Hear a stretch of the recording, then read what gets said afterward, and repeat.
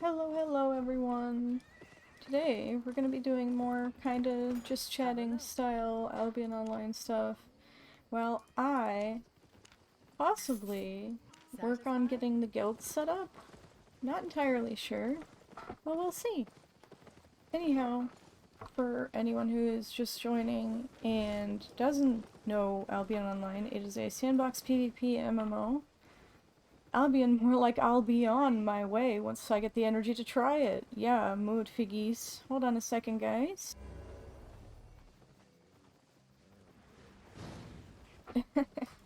That's... oh my gosh. You have it downloaded? Nice. Nice. Yeah, I gotta get the guild set up today. Or I want to, at least. But I'm still trying to figure out, like, where I want... Wait, did I... I thought I turned the music on. Oh, I guess it's just... it has stopped playing for some reason. Anyway.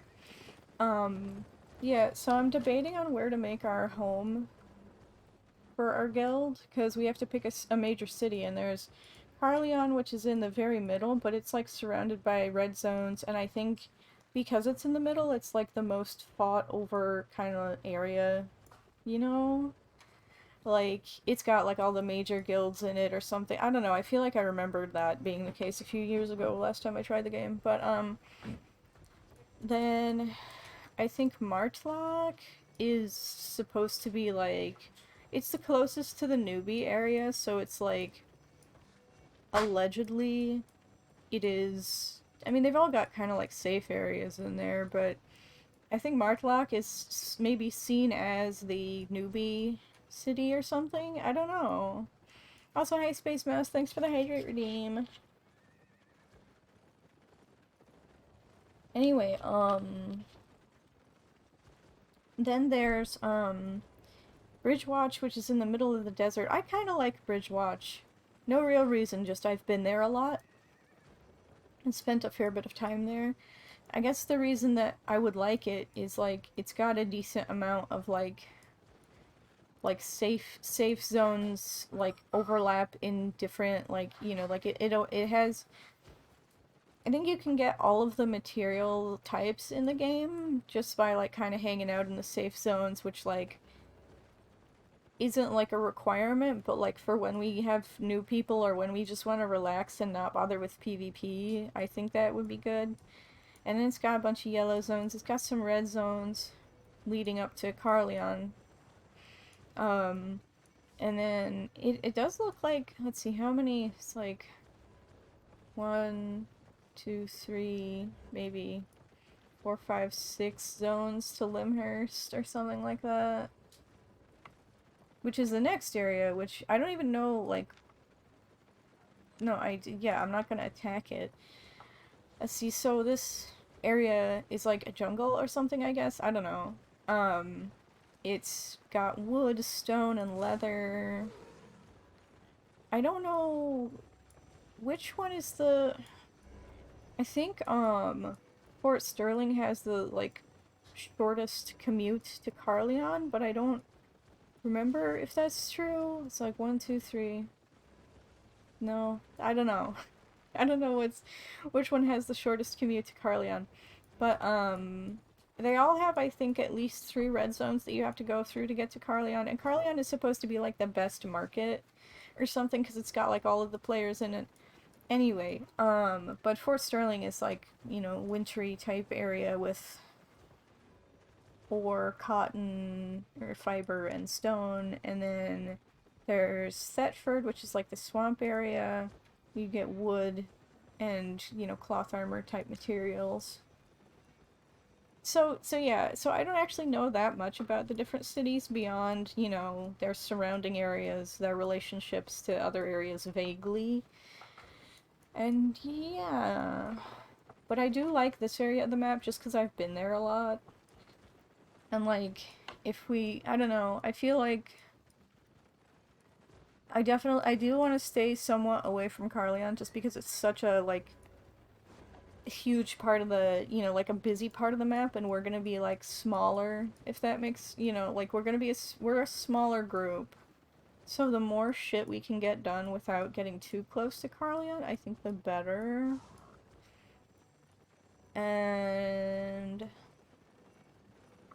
that's pretty much what I got in terms of like knowledge of the different areas, basically. I changed my binding for my inventory menu from I to tab because that just makes more sense to me. But now, like, now I keep going to press I and accidentally, you know, like trying to open my inventory, but it doesn't work because that's not how I open my inventory now. Anyway, let's see. What was I? Oh yeah, I've been doing a little bit of crafting today because apparently there's like a bonus on like crafting like quality or so. Let me look if it actually tells me in the activities. Let's see, activities. Daily production bonuses. I don't know. I think it gives you like bonus materials back after you craft, but I don't know if it like gives stuff other than that. Like if it gives like additional chance for high quality stuff or whatever. Anyway, so I've been wanting to craft some plate helmets because there's a production bonus for that today, and then we can, you know, sell them and stuff. Although we'll probably want to hang on to them for a little bit just to make sure that like, because there's going to be an abundance of plate helmets today, right, on the market, you know, especially in areas that have a lot of ore, like this area that we're in right now. So I'm thinking we'll just hang on to them until they become less plentiful, and then we can sell ours for a higher price, theoretically. Alright, so here is... Oh, let me take that. And we're gonna craft some plate helmets. So this is a knight's helmet, I assume. Let's see, 20... Wait, what? Yeah, so you can see the resource return rate on the helmet is higher compared to the regular armor, which I think is due to the bonus. But I'm not honestly sure. So, we're gonna go ahead and craft like 4 of them, maybe. We'll see. See what happens when we craft them. Hey, we reached a learning point for plate helmet crafter. How far are we with that? Decently far. I don't know if I don't think I want to use learning points on that, although it is just a little bitty bit. But no, I don't think I want to.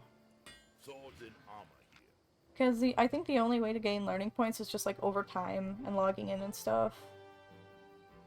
Yeah, so this like good quality knight helmet is only worth 800 silver, which isn't very much.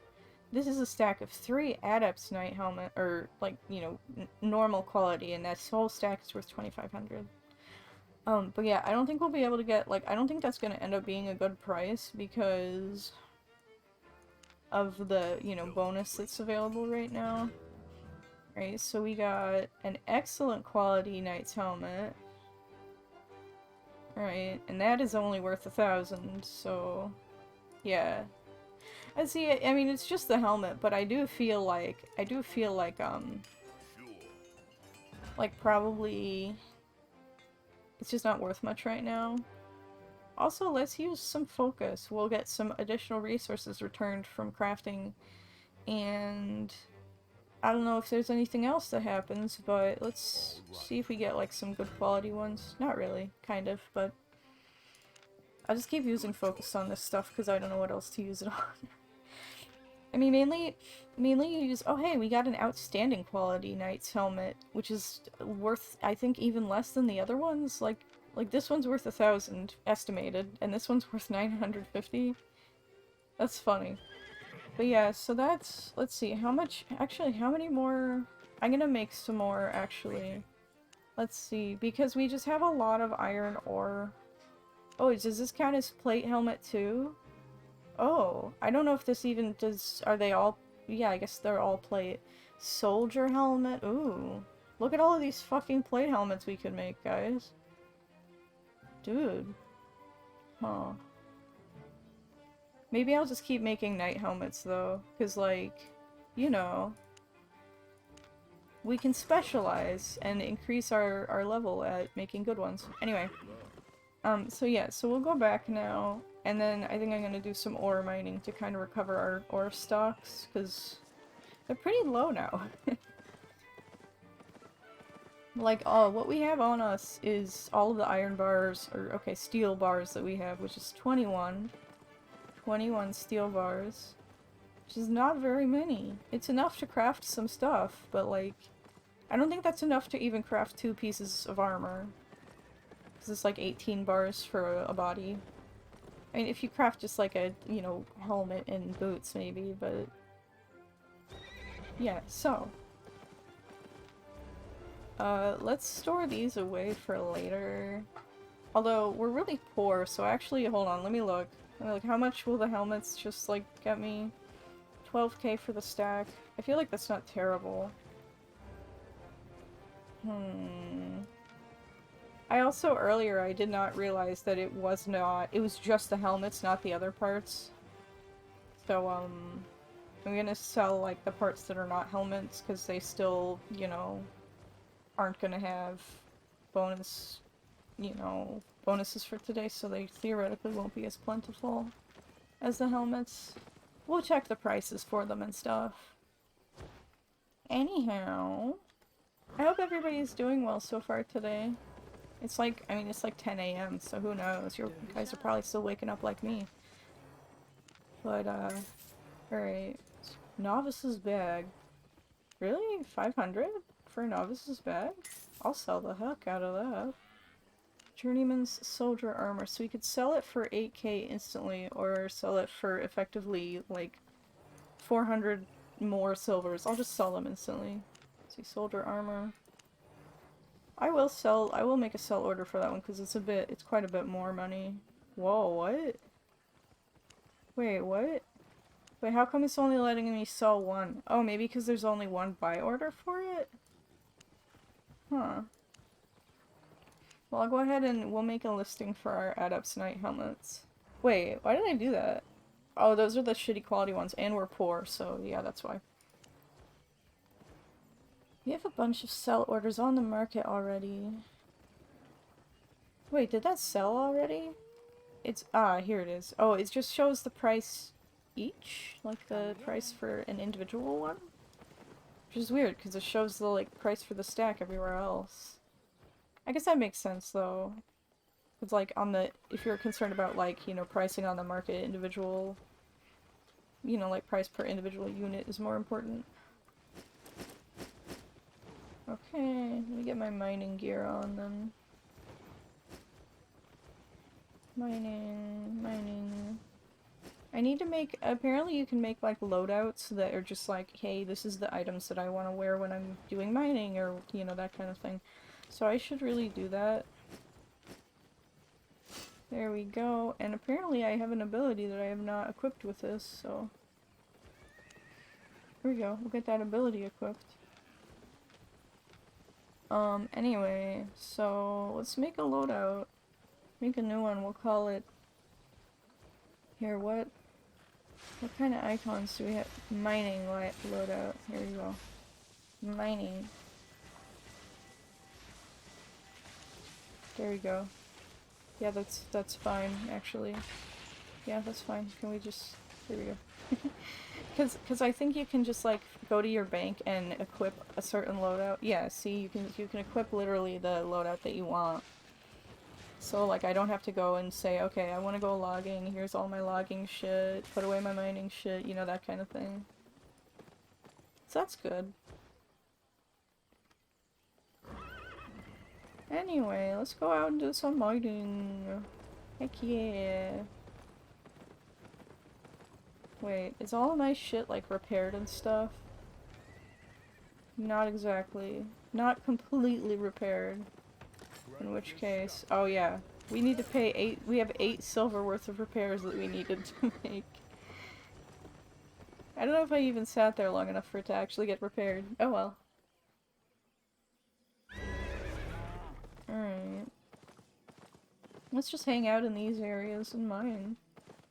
As usual. I'm just enjoying some solo farming. Like I have been lately. Ooh, hi. I'll take that. Oh wow, someone's actually farming tin around here. That never happens. No one but me actually farms tin. That being said, I did use a shitload of tin earlier today, so I'm like not regretting farming a load of tin in any way whatsoever. Not regretting that at all.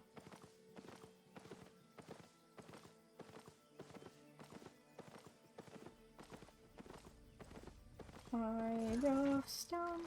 Somebody even farmed that rough stone. Wow, how thorough. See, we got 500 silver. I keep wanting to call it gold, but gold is a different currency, so...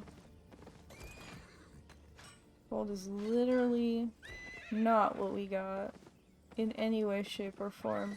Well, okay, we kind of got gold because you can sell silver for gold, so like, we got the equivalent of gold, but it's a different amount, because, you know, gold is more valuable than silver, so... Yeah.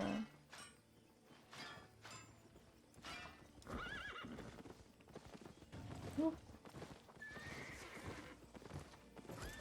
No.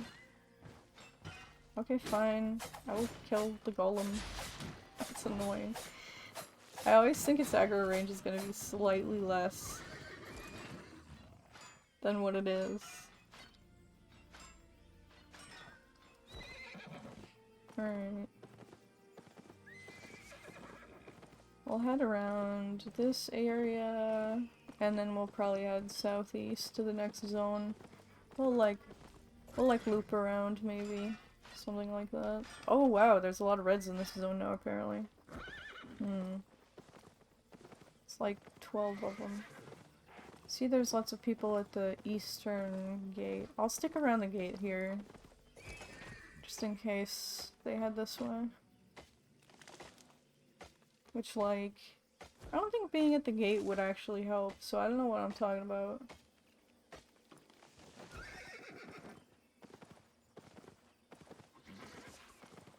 Alright. Oop. No. Goodbye. Goodbye, Mr. Golem.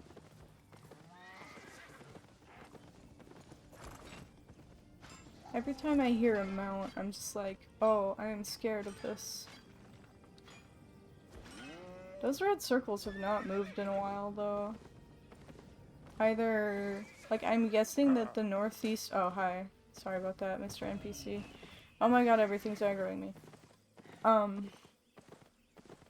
But, like, I am guessing that the circle at the northeast, which shows, like, a big crowd of players. The red circles are big crowds of players. It doesn't tell you if they're hostile or not, though. But yeah, I'm guessing that is gonna be the reds, and, that they're fighting over there? 'Cause they, either they're fighting over there, or they're holding and waiting for people to catch up with them so they can run as a group, or something like that, right? That's my theory. I don't know shit about this game. So I really wouldn't know. But I can make theories. I can make all the theories that I want. All the theories. Oh, come on, go away. Stop. Don't be such a rock. Don't be such a golem.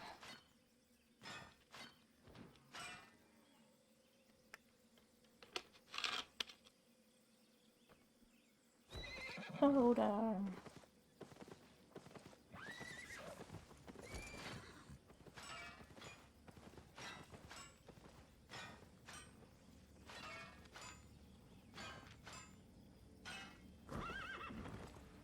Now I kind of want to move my inventory hotkey back to I. Honestly. I keep, like, hitting it. I didn't realize how comfortable I had gotten with it already. Ooh, wait, no, that's a common wisp. I still don't even know if the rarity of a wisp does anything significant.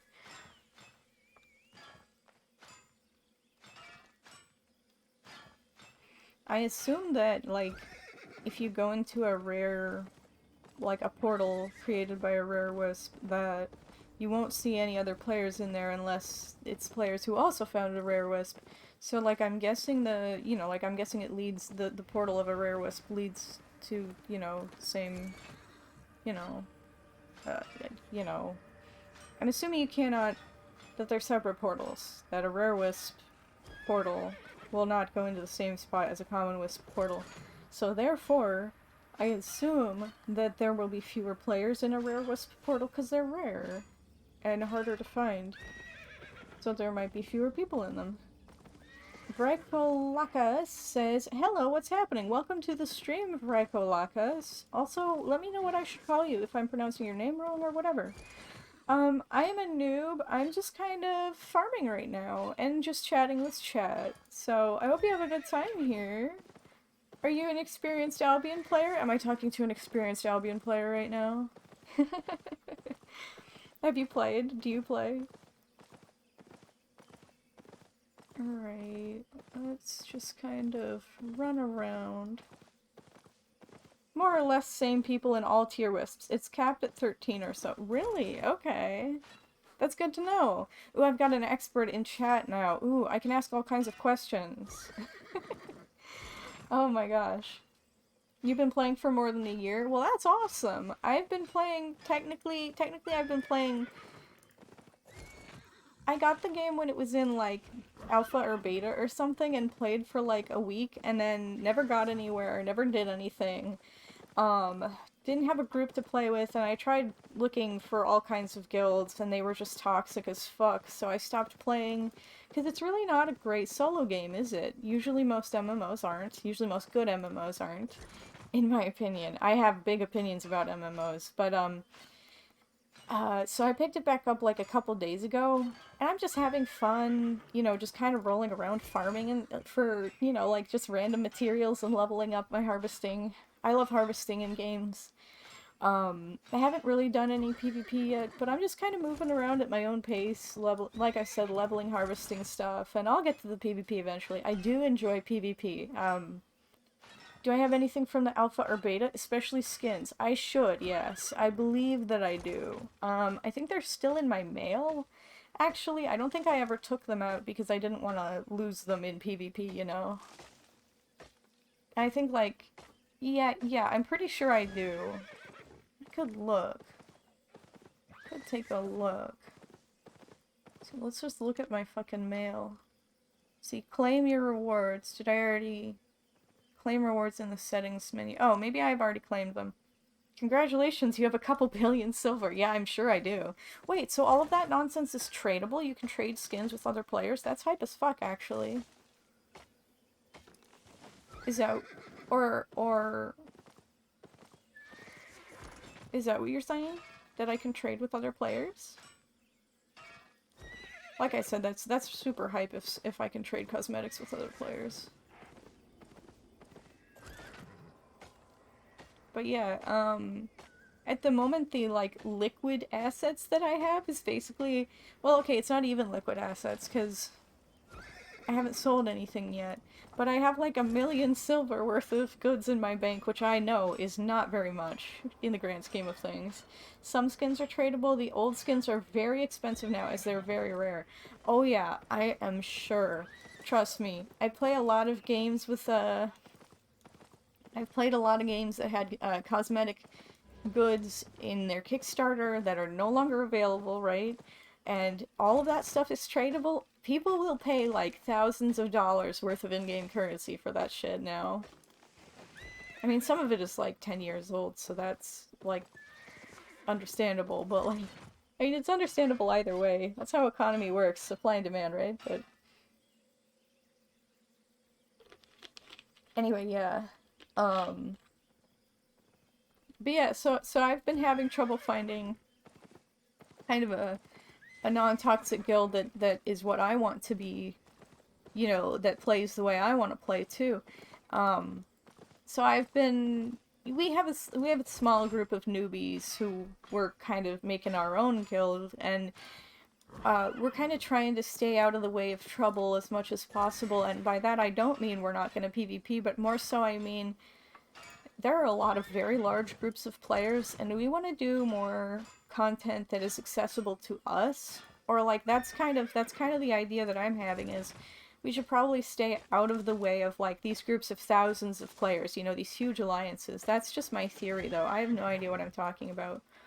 But like it's not like, because I'm not confident in joining an alliance yet for, you know, like for myself and my small group of friends. Because, again, I have no idea what I'm doing, and I know generally people recommend, oh, just join a guild, they'll teach you how to play, you know, it's so much fun with a bigger group of people, but I don't think it would be fun for me at this stage, especially not having found a group that I get along well with. So we're just gonna kind of fuck around, learn the game at our own pace, and you know, do our own thing for a bit. Because I do hear that the game has a lot of content that is accessible to small groups. You just have to be careful about how you do it, I think. If what I was reading is still anything in the yellow and red zone should be okay. Maybe a few quick ins and outs in Avalon.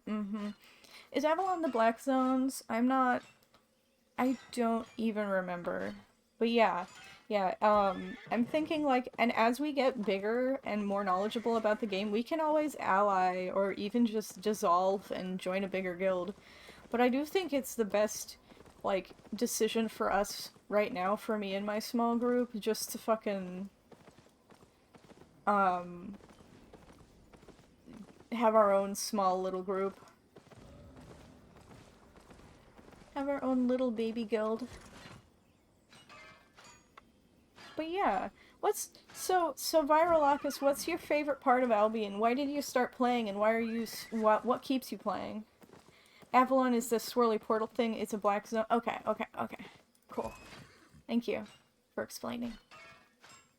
But yeah, like, what do you enjoy about Albion Online? Do people call it Albion, or is it always Albion Online? I don't know. I've got to learn the lingo now. Because, like, I've played some PvP MMOs in my time, mainly Crowfall, but I don't know if you've heard of Crowfall. It was kind of a failed Kickstarter, essentially. Got a lot of money from Kickstarter. Game ended up being garbage, but I had some of the best times in my life ever in that game with the group of friends that I played it with. It has a lot of the same ideas that Albion has, but instead of being, you know, kind of top-down isometric view, it's third person. And yeah, I was an officer in one of the top guilds in that game. Which that sounds like I'm boasting maybe, but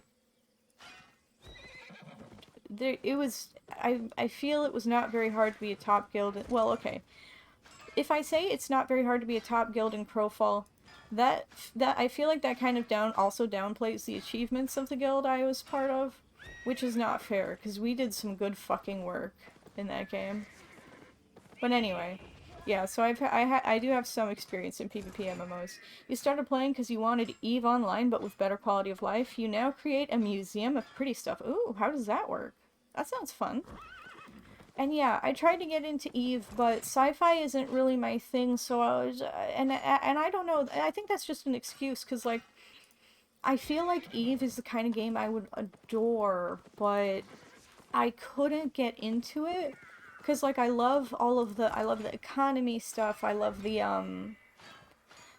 just like the way that you can kind of just do anything and like create your own, you know, like the fact that honestly any game where you can start your own business inside the game, and I don't mean like, you know, like real job stuff, but you know, like you can get rich in the game by like ferrying shit around. That's a cool ass thing to have in a game. Like having parcel delivery in a fucking MMO. I don't know why, but that always strikes me as like, okay, yeah, I want to play that game.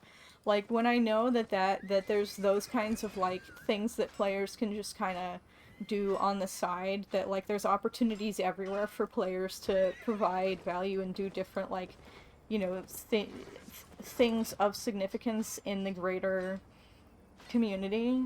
I think that's really cool. And also just like the fact that there's such a story always, but it's not like, you know, some you know, quest-based campaign. The story itself is told by the players and lived by the players. I love that shit. Albion is basically Eve, but no need to keep worrying about being broke. Oh, really? Yeah, Albion definitely strikes me, from what I know about Eve and from what I know about Albion, both of which is relatively little. Albion definitely seems like, you know, medieval fantasy Eve.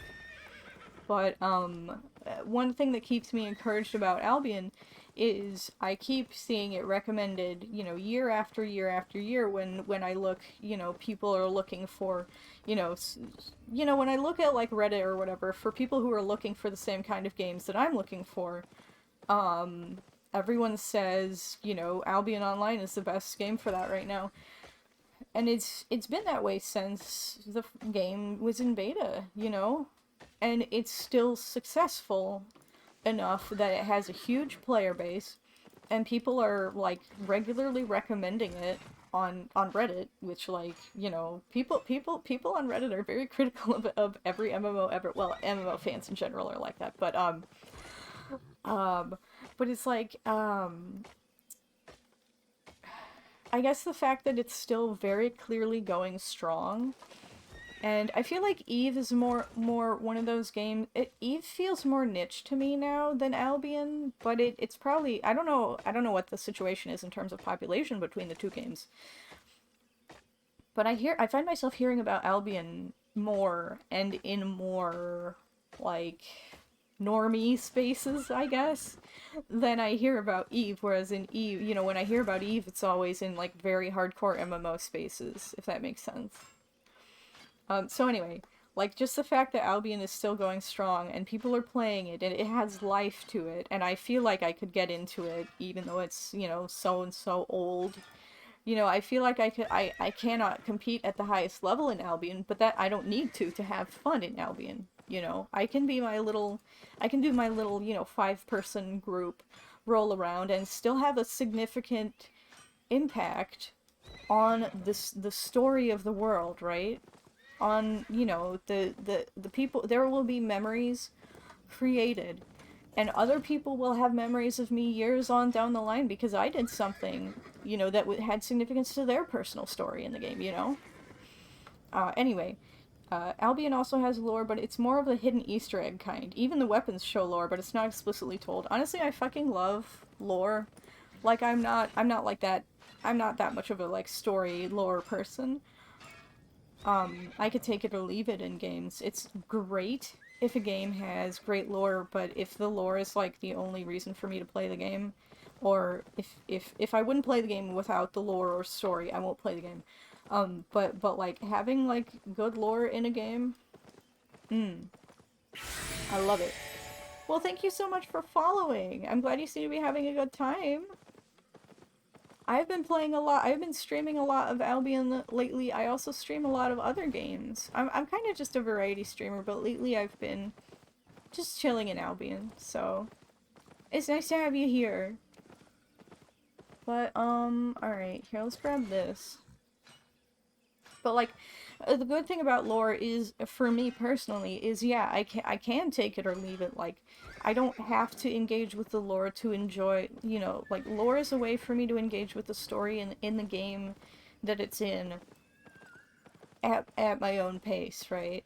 Like, I don't have to go through, you know, story-based campaign if I don't want to. I can just enjoy the lore when I feel like it, you know, at the point where I'm invested enough in the game and I'm like, hey, the lore seems kind of cool, then I can just binge it, you know. I don't have to go through the lore as part of the process of enjoying the game, right?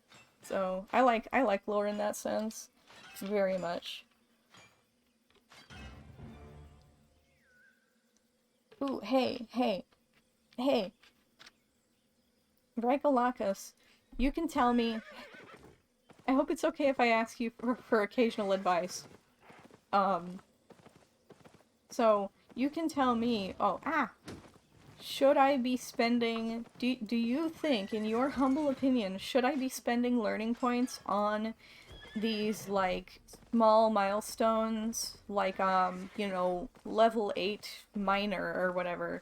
Not like the getting to the next tier, but just getting, like, those small bonuses that cost, like, 5 learning points. Is that something I should be spending learning points on, or should I be saving for bigger milestones? Because I've been debating about this internally and externally with myself for, like, days. Learning points are usually spent only on the main tier jumps and gathering. Okay. Cool. Thank you for letting me know. Because I'm like, I should probably be saving these, but I have no idea. And, yeah. Daily bonus completed? Heck yeah! Does that mean I get a special thing? That does, right? Oh, how do I get the... Well, whatever. I guess I just got, like... I don't even know what that icon is for. I don't even know. The little key icon, is that... That's gotta be fame, right? No, because fame is the... Well, whatever. I'll figure it out eventually. I'll figure it out. No, go away. Stop. Stop being such a red rock. Stop being a rock. Daily bonus, says Ari. Yeah, but what does the key icon do? Because it gives me, isn't, oh, wait, the key icon is daily bonus progress? So, like, when it shows me, like, key plus 10, does that mean that's 10 progress toward the daily bonus? Or something? Is that what it is, Ari? Also, hi, Ari.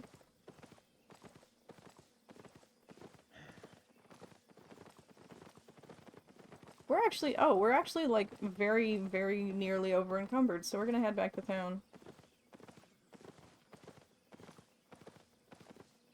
I'm just, like, so absent-mindedly chatting, I don't even notice when I get weight on my backpack thingy. I keep aggroing everything. Yeah? Okay, cool. Because I'm still getting keys, but I guess there's also, isn't there like a weekly or monthly bonus or something that I must be making more progress toward? Well, either way, it doesn't really matter. I'll learn it all eventually, and I don't think it's like urgent for me to know what all of the terms mean. Frank says, there is this thing called the Adventure Challenge. Hold on, let me get this fucking tree. There's this thing called the Adventurers Challenge, rather. You get fame per day. Oh, a fame tome per day. Yeah, I remember that now. Plus, premium folks get some chests and a mount for the month. Oh, really? That's pretty cool. That's pretty cool. Here, we are fully over, or like, now we're fully over encumbered, but I don't give a fuck, man. I want that uncommon iron ore. It's very slightly nice to have. Yeah, I know. And we're almost home anyway. We're almost to town anyway. Slow horse, slow horse, does whatever a slow horse does. Okay, we're better. We're gonna drop off our shit at the bank. No rush to know the stuff. Folks can go at any pace. Yeah, that's like... That's one thing that, like, sometimes when I join a guild, like a new guild, in any MMO, really, or just, like, a new gaming group in general, I'm always, like, I have to tell people, yeah, no, I have to learn this at my own pace, like... The other thing is, because, like, people always want to get you into group content straight away, which...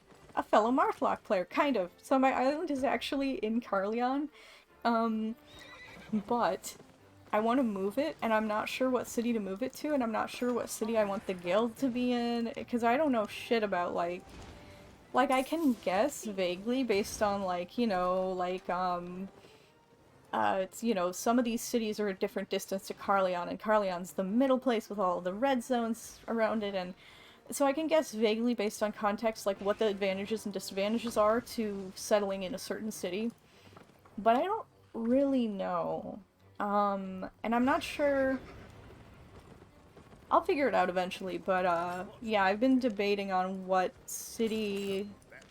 what city to put our guild in, and what faction to, you know, associate our guild with. That's all gonna be stuff that I figure out someday. Pick whatever I like the look of and based on what resource you like. Oh, really? Well, I'll have to do a survey on the people who have joined, well, like, joined, quote-unquote, so far, and ask what they, what kind of, like, harvesting they want to do and that kind of thing. You know what? Yeah, we'll just do a poll in the Discord. How about that? We'll just do a poll. But yeah, okay. Jesus Christ, pardon me. Sona's got me all burpy and stuff. But yeah, As long as it's not too, like... Well, and we can always... I don't think... We can't move our guild city, can we? But, like... We... Can we? I don't fucking know. Oh, hi. Hi. But, like, I think... Maybe... Can we move the island if we abandon the original? I don't know. But, yeah, I did originally make... I'm already in a guild called Bear Squad, which I made yesterday. But I have decided I want a different guild name. I thought you would be able to change it. I don't know why, but I thought you would be able to change it, but you can't. So I have to make a new guild. But they're not, like, too expensive. Like, I have enough money for another guild. More or less, all the cities are the same, just their factions may have varying levels of competence. Oh, really? Okay. Wait, does that go for Carleon, too? Because Carleon seems like very, very different. Because it's surrounded by all red zones. So, like, if you want a more, like, casual PvP-less experience, you don't want to, like, live in Carleon. And I also thought maybe Carleon had, like... Well, I mean, this is just an inference based on the fact that it's a more PvP city. But I would have thought that there would have been more, like, hardcore PvP guilds there, too.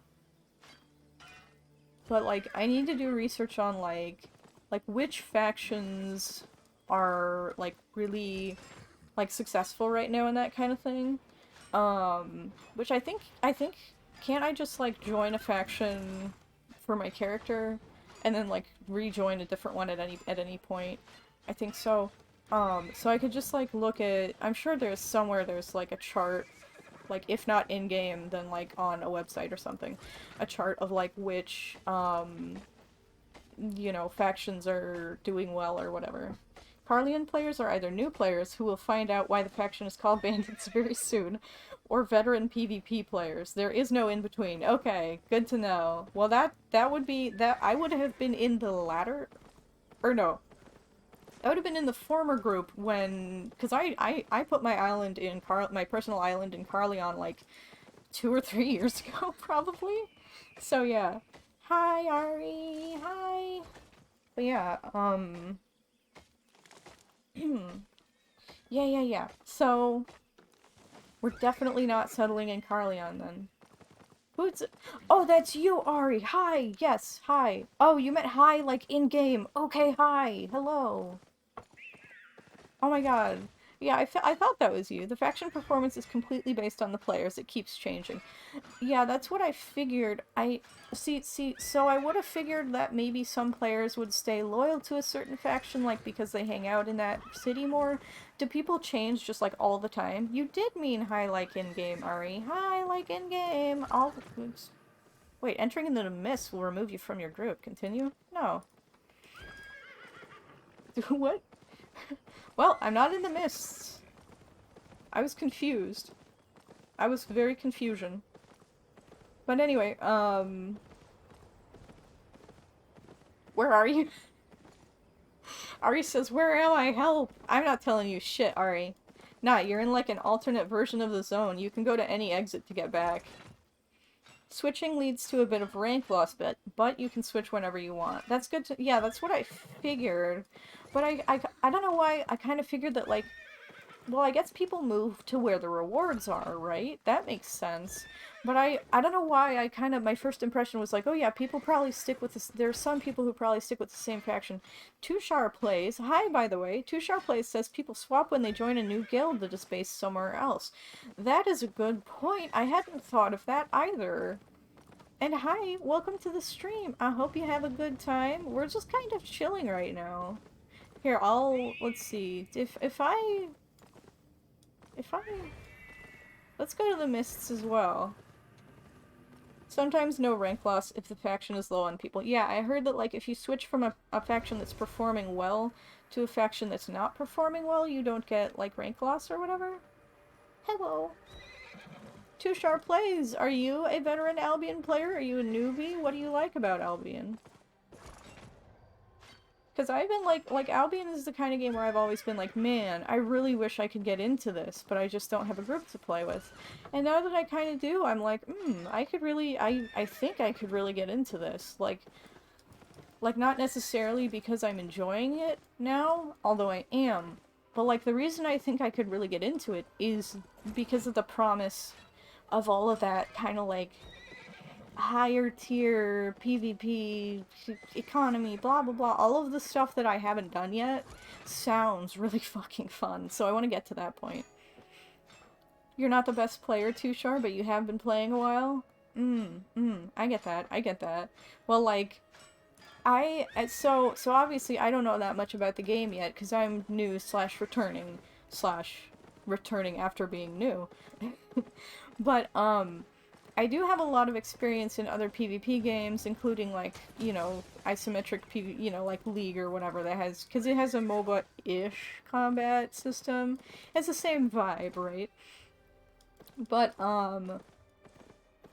I still get the feeling I am going to die over and over and over and over and over again, and it's gonna be a while before I get my first kill. And that's just how games like this are. Currently, Bridgewatch and Fort Sterling are more or less organized. Martlock behaves like a drunk mob, which is appropriate as they have a dwarven vibe. Oh my god, that's amazing. Thank you for the information. It's also really fucking funny. Just gonna grab some copper, cause, like, I'm low on that shit. Like, I could just buy it. Oh.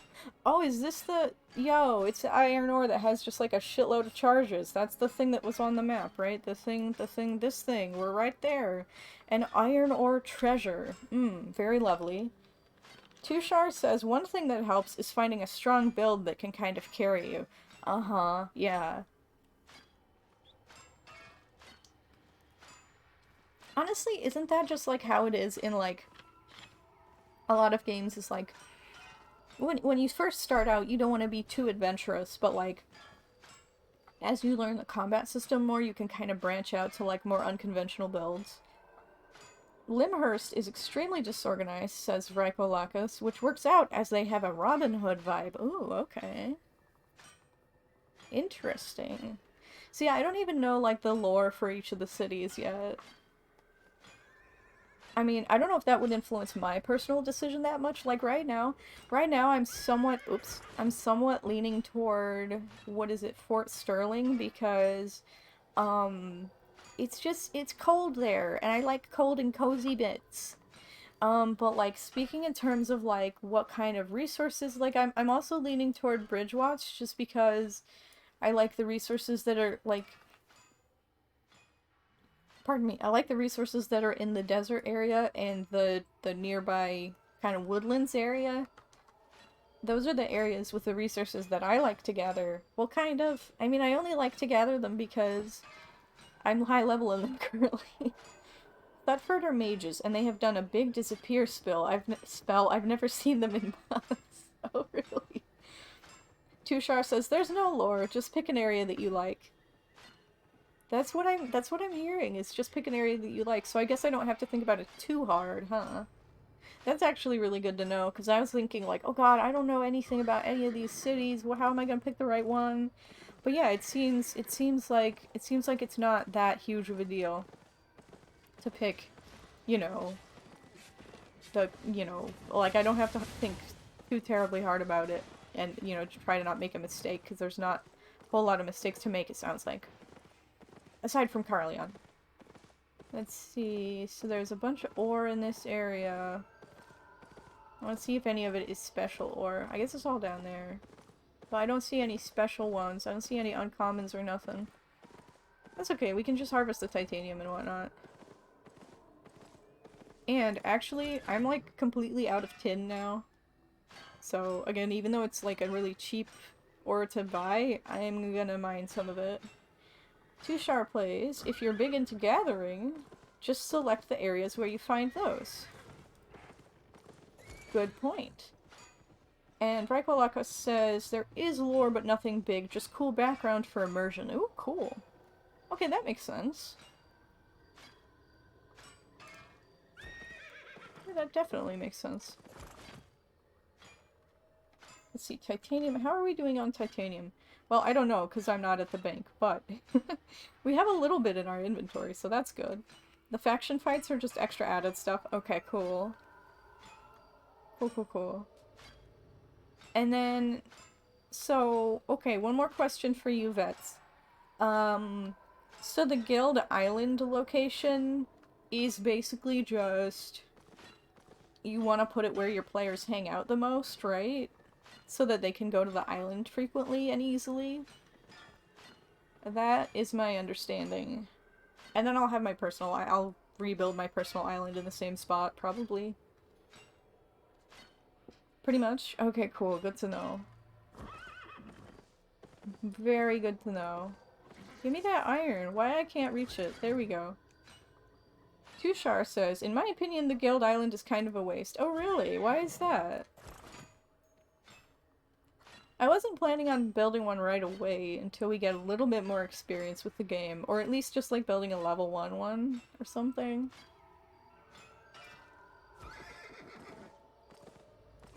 I was also planning, because you can get more for crafting in the city even after taxes. Oh, really? Huh, okay. Interesting.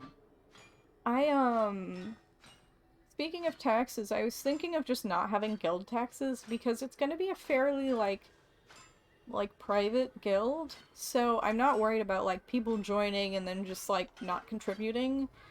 And there's not gonna be that much pressure anyway.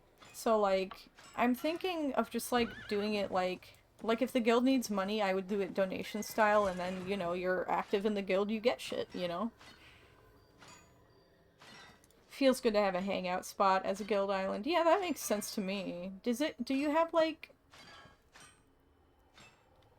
Because, like, I'm wondering if there's utility to a guild island besides just, like, having, like, crafting areas or whatever.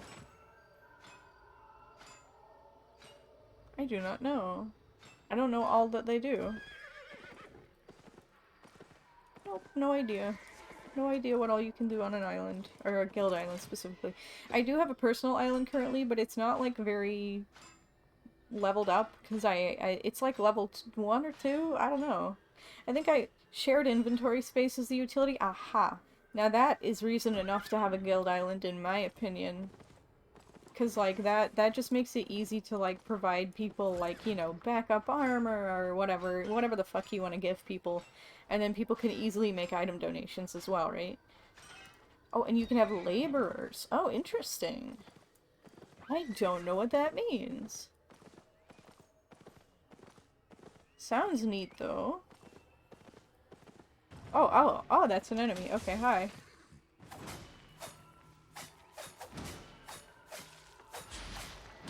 I haven't even started to trying to dodge things yet, aside from puddles. I feel the need to say that so you guys don't think I'm that much of a scrub that I just cannot dodge. I just haven't learned yet, so... The more practical guild asset is a hideout, but that's only in black zones. Oh yeah, isn't that like you get like a kind of like a guild outpost in a black zone or something like that? Yeah, I guess we could figure that out later once we get like more into black zones. Although I think one of our players is already in black zones. I'm not. I don't think I've ever even been to a black zone yet.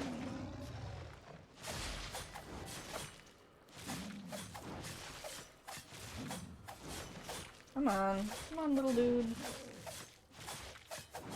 There we go. Okay. Ooh, wait. If I kill this guy, I get like all of- whoa, okay. I did not think I was in that circle. But like, if I kill this guy, I get all of that whole fucking titanium node, right?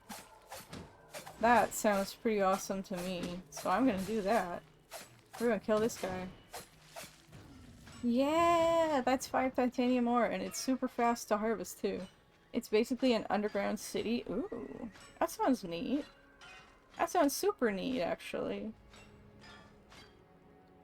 Look at all of that fucking titanium we got just now. That's so much. That's awesome, and I like it. No, I'm not getting near to that cougar. I hate those bitches. I hate those cats. They're not very cool cats. No, not very cool at all. Joining an Avalon Alliance and joining them in their sanctuary zone is the easier way to get a hideout. Oh, really? Okay. Is that like an alliance of players? Like other players? Like other guilds or whatever? Or is that something else? Because, like, I know you can make alliances in this game. See, the last sandbox PvP MMO I played had a big issue with alliances, and I'm guessing Albion Online has some of the same issues, but like, it had issues where like, essentially alliances would cause like, just the alliance system caused a lot of problems. Like, there was this massive alliance where like everyone agreed not to not to siege each other ever. And of course, the guild I was in didn't join, because that's stupid. Why would you not PvP ever in a PvP MMO? And literally the whole fucking server was in on this alliance, and there was no PvP ever. It was really funny, but also really sad. But, so there's just, like, weird issues like that that can come up with alliances. I wonder how Albion handles that kind of thing. Avalon is more chill, so your hideout is not going to constantly be under attack. But yeah, let's get some of these logs. I don't have the tier 5 axe unlocked quite yet. So, hold on a second, guys.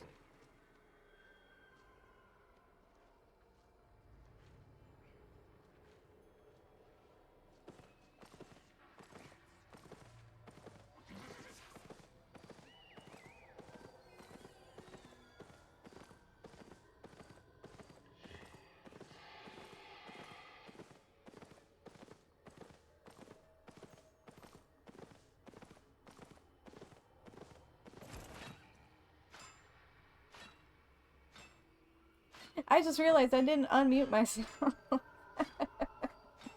I've been talking for a minute. Alright. Alright, hi, I'm back. But anyway, Bracolacus says, all of the alliances here attack each other either for control over stuff or just for fun, which is good. Because we had some proper babies back in Crowfall. Like I was saying, that fucking alliance where just like nobody sieged each other. It was kind of lame.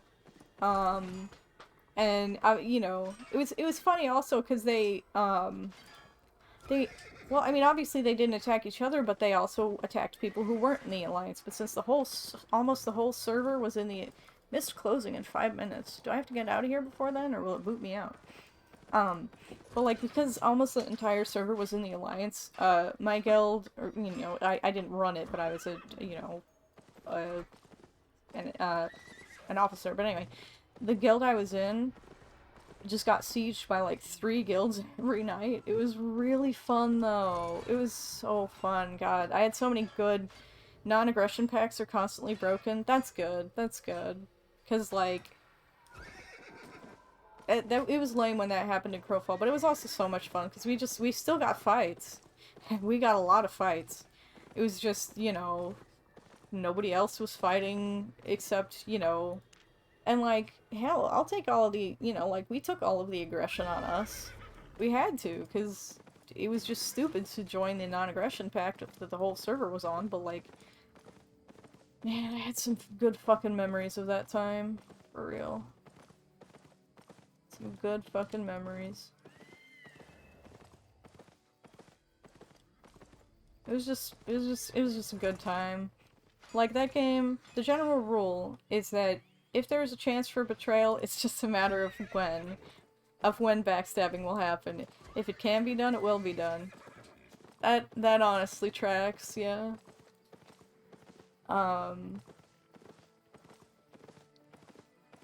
You know, I like to think that, the guild I was in back in Crowfall had pretty solid principles, right? But, everyone on the server ended up hating us, because we were the only ones still fighting, you know? And then okay, so here's where the drama really, started in that game. Well, at least with regard to people starting to hate my guild. So it was like essentially the first season of the game, was won by a guild that everybody hated because they're probably the best PvP guild in the game. Or were. The game isn't open right now, because it was shit. But, yeah, so the best PvP guild in the game probably, won the first season. So, you know, everybody, well, their alliance won. But yeah, so everybody hated them. And for, so basically we were like friendly with them, but we still attacked each other and stuff. But during the first season also, there was this one, there were several alliances, but there's this one alliance specifically that had like 200 guys on per Zerg during siege nights, right? It was, there were nights that there were literally 200 guys out there. At least 150. And,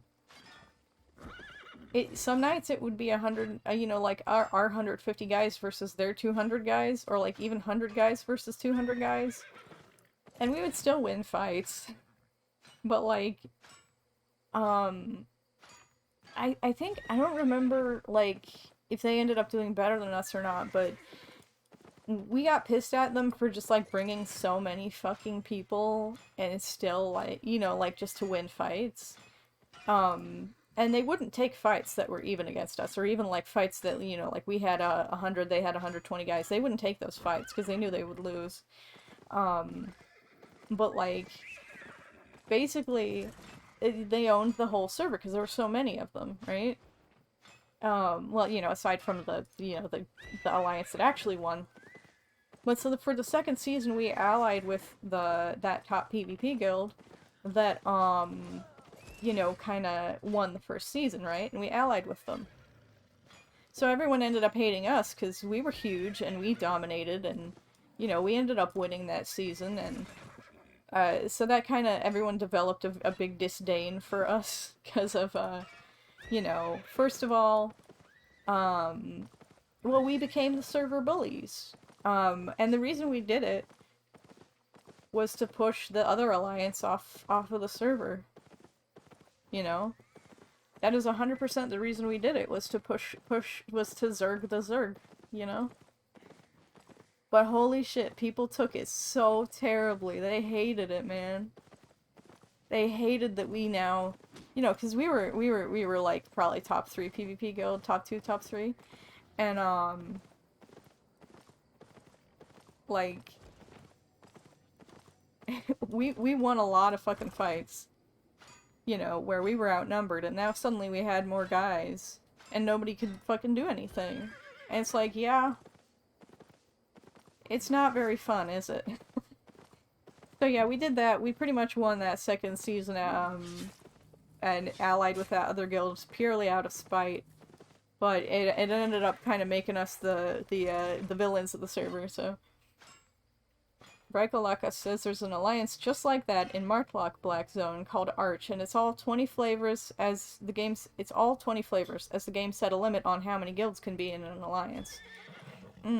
Yeah. They eventually did that in Crowfall 2, where it was like, I think it was like 100 players per alliance, but man, it used to be a lot bigger. Even when they put the cap on there, it didn't fucking help, because the game's population died so fast that they were like, alright, you can only have 100 players in an alliance now, and we're like, none of us have 100 players. What do you think that cap is gonna do? None of these alliances have 100 players anymore. But yeah, it was funny. You know, and then obviously the non-aggression packs started once, you know, they put a limit on how many guilds could be in an alliance, so it was just fucking funny. But, yeah, we definitely became, like, you know, like the wrestling villains of the server, where, like, you know, people love to hate us. Or maybe they just hated us. I ran into one guy, so actually I started playing that game in beta, with a- oh, hi! Hi, Ari! I started playing that game in beta with a different guild, and then I ended up joining my current guild, who, you know, we don't play anymore because the game's not around anymore, but I still love those guys. But anyway, like, oh god, what was I saying? Oh, fuck. What was I talking about? I was talking about my guild. Oh yeah, so. Come see, okay, I'll see how you fight, okay. Okay, I see you fighting. Oh, wonderful. I love that. I love that fire that you're doing. That's a neat move. That's a good strat. I like that. Look at that. Just set everyone on fire and heal up. Oh, I love that. That is fantastic. That is just fantabulous, my bud.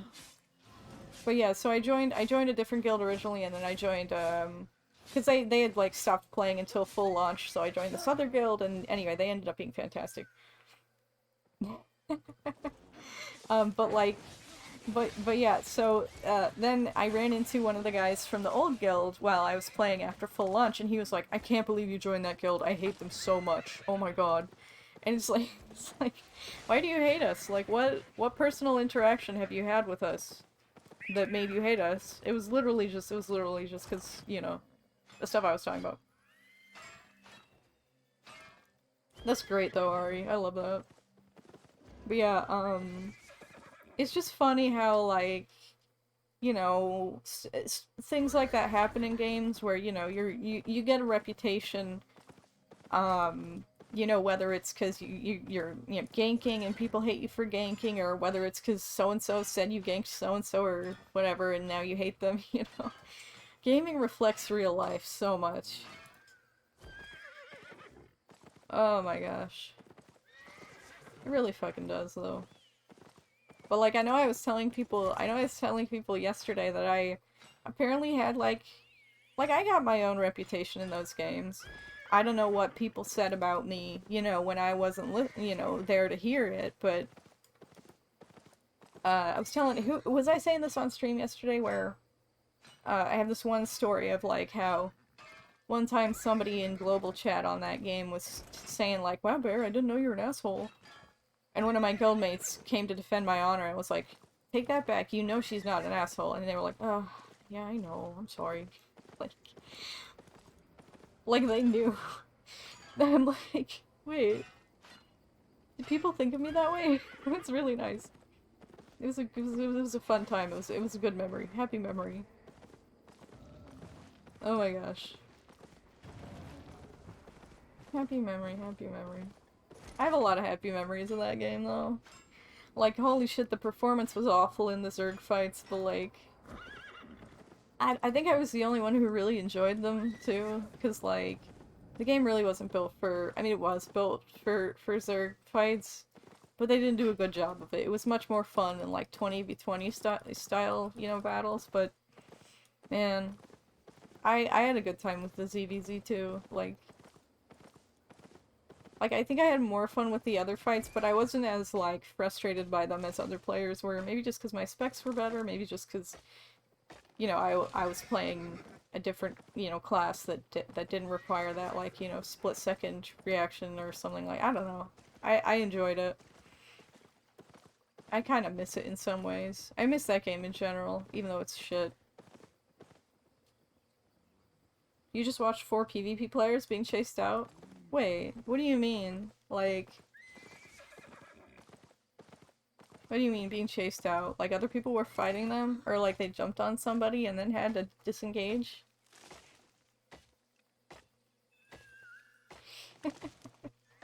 Get your pitchforks! Get your torches and pitchforks!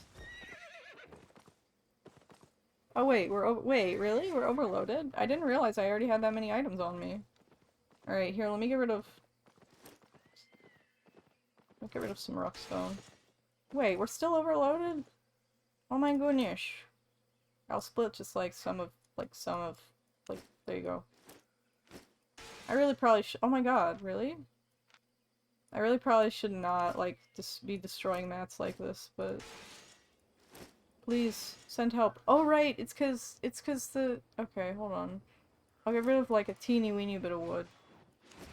I'm just burning money right now. Sorry, guys. Sorry for the cringe. Oh, other people were chasing them out of the zone? Huh, okay. Interesting. No, stop whacking me. Don't do this. Rude. Very rudeness. Yeah, so we'll head back to- oh, hi, Red. Oh, hi, other Red. Do not attack me, please. I could just not go along the road if I didn't want to get attacked. You know. See, I don't feel that unsafe that I feel like I have to go, you know, like, hide along the, you know, other paths or whatever. I don't know, maybe I'm way too confident. Maybe I'm overconfident in this game. But like yesterday... Wait, was somebody talking about Arch in chat? Because I meant to say, yeah, I got ganked by Arch yesterday, or attempted ganked. Because, I did. I did get attempted ganked. Attempted ganked. But I lived. And it was... So this is actually really funny, because, you know, I didn't really fight, I just ran on my horse. And yet, getting chased was the most fun I've had in a game, well, in an MMO, in a while. Like, you know, just getting initiated on. That feels good, I love that.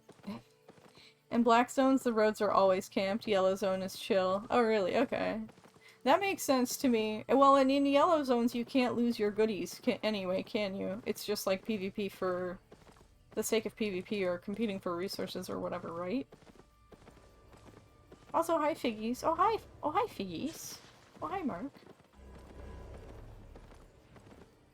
But it was, cause like, the game, I know the game says, yellow zones, you don't drop anything that's on your character, but I don't know if that, pardon me, refers to items that that are in your inventory, or just your equipment, or if it's like all. Because I have learned to be careful with that kind of wording. I don't know where I learned that, but I learned it somewhere, so... Red zones are kind of chill as well. Yellow zone PvP outside faction warfare is just for trolling. That makes sense. That's kind of what I figured. That's kind of what I figured, because like, they don't benefit at all from it. And if you're not also flagged up, they actually take, you know, reputation loss or whatever. You know what I mean? You can't lose anything in yellow zone. Okay, that's good to know. That's good to know. Yeah, I think I'm just gonna honestly just keep fucking farming. I'm having fun with it. Oh, hold on. Let's see. Where are we even? We're over here. Yeah, let's just keep going. For fun. I'm just kind of relaxing. Although I do want to do more like... Well, I do want to like stock up more on ore, but actually here's what we're gonna do. You're very tempted to spend 3 million on an arson cow. What is an arson cow? Teach me. Teach me what an arson cow is.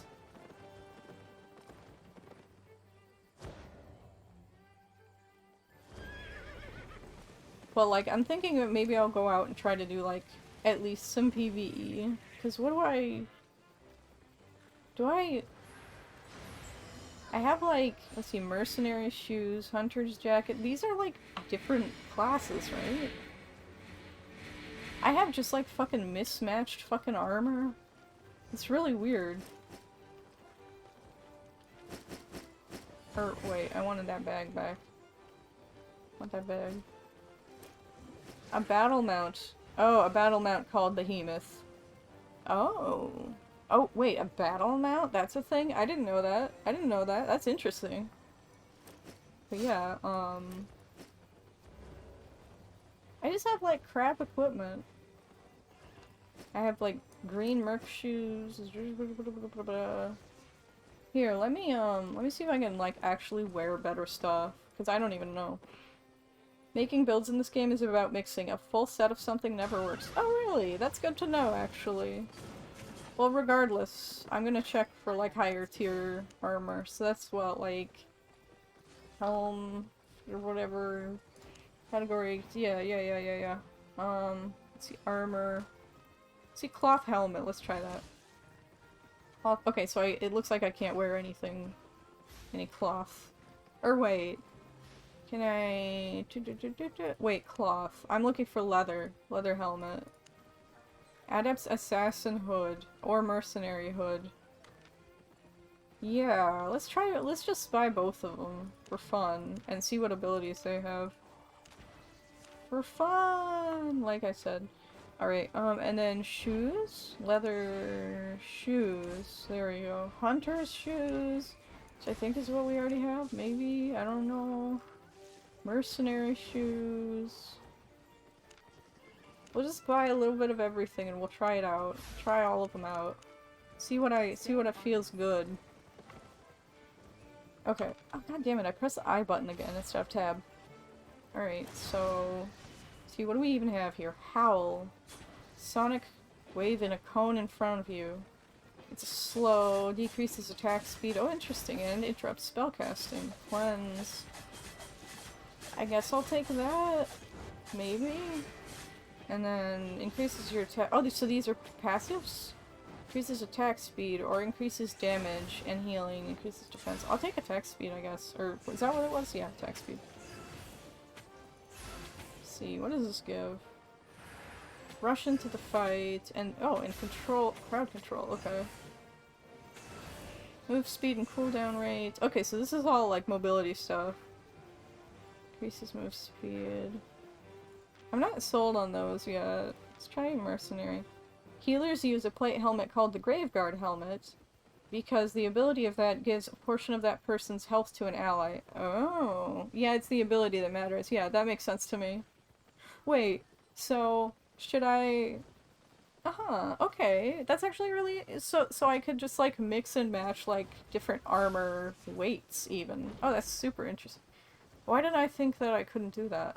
Let's see, dash... sprint... leap... Well, why don't I just, like... Your weapon is a one-hand weapon. You can have an offhand. See, I thought so. I fucking thought so. But I don't know how to... Wait, an offhand... How do I...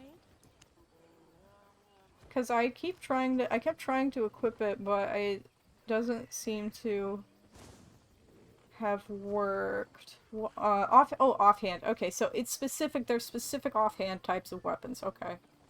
See, I didn't realize that. Okay, that's good to know. That's really fucking good to know. Thank you.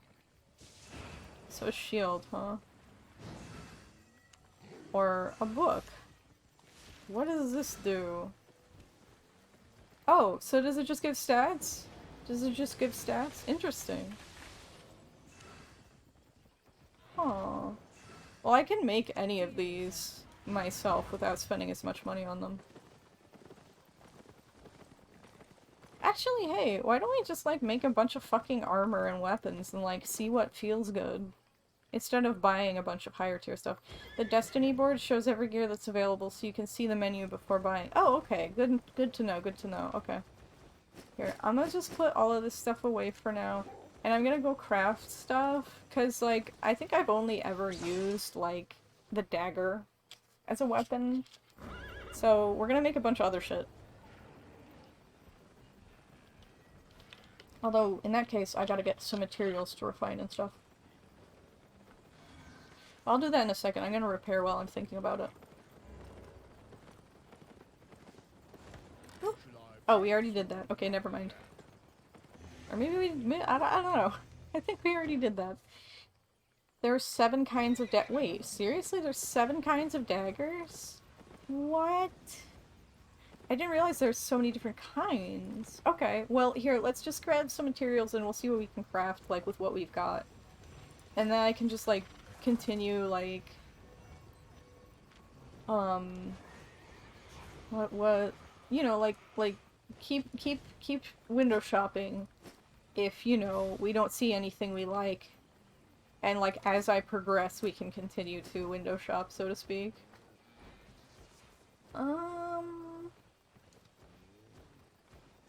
Yeah, I'm just gonna take what we've got, and we're gonna refine some resources, and then craft. I'm guessing, like, some weapons will require, you know, like a book or something would probably require different mats than a sword. But I'll figure it out as I go along, I think. Okay, so... I know there is a smelter... Ah, right here. Okay. And copper bars are free to smelt, which is nice. Okay, so we got a few copper bars to work with, and then I think... the wood planer is over this way. Over this way. Regular dagger, dagger pair, claws, demon fang, bloodletter, bridled fury, and death givers. Oh, I want to give some death. That's really good to know, thank you. That is neat. I like that. I like that the weapons all give different abilities. That's so neat.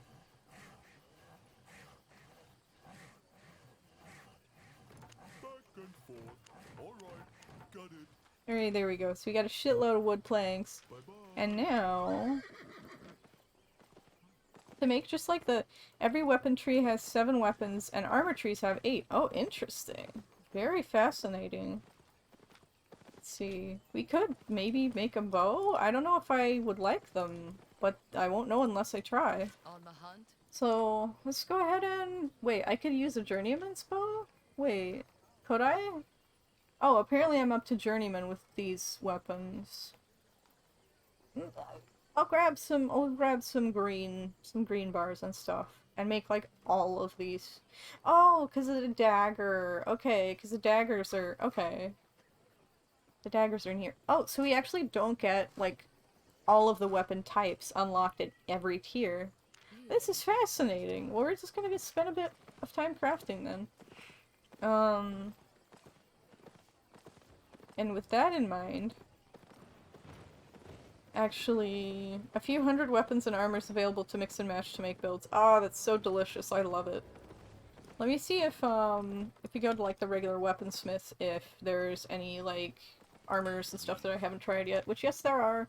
I don't think... oh. I don't want the beginner stuff, I want the novice's stuff. See, novice's shield I don't think I've got used yet. Broadsword takes leather, which I don't have. Okay. About armors. Soldier's helmet, soldier armor, soldier boots. Okay. And I think... what is... oh yeah, that's the studying. Okay, okay, we're good, we're good. We're gonna go get more mats. Or, like, you know, from the bank. Go get more mats from the bank. And also check out the abilities that is on the equipment that we made. Usually buying is cheaper than crafting it. Wait, really? Okay, that's good to know. Huh. That is really good to know. Okay, so let's see. So that's rejuvenating. Da, da, da, da. Oh, that would be nice for harvesting because of the extra load carry. See, Fury, increasing all damage and the duration of crowd. Oh, that's interesting. Wait, so how long does that last? 10 seconds. Okay. Mend wounds. Okay. Here, I'll just put all of this stuff away except for the shield, which I'll take just for the stat bonuses because we already have it. Right? And then let's try out some new stuff. So what did we get we get armor-wise earlier? And let's see if, did we get anything fancy? No, we didn't get any fancy armor. Wait, yeah, we did. Ah! I think we already have it equipped, though. Alright, so... it was the hunter shoes and mercenary shoes that we, so right now I have the mercenary shoes on. With the refreshing sprint. Let's see, what are my options here? Increasing movement speed and crowd control for 5 seconds, for 3 seconds, for 4 seconds. Leap. I like the leap. Increases my max load. I'm just gonna do that because we're doing gathering and stuff right now. Kind of. Ish. So we'll put those on. And then I think I'm... well, wait. Do we have... yeah, we do. Okay. Oh, and we need a, well, if I'm gonna be doing more harvesting... I'll put the miner's backpack on, just because, like... I don't know if capes are that, like, significant for PvE. And, yeah, I want to do a little bit of, like, fucking around with enemies and stuff. 3 regular stuff, and 4 for weapons, and 5 for armors, or artifact gear. Need the regular resources and an artifact to craft those. Oh, okay. Local goods. So, let's search for... melee. Dagger. So let's see, I can equip tier 4, but not tier 5, I'm guessing. Yeah, tier 4. Okay. And, so we already have an Adept's Dagger. Adept's Dagger pair. Let's see, what does this do? Oh, look at all these fucking abilities. Let's just buy it, actually. Capes are important for everything. Passives plus faction capes have their own abilities. Oh, really? Interesting. Wait, so can you only wear the cape of the faction that you're on, like, you know, like allied with? Because if so, that'll influence which faction I choose. I'd have to look at the faction's abilities.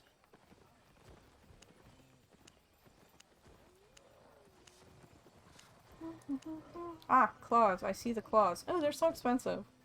Any cape can be worn? Okay. Okay, good to know. Grab the claws. That's so expensive. I don't care. I have money. Got it. Maybe. I don't have money, but that's okay. We'll just start with these for now, how about? Alright, so dagger pair. Leap, dealing damage in a 3-meter radius. Applies Assassin Spirit on me for every enemy hit. Which increases all of my damage. Right, Sunder Armor. I like Sunder Armor. But, so this is locked. You can't use it. Oh, I need to increase a mastery. Okay, cool. Thunder that armor, girl! Fuck yeah! 1 cape for each city and 1 for all the NPC factions except Avalonians. Oh, interesting. Throwing blades. Oh, I like throwing blades. I like to throw them. See physical damage based on charges on me or on the enemy. Okay, cool. Deep cuts. And that gives a bleed. Wait, how is this different from what I've got now? How is it? So it's got... Because it looks... These look... Oh, I see the E ability is different. So this is pin... Let's see, root the enemy in place. Ah, I see. This is like the... Okay, okay, okay. Okay, okay. Ah, I see, I see, I see. And then this one does the slit throat. Okay, and then this one does bloodthirsty blade. Are you okay, honey? Piper, be gentle, okay? Don't hurt your boo-boo. My dog is being scratchy on her itchy spot. Piper! Piper, be careful, honey. Be careful. Oh, okay, so this one has healing on it. And then the other one's like pretty much like... Let's see, for each unique enemy hit for 5 seconds. Okay. Okay. This one's more like an AoE one, right? Yeah, okay, here. So, wait, so that one, and then this one. Targeted enemy. Wait, so that's... What's the cooldown on that? 15 seconds? So what's the cooldown on this? 30... or 20 seconds, and then on this... 25 seconds. Actually, I think I'll keep the dagger that I have for now. We'll keep that for now. But we're just gonna go kind of fuck around with enemies and stuff. And then pretty soon I'm gonna have to take an AFK break, but we're not there quite yet, so... Yeah. Just not gonna have to AFK quite yet. But in like the next half hour or so, I gotta go take my meds, and... That's pretty much it. Let's go in here and farm some, I don't know, enemies or whatever. Zelda! Also, at some point my meds are gonna wear off and I'm gonna be very sleepy. So at that point I'll probably end stream, but we still got a while longer, I think. If I had to guess. Why are there... Are those... What are these black circles? Are those duels or something? I'm not sure what the black ones are. Like the Marklock Cape gives a defense boost when low on health. Undead Cape makes you invisible when you're low on HP. Oh, interesting. So that sounds like it would be good for squishy gankers or whatever. Or, not like squishy gankers, but like squishy, like, deeps. I don't know. Who knows? I sure don't. I do not know at all. But just based on, like, what it sounds like to me. Thetford Cape has chain lightning. Oh, now you're speaking my language. Chain lightning, you don't say. Everyone has already defeated the enemies in this area.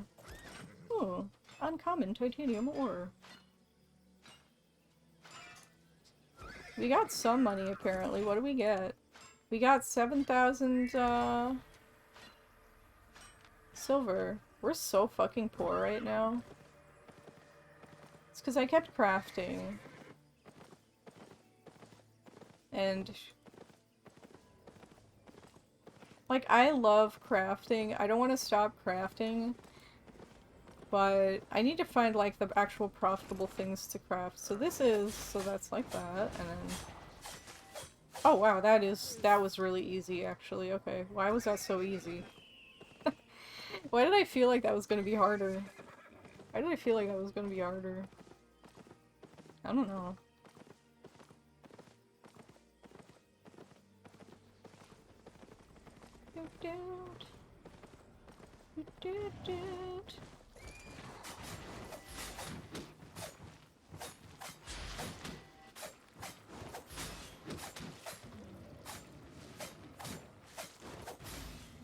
That is so neat. Crafting only really works out when done in the right places that have bonuses, plus using focus points. Oh, really? So I should, like, save my... oh, damn it. Come on, get over here, you dummy. But so, like, I should not craft unless I have focus points. Okay. And, like, unless I can find a, like, crafting station with a good price. And if there's, like, a daily bonus. Right? So I should just, like... okay. That sounds like it makes sense. Well, yeah, actually. Cause in a, like, a player-driven economy, like, when people have... you know, the ability to craft and save all of that, like, resources and make better stuff, of course that's going to be the best way to do it, because everyone else is going to be doing it. And in the right city, different cities have different bonuses? Wait, there's citywide bonus? Oh my gosh, I did not know that. Well, and I figured, and then, like, other cities, like, the demand for, like, depending on the city, maybe the demand for certain items will be different, right? So then you can make merchant trips and stuff. Like, nobody's gonna want, like, I don't know, like a wood cutting axe in the desert area. You know, like, that's just an example. I think that's actually not true at all, but, you know, that's like an example of what I'm, you know, talking about, at least.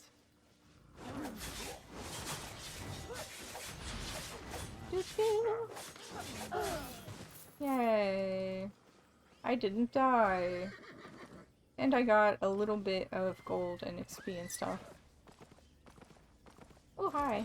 Titanium ore. I'll be taking that.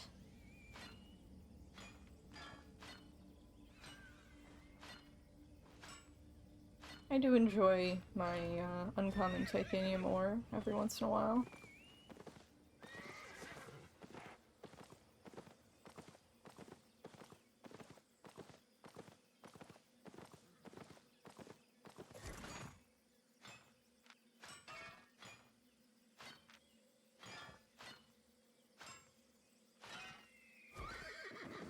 Man, it's already almost noon. I don't know why that, like, surprises me so much. It just doesn't feel like almost noon to me right now. For some reason. Like, it feels way not that late.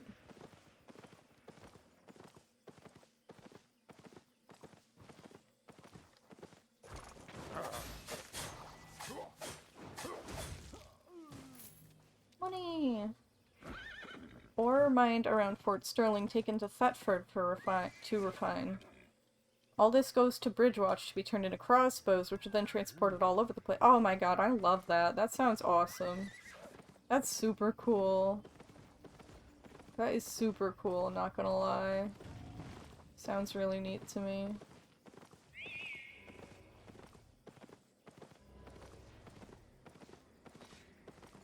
Oop.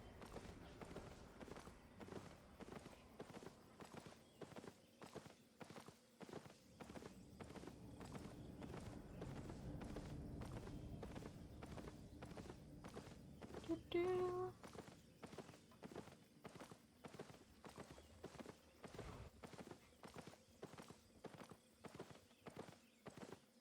There are loads of players all over in this map right now.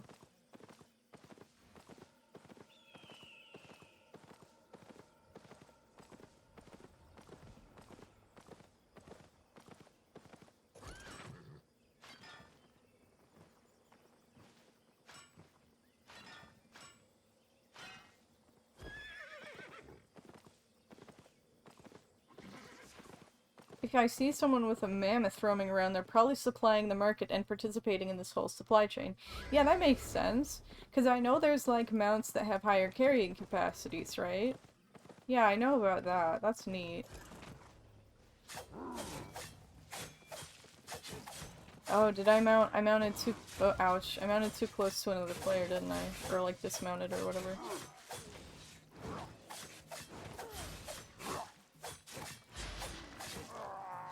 Meow. Huh, that's a lot of money.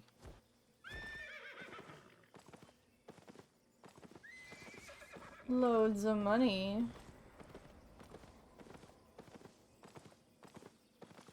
Dang, that is really, really a nice spot right there. The profit margins can be a bit low at times, so stuff is done up in bulk. Yeah, that makes sense. That's the smartest way to do it anyway. Is to do it all in bulk.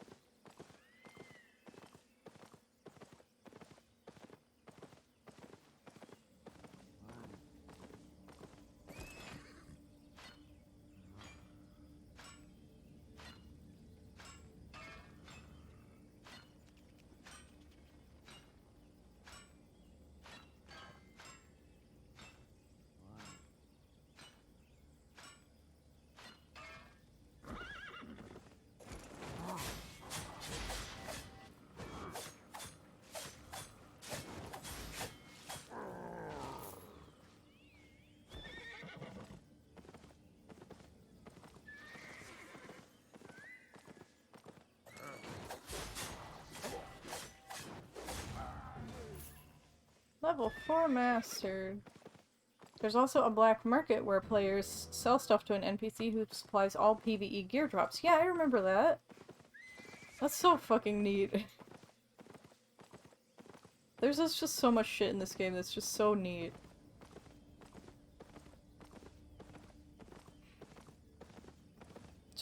Just generally cool shit.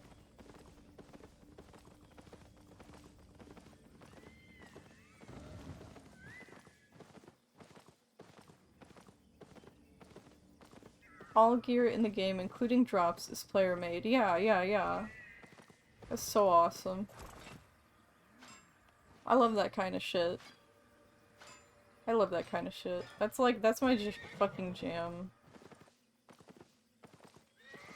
Player-driven economies are so fucking fun.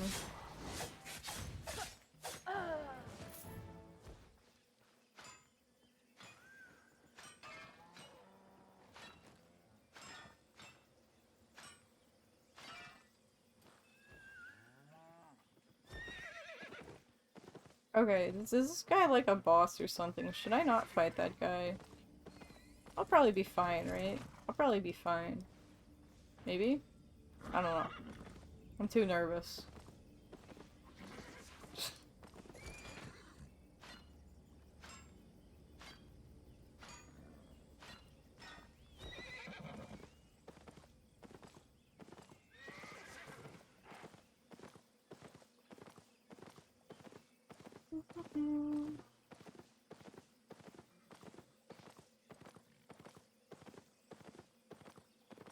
Longer oh really? The longer open world mobs live, the more they upgrade till they become open world bosses. That is really interesting actually. I love that. And I'm guessing that's what that was, because that was like golden aura, which is usually like what, legendary or something.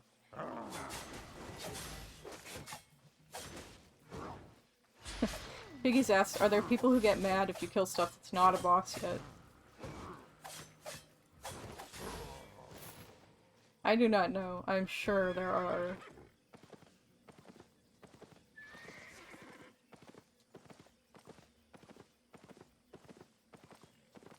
I am quite sure that there are.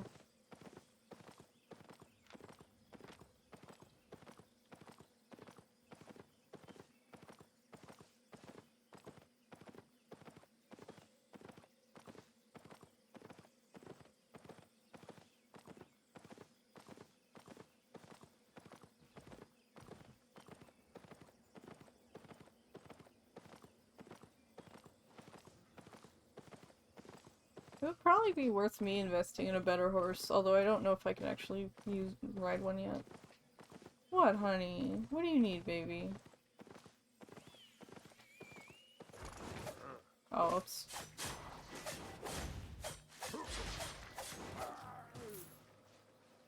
What do you need, honey? Viper, you're stinky. I need to groom you. You're never stinky. What is wrong with you? My dog never stinks, but she stinks right now. She smells like a beautiful flower, usually. What? What, honey? What do you need? There are people who get mad for everything in this game. Oh yeah. Isn't that just how it is? Isn't that just how it is?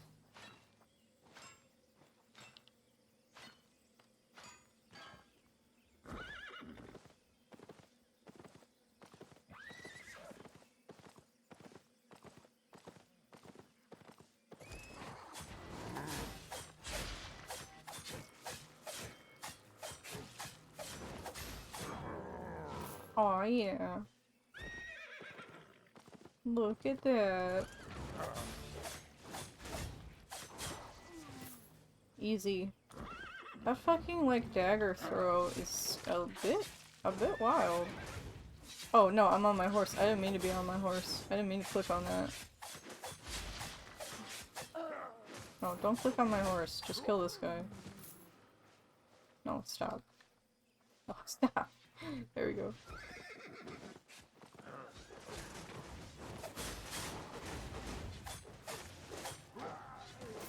Stop! Stop going on my horse.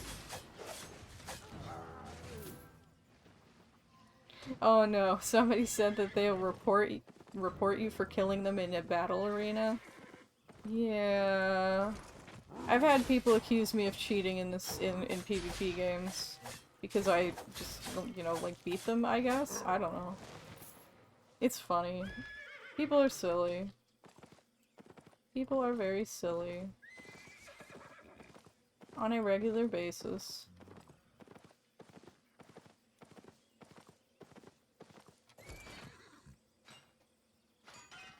Hmm.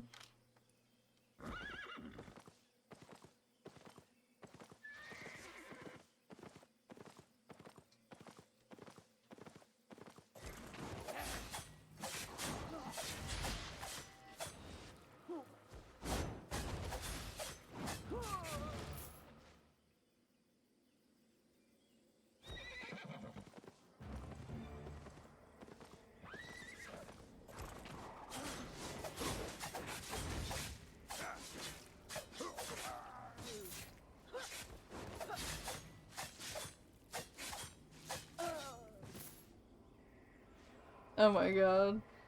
Scamming is legal in this game. Yeah. Weirdly, that makes sense, cause like... I mean, as long as... Especially, like as long as it's not real money, in which case... You know, if real money scamming was legal in this game, I'd be a little concerned, but like... I've seen lots of people just be like, hey, I need gold, I'm poor, can you give me gold? And it's like, yeah, no, but also, if someone gives it to you, I will be surprised, but it probably happens. I'm sure it does. Who even believes that someone will double their silver? God, I don't know, man. Enough people for that to be their get-rich-quick scheme, it seems. It's always a little concerning, right? Ari says Barrelet's dungeon. Maybe. I'm not sure. No real money stuff, but people will fly with the in-game silver. Yeah, I'm sure. But like, I'll dungeon with you after my break, maybe. I'm starting to feel a little bit sleepies. So I need to have like a swig of soda and stuff. But after, why don't we do a dungeon after my breaky? Ari? Remind me, because I will forget. So just like remind me to party up with you after I get back. Which is, my break is gonna be in like 10 minutes. Hopefully, I'm hoping you have that, you know, like enough time to dungeon with me if I take a 10-minute break, you know?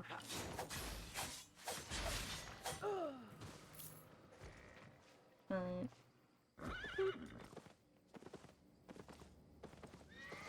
Guessing that guy came from nearby and he's already killed all the mobs nearby or something. You just ate, so you have till your tournament starts. When does it start? How soon? Because I don't know how long the dungeons are. Anyway.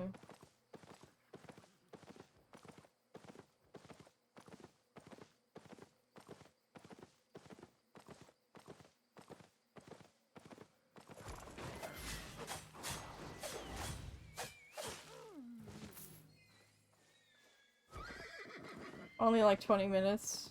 The dungeons are only like 20 minutes? Okay. Don't come attack me, I just want this titanium, please.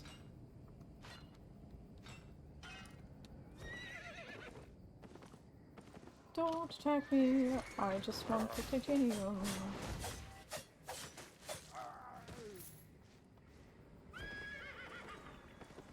Alright. Actually, Ari, I might not actually have time, I might not have energy for a dungeon. I think I just want to solo play for now. But, poke me another time, please. I would love to dungeon with you. I just don't have it in me right now.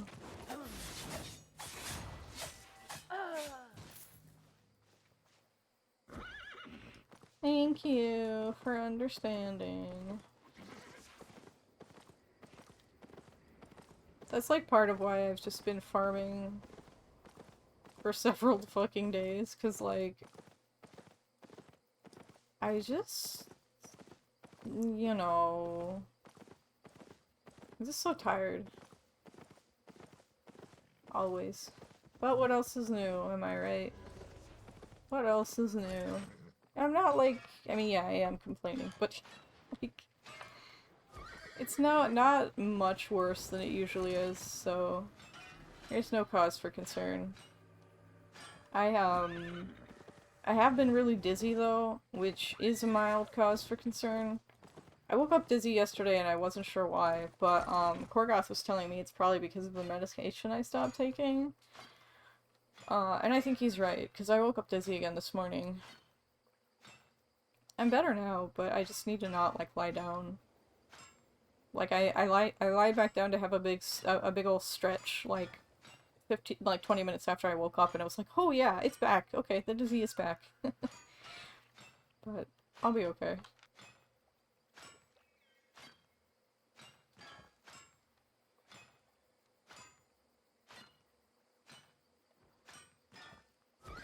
There's, like, so much... The thing that bothers me about being tired is not being able to do all of the, like... I don't know. I'm getting very gripey. You know what I mean, though? Like I want to make videos. I want to draw. Dude, I haven't drawn in like a week. I need to finish Morty's commission still. And then I have other commissions that I might be working on. Hopefully soon.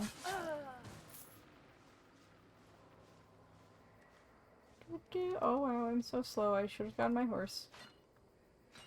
But yeah, like, I have other commissions I want to work on. like a Wolf Monk's commission that he might be paying me for. We'll see. I would like to do that one. I already have it sketched out, but yeah. Just not,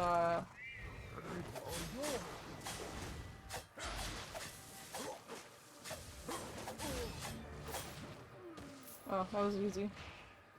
It was very easy, actually.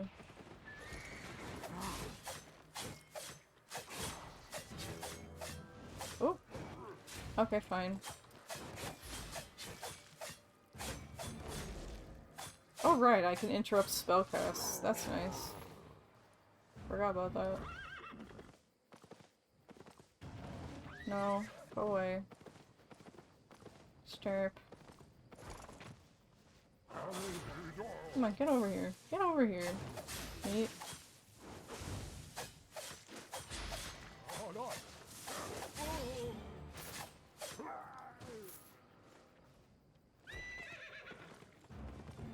Why?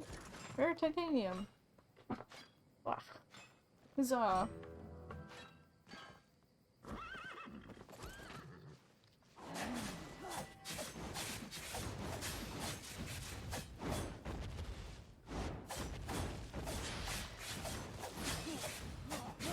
Oh shit, ow. I'm actually hurting, huh? Oh. Oh no! I died to NPCs. I didn't think I would, but I did. I realized far too late that that I was dying. And then I got discombobulated. It's alright. It'll be fine.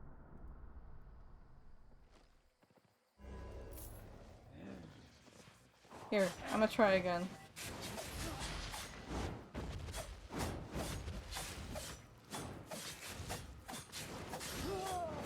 Alright.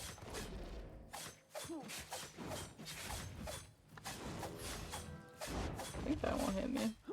There we go, yay!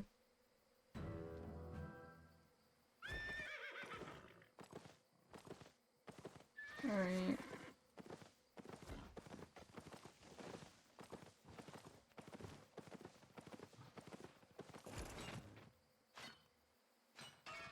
He's almost been streaming for 2 hours.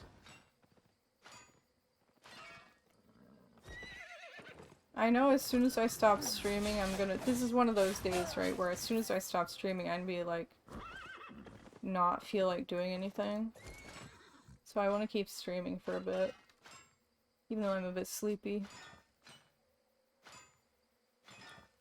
Would you guys be interested in maybe other game streams too?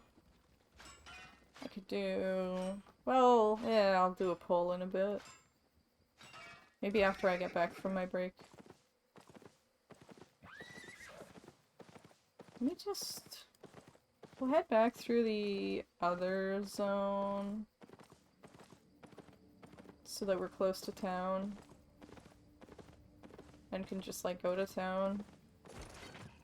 Ooh. Piper, you okay, dear?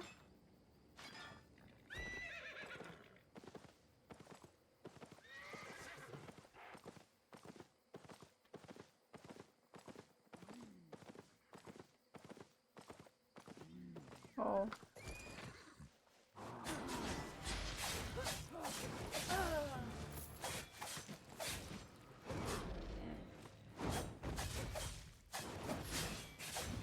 Oop. No, goodbye.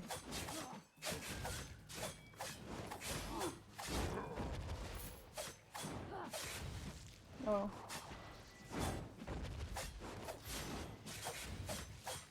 Hopefully I don't die again.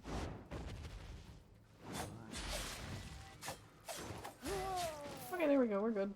Wait, maybe. I'm not sure. Okay. He almost bled to death.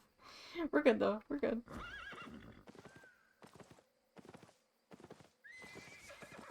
That would have been unfortunate if we had died.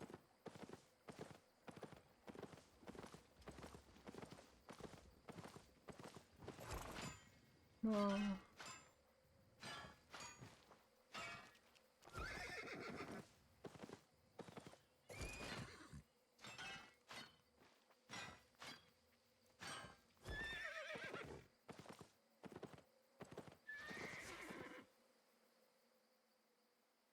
We could do our Risk of Rain 2 challenge run that I'm still working on.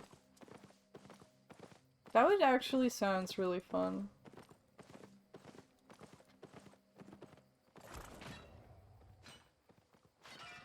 Could do that, or could just play Simulacrum randomly. You know what I mean? Now I can't decide which one of those things I want to do. Why are you naked? Why? What happened to you? Why are you naked?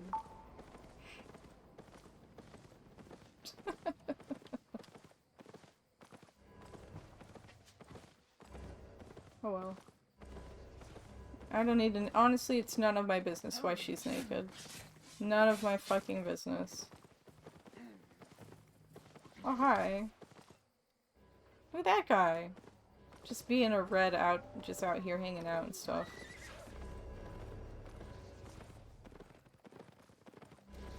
Anyway. Now that we are in town and we've been streaming for 2 hours, I would like to take a break. So I'm just gonna go get my meds, have a big ol' sip of soda, big ol' swig some soda, maybe have lunch. I'll probably be at least 10 minutes. So I'll be right back, guys. We'll probably play some more games after. I'll see you soon.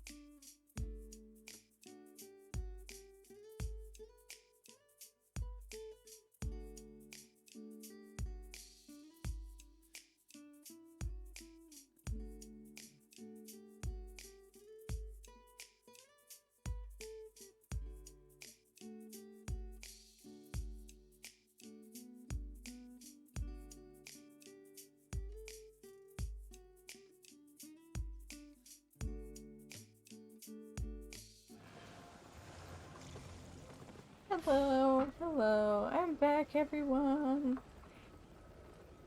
I had some curry rice for lunch, and yeah, that's pretty much it. I ate curry rice for lunch. It was delicious.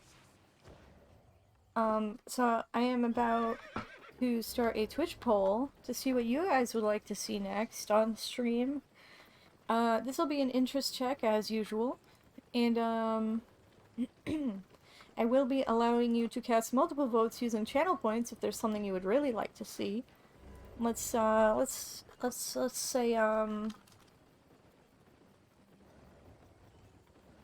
wait, hold on. More Albion online farming. Let's see, more Albion farming. Virtual pets, as usual, will be an option. Risk of Rain 2. I think that's it. I think that's going to be our options for now. And that's going to be a 3-minute poll starting right now. So, if you have a preference on what you want to watch me do on stream for the next hour plus, do let me know, and maybe I'll do it. In the meantime, however, prepare all of our junk and go out and farm for a little bit more, because I just feel like it, and that's why. I just fucking feel like it, you know? Although, actually, if we're gonna be farming more ore and stuff, I'm gonna put my mining gear back on. Because, like, it's just, we just get so much more ore with the mining gear on, I feel. So, our options for the poll, like I said, are Risk of Rain 2, which I'm currently doing a challenge run, but I might... We'll figure out if we want to do the challenge run on the stream or do other things on stream. But, then there's Virtual Pets, which is essentially just chatting while I collect little pets. And then, obviously more Albion farming, which is what we're doing right now and have been doing for a bit. I'm actually not even sure what I want to keep doing. Or, like, you know, what I want to do next. So that's why I do this interest check. To figure out if you guys have a preference. To influence my decision. Poll's almost up. If you do want to participate in the poll, but for whatever reason you can't vote on it, like maybe mobile Twitch is being a butt, then, well, let me know in Twitch chat what you would like to see. That would please me greatly.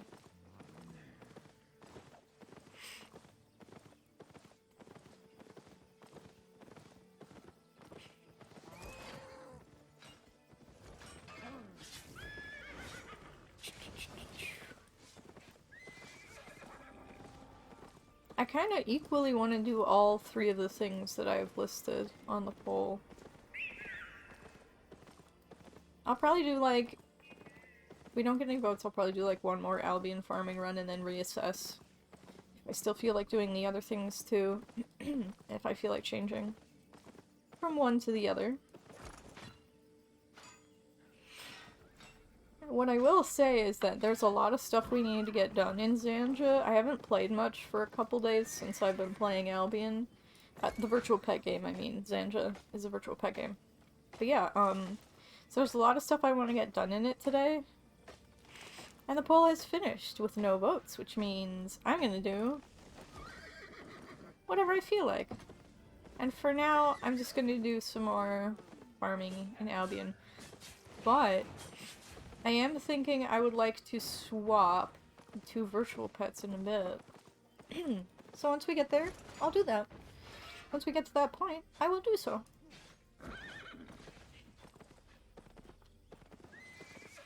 Just looking for ore to collect now. Farming for ore. I feel much better after a break. I was feeling really kind of just like worn down a little bit.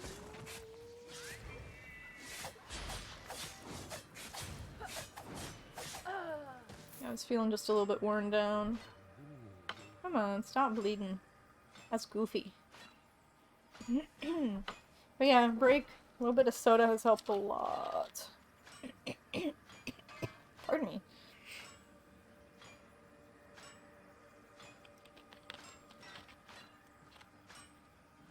A little bit more soda always helps. Let's see.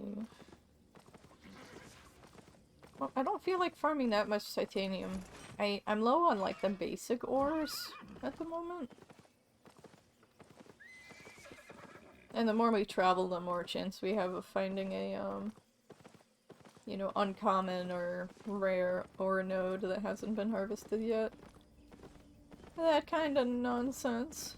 So, man, there's always so much, like, uncommon and rare stone in this area that nobody's taken. I wonder, is it just because, like, stone isn't as profitable? But would the uncommon and rare stuff be profitable, I wonder? Oh wait, I'm going the wrong way. I thought I passed up the door for some reason. The door. It's not a door, it's a gateway type thing. Thingamajigger.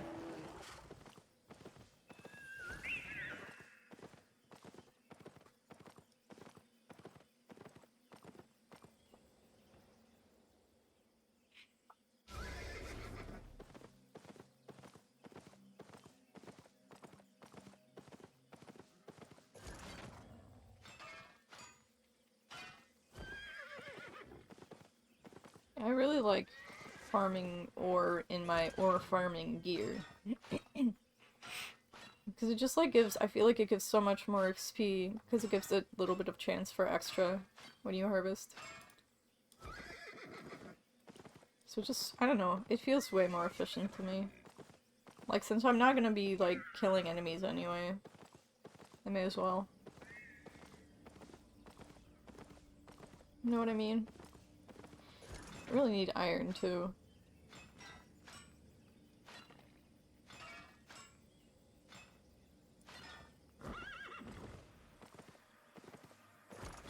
Whoa, hold on. Legendary rarity? I guess the rarity doesn't have to anything to do with it, but we're going anyway. For fun.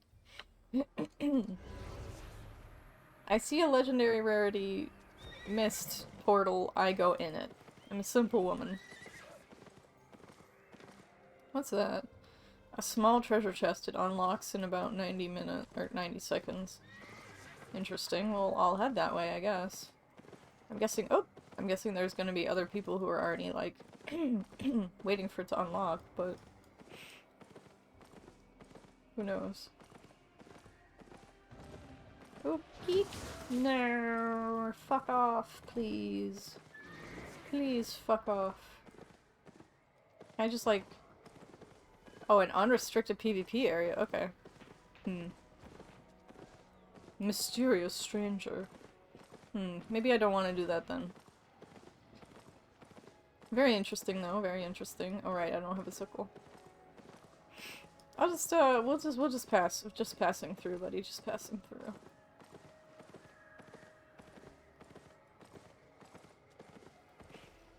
Just passing through, on our way to...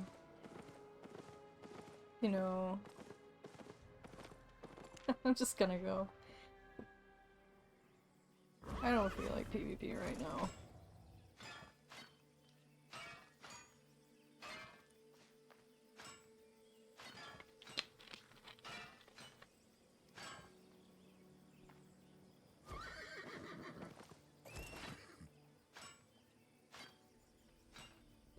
Oh, I see there's a treasure chest over there as well.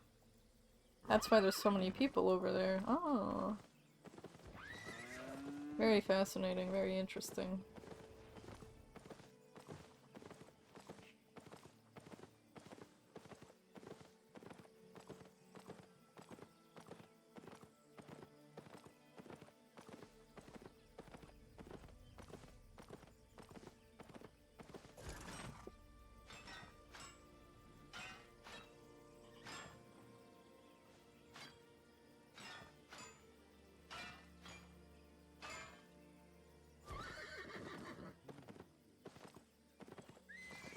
dear me.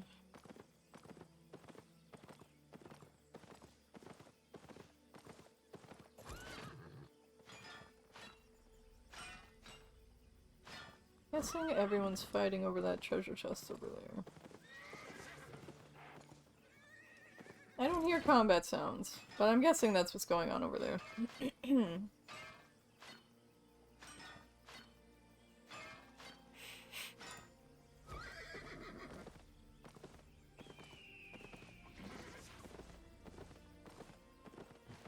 Don't mind me, Mr. Golem. Just passing by. Just passing through.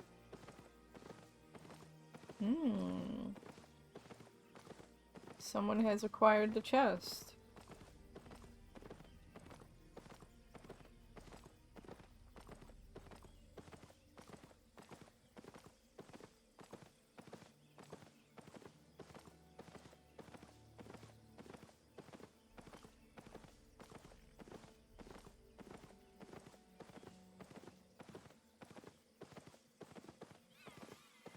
Uncommon iron over there.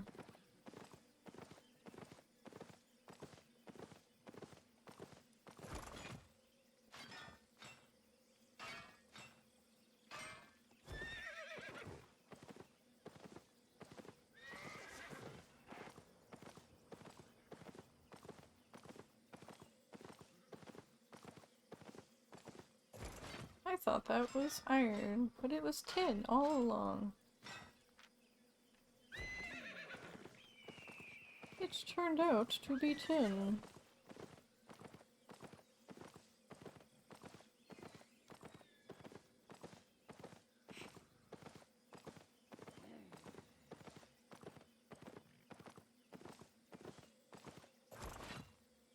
Ah.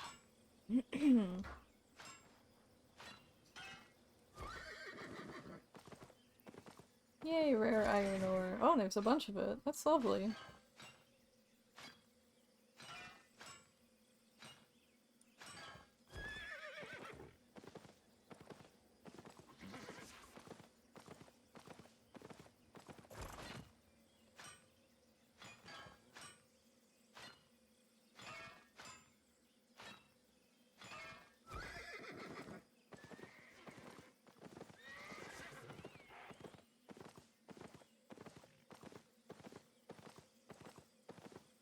Aha! I see rare titanium! And uncommon as well.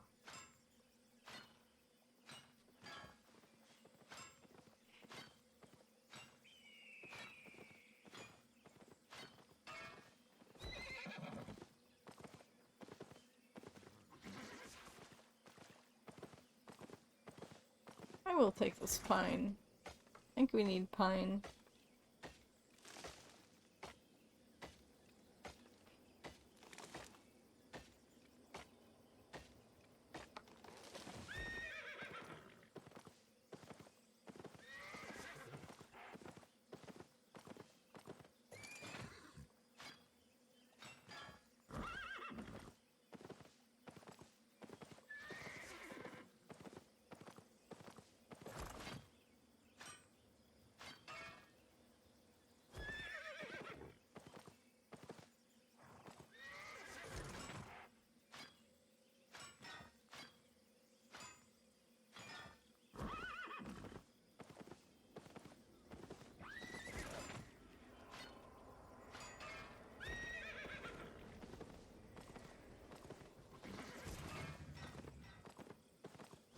That person is a higher level miner than I am.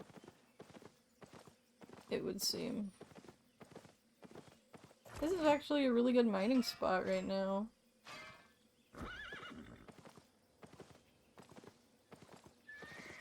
Just like generally has a lot of like special ore right now. Seems like.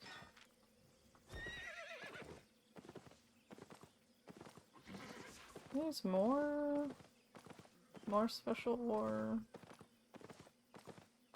It's just a lot of it. Oh, even more. Yeah, this place is really lucky right now.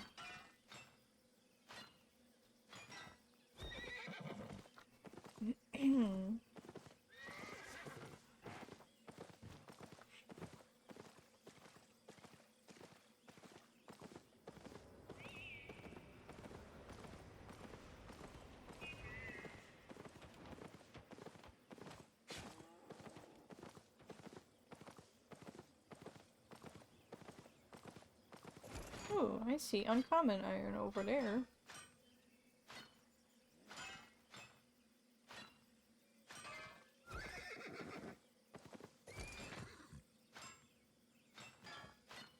I hope everyone in chat is having a good day so far.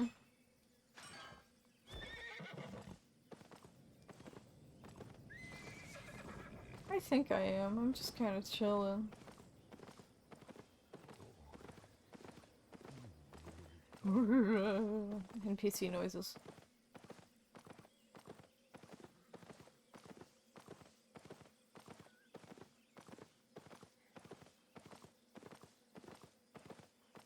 Cedar. More iron. Oh.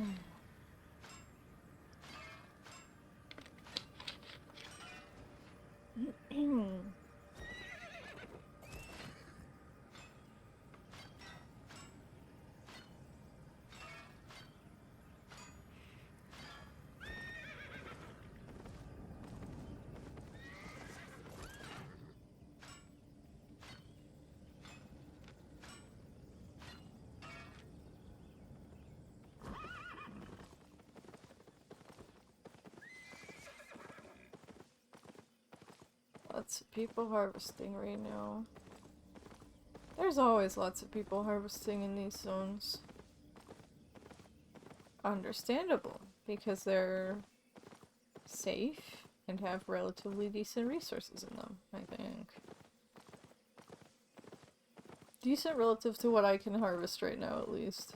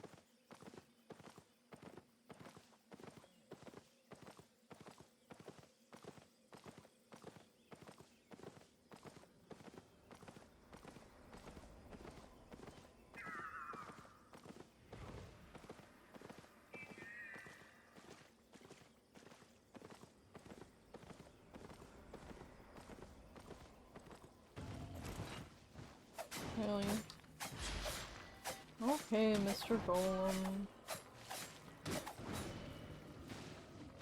There we go.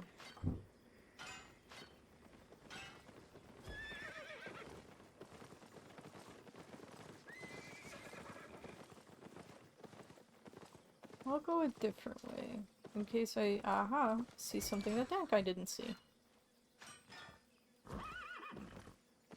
Teehee. Let's go around this way. Same thing. Ah, someone just came from over... Okay, but they didn't harvest this? Okay then. I will take it, in that case. Bye. Goodbye.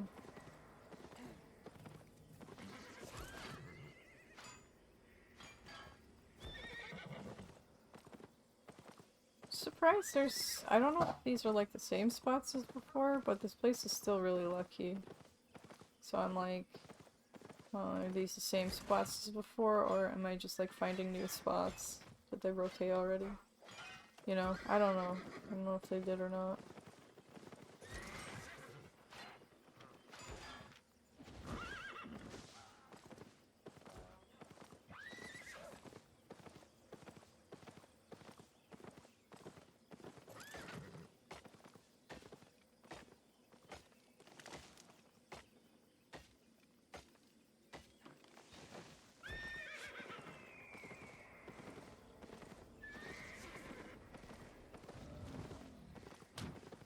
Bye.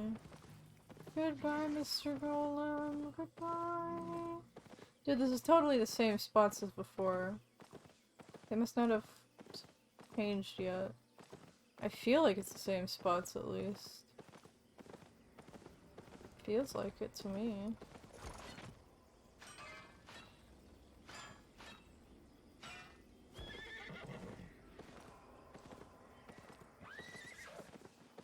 Just running around harvesting nonsense. Fish! There is a fisherman there. Someone who is fishing.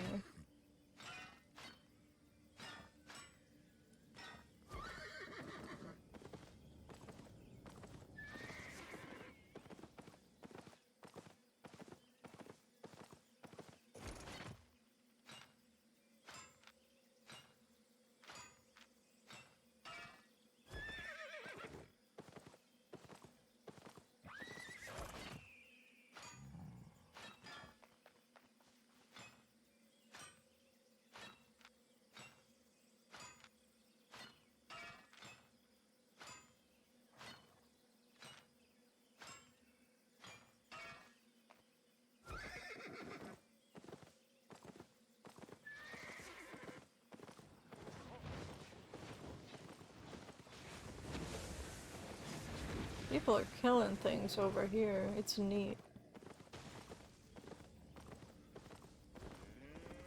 I love to kill things too. These are my people.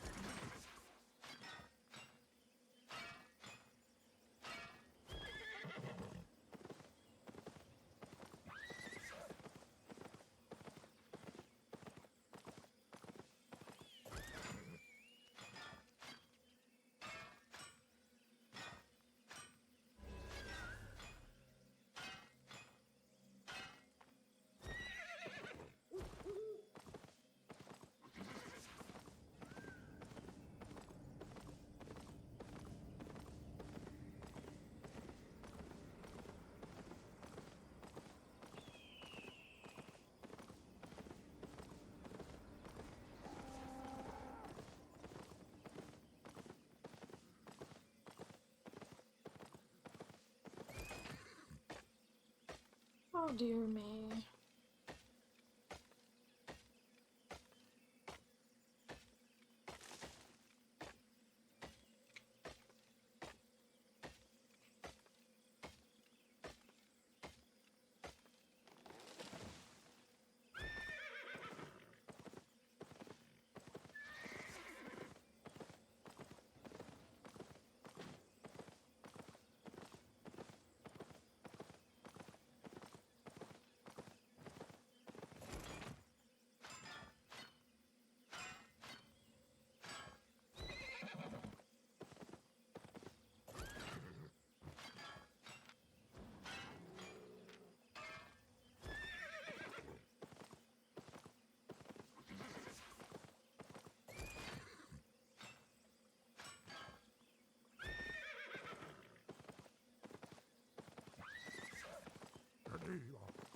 Stop.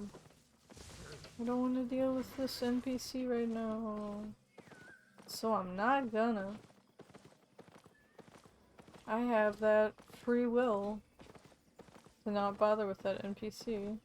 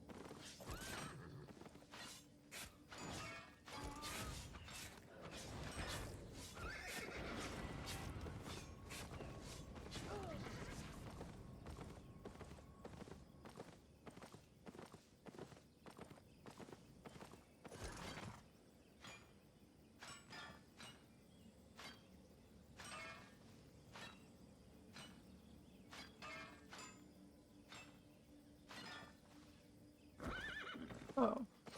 I didn't finish off that iron. Oh well. We're getting close to, encumbrance? Encumbrance? Being encumbered? We'll start heading back to town.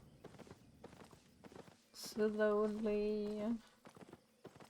What does that even, like, what does that mean? What does this R button do? What does it do?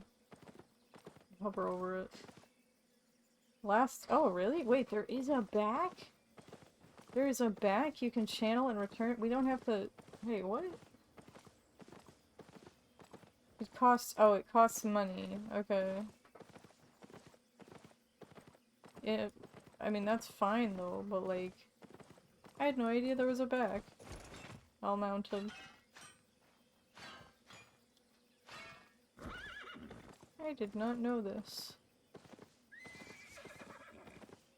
I mean, I guess I knew, but then forgot.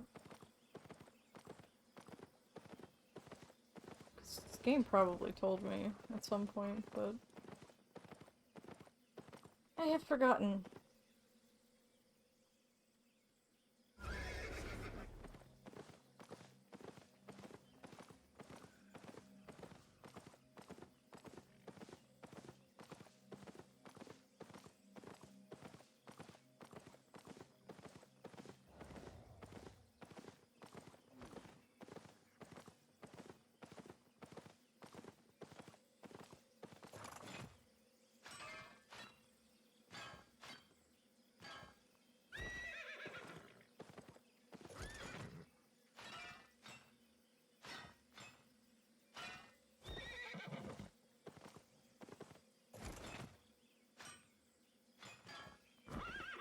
Alright, heading home. Heading back to town. Technically, at this point, we could teleport, but... I think I'm gonna walk. Get a little exercise. Moo! You don't say.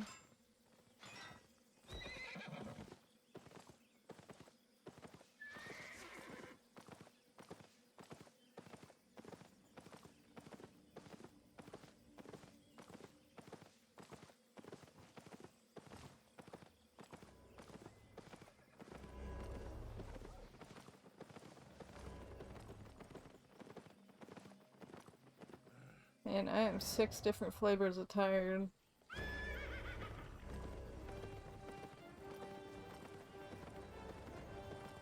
Here we go. Oh dear me.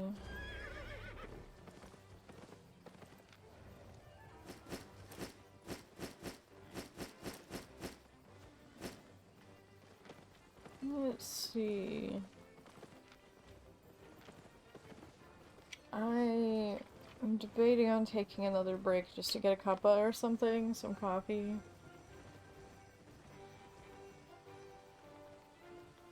Blech. Pardon me. I, like, almost spilled soda all over myself. Ugh.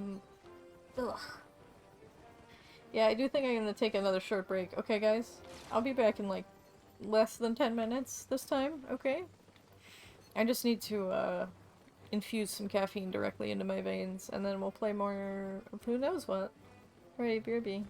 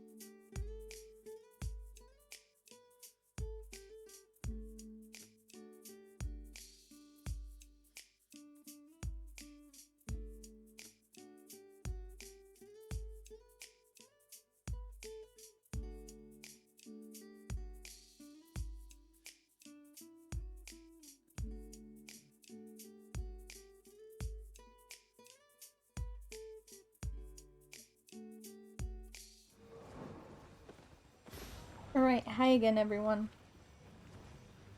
Oh, I'm back. I had half a cup of, I had half a cup of coffee. There we go, I made it. I said the words successfully.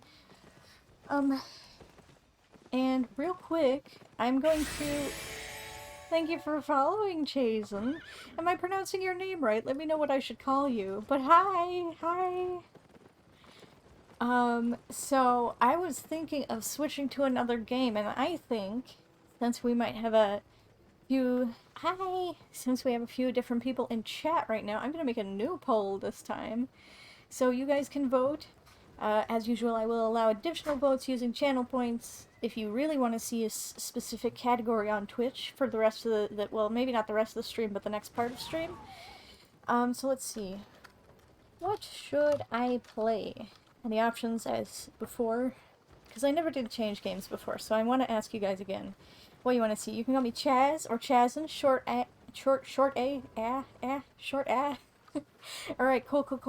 Chazin. Okay, so let me know if I got that right. Okay, anyway, so let's see, what should I play? More albion farming. It's of Rain 2. Or, virtual pets will be the options. This is gonna be an interest check, so as always, I may or may not actually play what gets voted on. But I want to see what you guys want to see. So, the poll has gone up on Twitch. So you guys vote for what you would like to see me play next. I'm gonna go with whatever I feel like.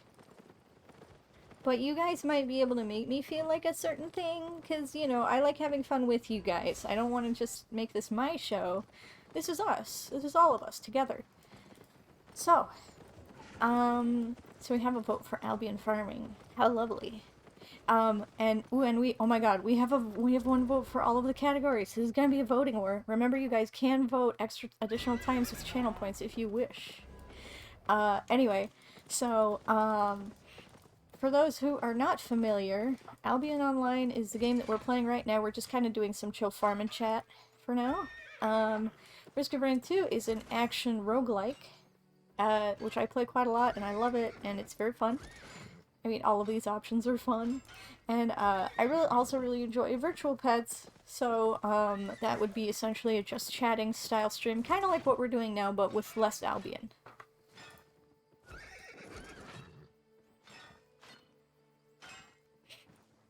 Do you ever have like one of your nostrils is going when you breathe out of it? Mine is doing that right now, and I'm like, what is that sound? What is going on in this game? Oh, it's just, I'm just breathing. Oh gosh, a bunch of reds just went by there. But I mean, it's a yellow zone, so we're relatively safe. I mean, we're safe anyway, like, we can't lose anything. But yeah.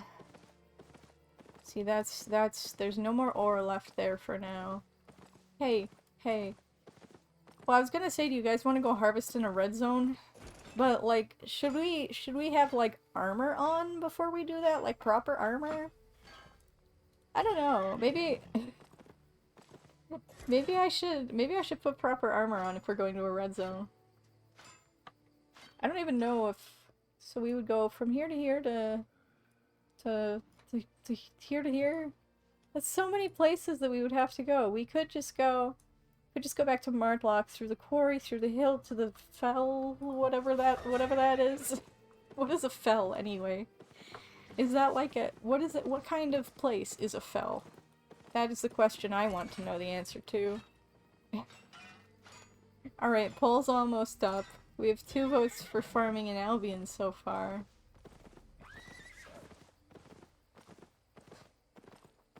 But I was gonna say maybe I'll put a poll up to see if you guys want to go have me go into a red zone and get my butt kicked.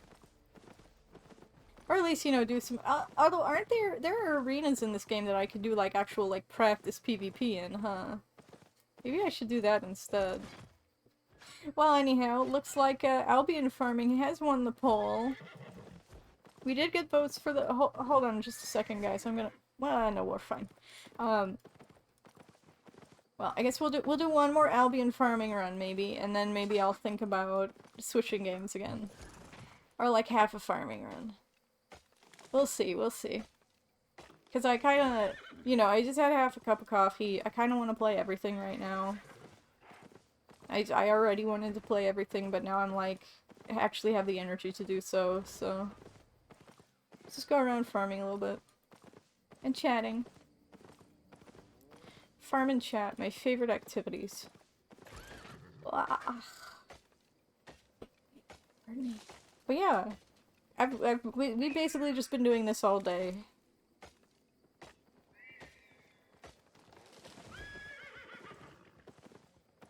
Just kind of running around, mining ore, chopping trees, and that's it. And it's been fun. I've had fun. I love hanging out with you guys while I do this kind of shit. So Chazen, how are you having fun in Albion today? I mean, I never want to, like, I don't want to single people out and make them feel like they have to talk if they want to lurk. So lurk away, but, if you feel like sharing, please do. Cause, did I hear you say that you've been in, doing some farming in black zones? Cause I have not been in them yet, even. I've just kind of been, here, can I move this, can I move, I've just kind of been, like, chilling here. I'll move it there so that I can, like, kind of click on that. Nah, I don't like that, never mind. Yeah, I've kind of just been, relaxing. You haven't gotten on yet today? You're prepping for a friend to come over, so you've been shopping and cleaning frantically. God, that's a mood, isn't it? God. Ugh. You've been farming solo dungeon scrolls in the black zone, though? Ooh, I don't know. I don't even know what that means. That's exciting.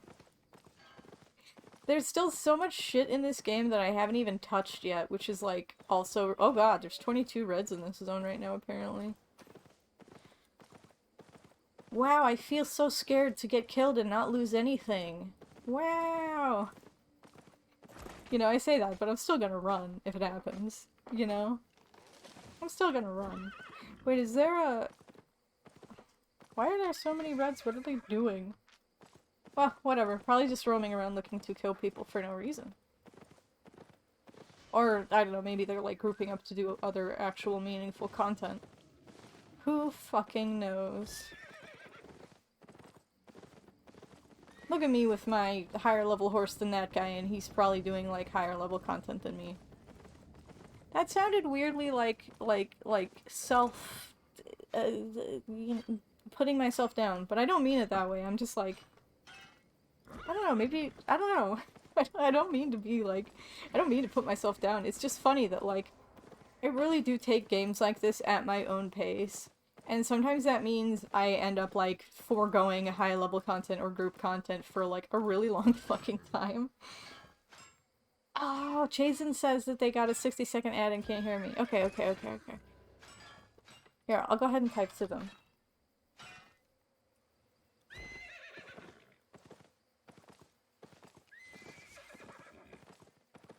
I am going to poke around at this little nook in the map. See if there's anything good here. Oh look, some tin ore, which I will totally grab. What even, like, what is the zone that... Leusden Hill? I always read that as Ludson Hill. Like as in lewd. Like, sexy. Sexy hill. That's just a boob, actually. A sexy hill is just a boob. Like, am I wrong? Am I wrong? Chazen... Oh, I'm sorry, I think I said your name Chazen again. Chazen says... Red and black zone stuff is kind of scary because there's a lot of gang squads. Being a solo player can be really difficult. Yeah, I'm hoping that kind of content will be just like a lot of fun for us to roll around as a smaller group. Lewd boob hill, dude. Chazen, did you hear me? Did you hear my boob comment? See, I'm a very hilarious streamer. You need to hear my boob joke. You need to hear my boob joke. Dork. Hey. I mean, yes, precisely. You've got me down already, but like, hey.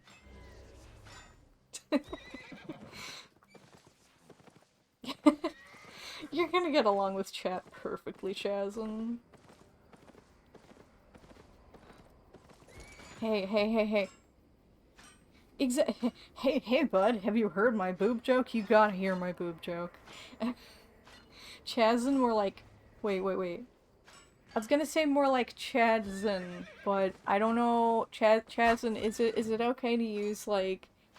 I don't know what kind of gendered language you're comfy with. But Chad in the sense of being... Like, is Chad gendered? Is Chad a gendered term? I guess it could be a gendered term. Like, you know, kind of like how for some people aren't comfortable with dude. Even though, like, some people don't think of it as gendered at all.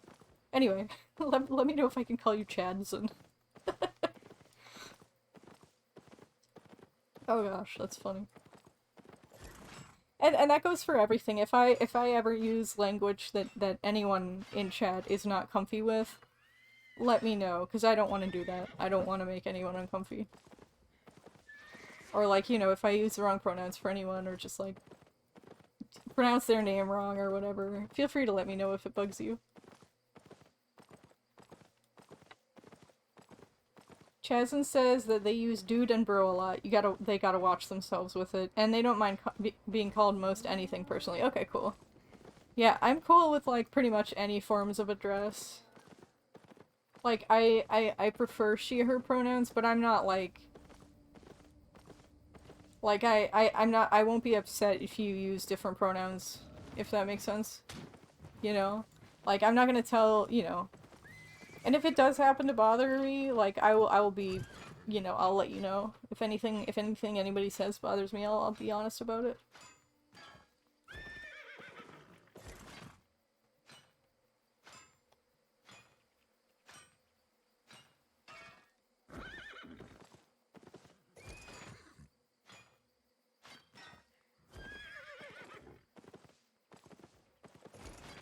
Hmm.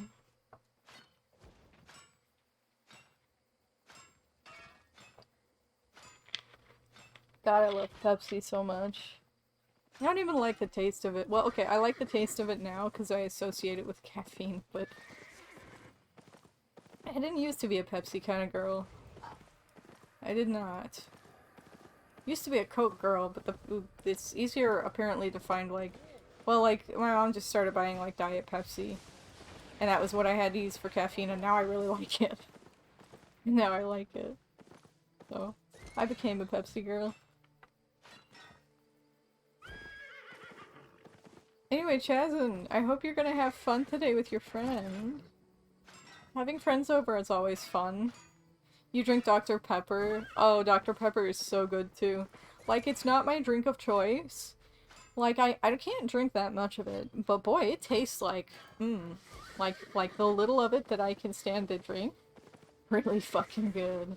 Like, that is a whole ass fucking flavor right there. Like, it's so, like, sharp tasting, if you know what I mean. I don't know how to explain it, but, like, it just has that, like, the zing. It hits you with that zingy flavor. It's too strong for you, Figgies? Yeah. It's very strong. And, like, I like it, but... dude, and, like, have you guys ever, like, mixed sodas at a soda fountain? Everyone's done that, right? Everyone's done that, especially, like, as a kid. But, like, you can't mix Dr. Pepper with anything without making it taste like Dr. Pepper. It's so strong. Chazin is addicted to soda. Same, but for caffeine reasons. Because of, like, the current, like, disability I'm dealing with. I'm just tired all the time, and caffeine helps me kinda, like, exist. You know, like, just a little bit of existence light. Diet existence. Honestly, diet existence actually describes, like, my life right now. So deeply. So fucking deeply. Diet existence. Diet life. No, man, but, like, I don't know. Yeah, mood, says Figgies, yeah. I'm gonna get to see you, Figgies, IRL very soon. Well, not, like, very, very soon, but, like, soon-ish. Like, soon relative to how often we made up IRL. But, like, I'm excited for that. I'm excited for that. I feel like one of these days, we're just gonna have like a bear con and we all meet up. That would be funny. I do love hanging out with you guys. Master Octavius. That's that guy. He's Master Octavius. It's him. He is the master. How's our carrying capacity? Our carrying capacity is fine right now. I'm trying to figure out... Oh yeah, we were gonna go to a red zone through, like, some other, like, path. So why don't we go back to 10 and then we'll head to a red zone and just, like, fuck around. We'll just fuck around. Get stream sniped or something. Play like a baby. Near the exit the whole time, or something. I remember, there's been a couple of PvP MMOs that I played where, like, you just couldn't stream. Like, not even, like, during major PvP, like, activities, but, like, you just can't stream if you want, like, to keep any of your shit or sanity. I'm guessing it's probably that way in Albion too, but I don't like... I'm not like attached enough or like getting a high level enough loot to where I'm that concerned about it. And, like, people come and stream snipe me, I'll just go somewhere else for a bit. And then they'll stream snipe me there and I'll just be like, yeah, okay, whatever. I'll go to a safe zone. Something that, well, that's a theory at least, right? That's the theory. That's how I'm imagining. That's a titanium ore treasure. Wait, what? Wait, an uncommon titanium ore treasure? Wait, is this like... There's gotta be somebody on this thing, right? There's gotta be somebody on it already. I don't hear any, like, clank clank sounds. Is it... Is it gone? Is it... Wait, no, it's like... Is it... That's iron. Oh, right. Oh, yeah, it's gone. Somebody already got it. Okay. It just disappeared from the map, I think. But that's so neat that there's, like, random shit just, like, happening on the map like that. That is super cool. I love that kind of shit. Just, like, reasons for players to, like, kind of compete over stuff. And have, you know, organic interactions in the world. Fighting for resources, blah blah blah blah blah, fighting each other, blah blah blah blah blah. That kind of stuff is so fun. Just like the more like I feel like meaningful interactions between players is a buzzword slash buzz phrase, but like, you know what I mean? Like, I can't play an MMO unless there is actual meaningful player interaction. Like, I'm not gonna, like... Raid finders are the worst thing that's to have- okay. I'm exaggerating slightly. The worst thing that happened to MMOs is WoW. But raid finders are the worst thing to happen to MMOs. That's a slight exaggeration, right? But I think to a degree it's true. Because it takes the multiplayer out of the fucking game. You don't have to get to know other you just, like, it's just fucking queuing up for a lobby. You know, queuing up for a lobby for an instance fucking dungeon, like, what about that is multiplayer? Or, like, what about that is massively multiplayer? Like, you're not even, like, I think it's so dumb. And, just, like, and, like, I get why it's helpful for some people. But it's not for me. Like, if I don't have to actually... Like, you know what I mean? Not everyone's a social butterfly bear, says Ari. Then don't play MMOs. Play multiplayer, you know, lobby-based games, like League or whatever. MMOs are multiplayer online games. They're not single-player games. Why did I have to say it mockingly? I'm sorry, Ari, but like, cause this is the thing though, right? Is that this is why I get so pissed off about this, is not because there are MMOs now that you don't have to interact with other people to play them. That's fine. I think those games should exist because there's people who want to play them, right? But the thing that bothers me is that that has become such a popular, like, the norm for MMOs now is that they're not even MMOs. They're just like, you know, lobby multiplayer games. Sometimes even with like limited like multiplayer features. Um and that's become the norm now to where it's actually really hard to find real MMOs anymore, which is what I enjoy. So it pisses me off because people it killed the MMO. There aren't that many real MMOs out there anymore. You know, and there's just these, you know, like FF14 shit where it's like basically a single player game with limited multiplayer functionality. You know, like I hate that shit. And like it's a good I think FF14 is a good game. I think it's a terrible MMO. I think it's a great game. But terrible MMO. That's just my opinion. Like if you enjoy FF14, that's great. If you enjoy FF14 as an MMO, fine. It's fine. You know, I'm not gonna say that FF14 shouldn't exist, because a lot of people like it. I want people to have fun with what they have fun with. But I'm still gonna be sour about it ruining my fun. Because, like, nobody makes these fucking games anymore. Nobody makes these games anymore, and it pisses me off. Cause just, like, on a personal, selfish level, right? Like, I'm allowed to say, yeah, I think these games should exist, and I understand why they're dominating the market. And I'm allowed to say that and still be pissed about it. You know, like, I wouldn't make, you know, WoW, okay, I would make WoW disappear out of spite. But, like, I wouldn't say, oh, you're not, you know, don't play WoW, because, you know, whatever the fuck reason to not play WoW. But, like, you know what I mean? Hey. Hey, what if we... I'm gonna play just with my mining stuff. We're gonna go to the red zone with my mining shit equipped.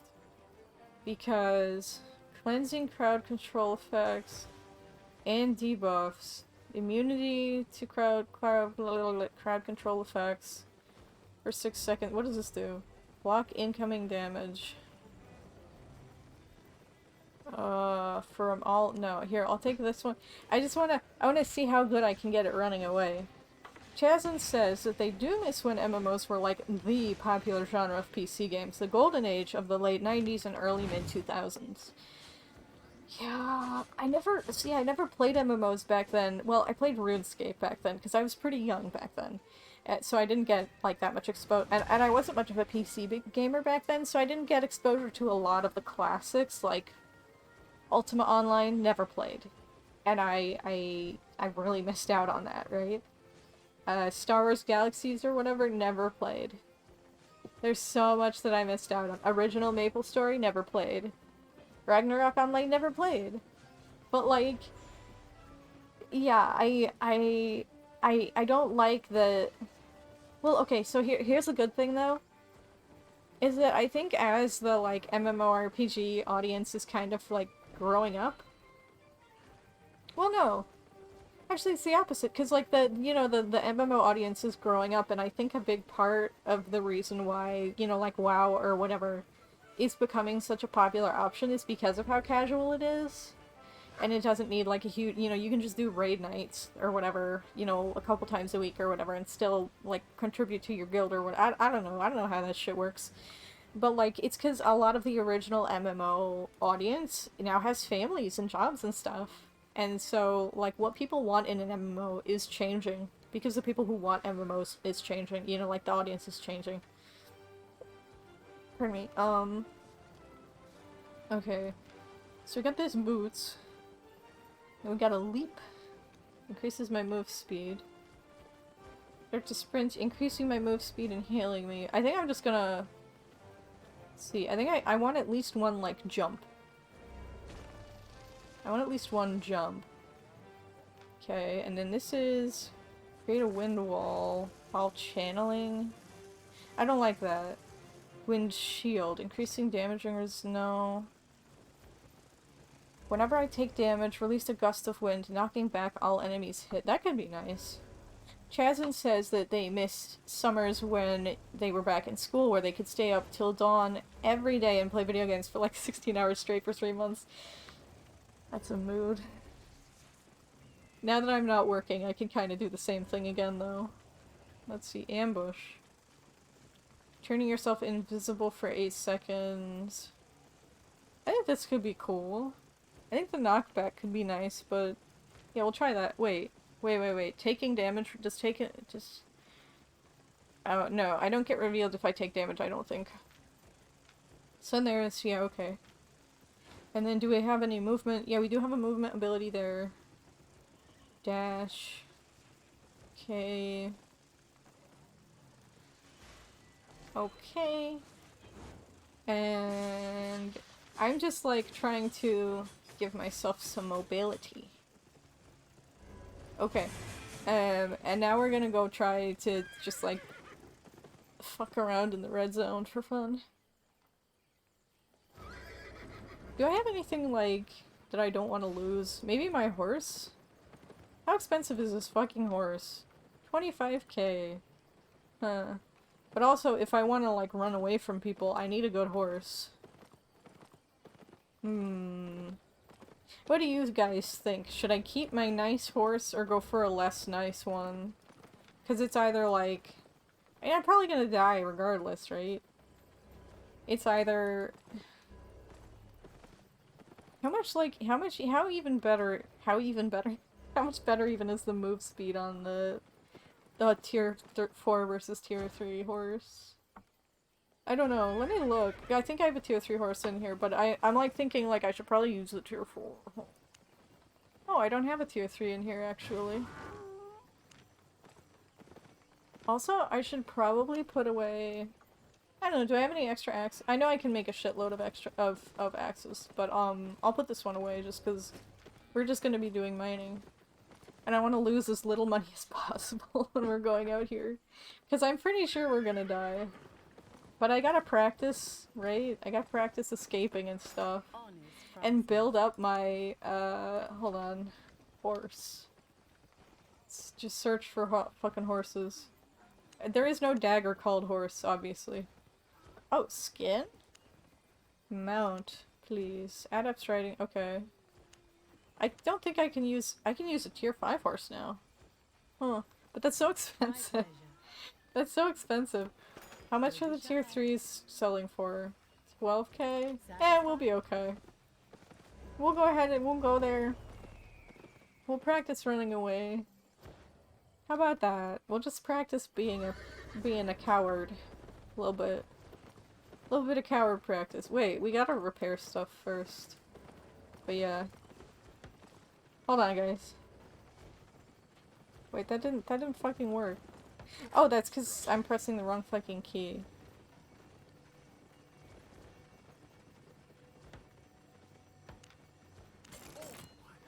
Alright, I'm good. I wonder if that's why I think my mute button hasn't been working lately. Because I bound it to a num key. You know, like a key on my numpad. And I pressed it on like my regular, like my regular keyboard, not the numpad portion of it. I'm like, huh. I keep thinking that that mute hotkey is broken. Am I just doing it that way? Like, am I just like not using it properly? And that's why I think that? Let's see, so... Okay. We are gonna head straight for the danger place. Straight for the dangerous area. One thing that I will say, and I think I've already said this on stream before, that I really wish this game had, is like, because I need 2 hands to open my soda bottle. So I wish I could just like click somewhere on the minimap. Wait, I can hold. Wait, what is it? Oh, that's a ping. Okay. I was gonna say, can I not just like fucking move there by clicking on the map? Like just, like click in a certain direction and move super far. But I guess not. But yeah, because I have a soda bottle with the cap on, and I don't want to keep the cap off, because then what if it falls over and gets all over my carpet? Yeah, no, I'm keeping the cap on.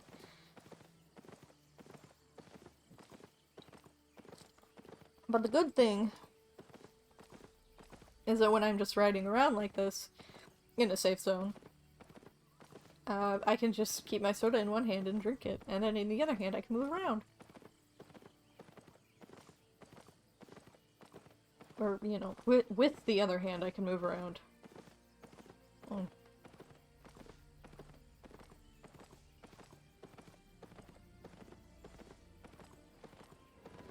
Oh. Yum yum yum, soda vibes.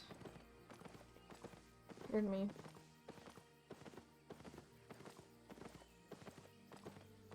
Do do do. Well, like, the red zones might not even be like... Well, okay. This is a guess, but the red zones aren't gonna... Well, they're not gonna be as dangerous as, like... Is that protected from looting, or can I... Yeah, okay. They're not gonna be as dangerous as black zones, because black zones are what, the, unrestricted PvP ones? Where, like... In red zones, isn't it... Don't you still have to flag up for PvP in red zones? Is it flat? Do you get... Because I think in red zones, if you, kill someone who's not flagged up currently, I think you take, like, a reputation loss? But I don't remember. But if that's the case, then people will probably still kill you just for fun. But it's possible that they might not kill you if you have, like... If they don't think you have anything good on you. Yeah, I got it right? Okay, cool.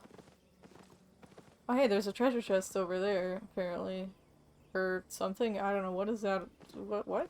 What's going on the map there? Looks like a treasure chest to me. Anyway.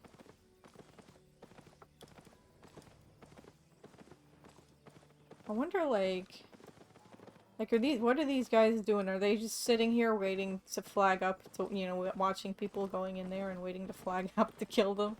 I wonder if that's what's going on there. Anyway, let's go. Entering a red PvP zone. Hostile flagged players can attack and kill other players. Okay. Groups da-da-da-da. Non-hostile players gain a defensive buff based on their reputation. Okay, cool. Dude, let's go. Let's fucking go. So let's see, where is... Yeah, I'm ahead. Dishway. I'm just gonna kinda like look around for stuff to start with, see what exists in what spot. And that kind of nonsense. Okay.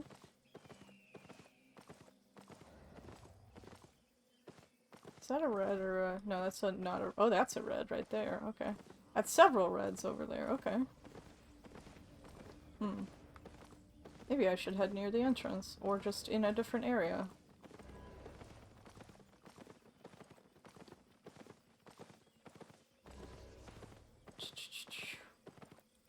I'll head in a different direction.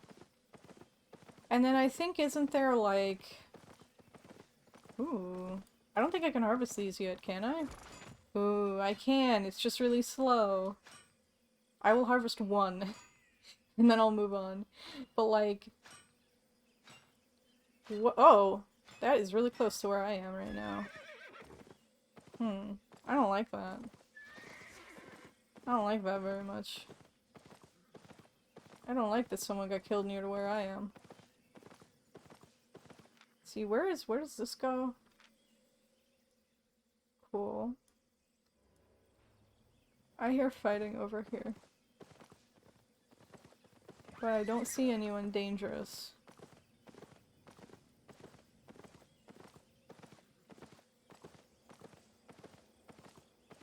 Okay. Lots of fancy resources. So...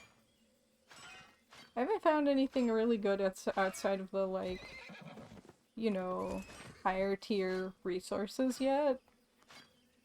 Don't I also get, like, more, like, like, XP from being, like, harvesting in red areas. Is that true? It feels like it's true, but I don't notice the number being any higher. Like, or like, it feels like it would be true, but I don't actually notice it.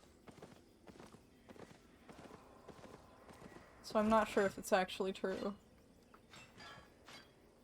Because, like, 22 is, like, the same as usual, I think. If that's, assuming that's even the XP that I'm looking at. I think it should be. But it's also possible it's just a really small bonus and isn't affecting my gains yet. Oh, what's that? That is a slate treasure. Oh, nice. So, lots of tier 6 stone, and then people can fight over it and stuff. I like that. That's neat. I also like that people are actually, like, constantly dying in this zone. That's really neat. I don't want to die. But hey, you never know what's gonna happen in this kind of game. Also, there's a shitload of iron over here, which is really nice if I'm looking for iron.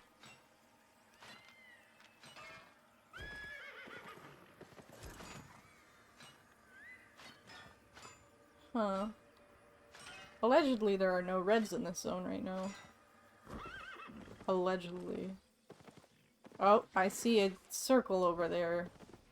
A circle of potential, I don't know, people. A circle of people who exist. And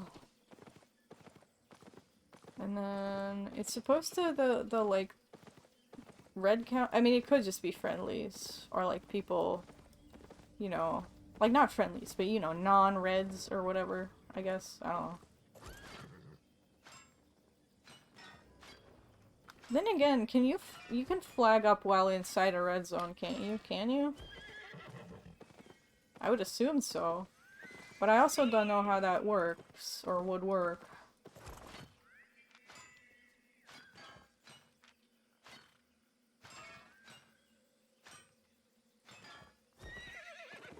Look at all the shit I'm farming right now. We got so much shit in our inventory. But it's the good kind of shit. Alright.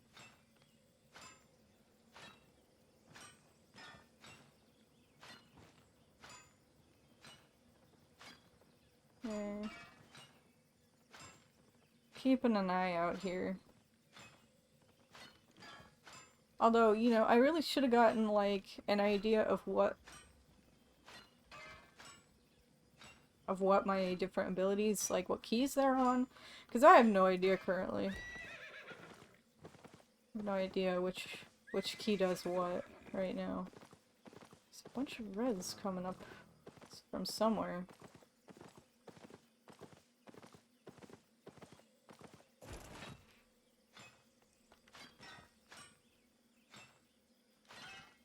Gank squad question mark? I wonder. Oh, I see red. I'm just not gonna take my chances there. Gonna. Alright. Well, we didn't get seen or nothing, I don't think, so we might be okay? See, I just gotta build my courage. I just gotta build my courage in red zones, you know what I mean? I just gotta, like, get used to being in here and dying. Once I get, you know, some experience dying, it won't be as scary anymore.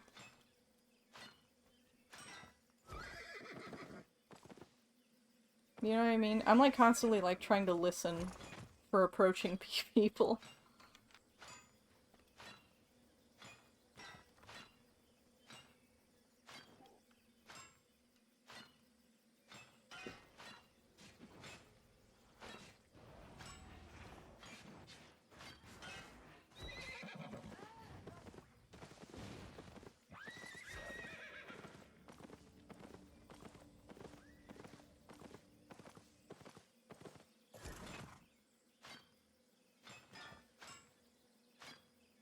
What's that? Oh, it's like outposts that you can capture or something for your faction? That would be my guess.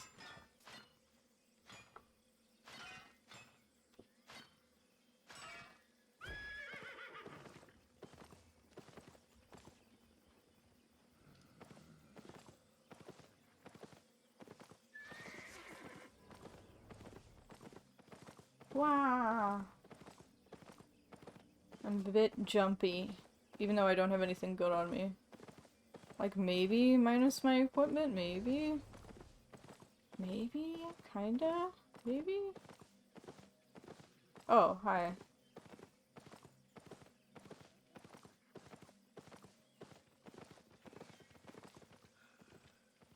Hmm. But there's people in this zone. People. Human people. So I wanna... See, that's the thing, though, is, like, even if I'm not, like, you know, like, even if I don't have anything valuable on me, it would be valuable to get experience running away from people, you know? Oh, I can't. Oh, yeah, I can. That's titanium. Okay. But you know what I mean? Even if I don't have anything on me, I want to run so that I can, and, like, keep an eye out so I can practice not dying. That's the thing that I want to do here today. In this zone.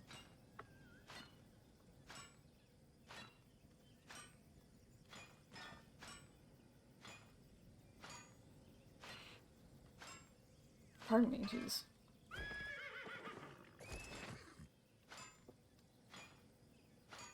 I can't wait until I reach the point that I'm the one doing the ganking. That'll be nice. Actually, you know what? Fuck it. I'm not getting that yet. Not until I improve my mining skills a bit more. I don't know if it's even worth it for me yet to get the orange stuff. The gold rarity goodies. Yeah, I don't know if it's even worth it for me yet. There's still a corpse here. Gosh. What is this? Is that... Oh, look at all of these.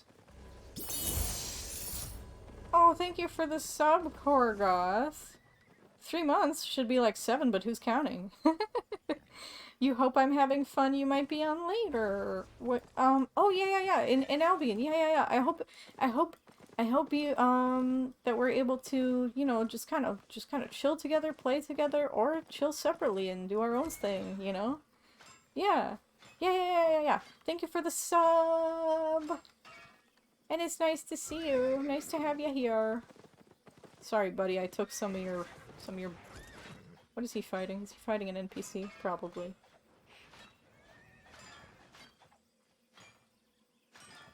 But yeah. Yeah, I'm having fun. We're just kind of rolling around, harvesting stuff and chatting.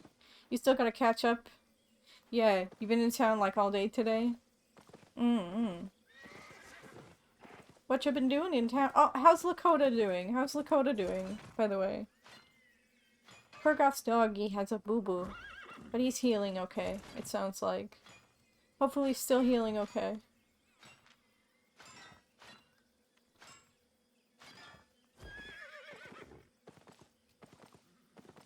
I wonder at which point should I start, like, you know, moving my goodies back home. You know, like, what's the point at which I'm like, okay, I don't want to lose what I've got. Because it's, you know...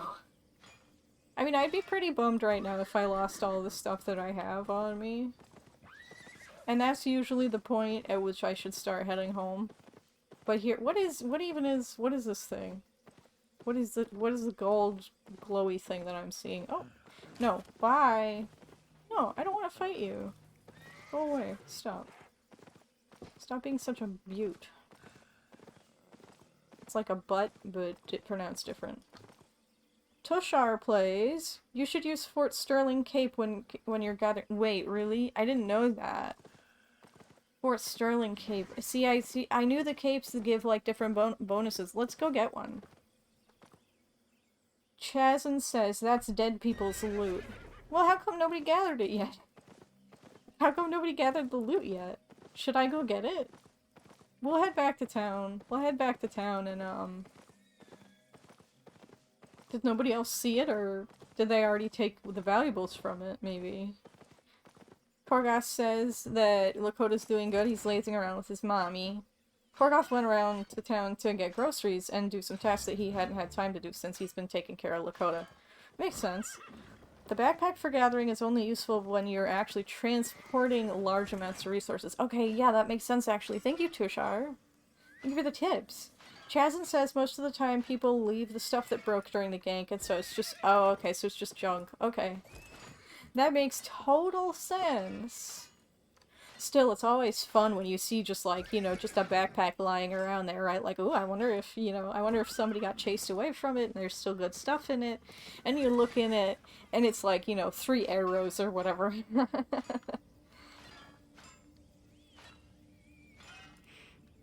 But yeah, let's head back to town. So we're going to... Wait, where are we even going? Oh, to Blackthorn Quarry, okay. Here. Okay, so we're headed the right way. But that was fun. I enjoyed our first trip into me being really nervous land. It's exciting, right?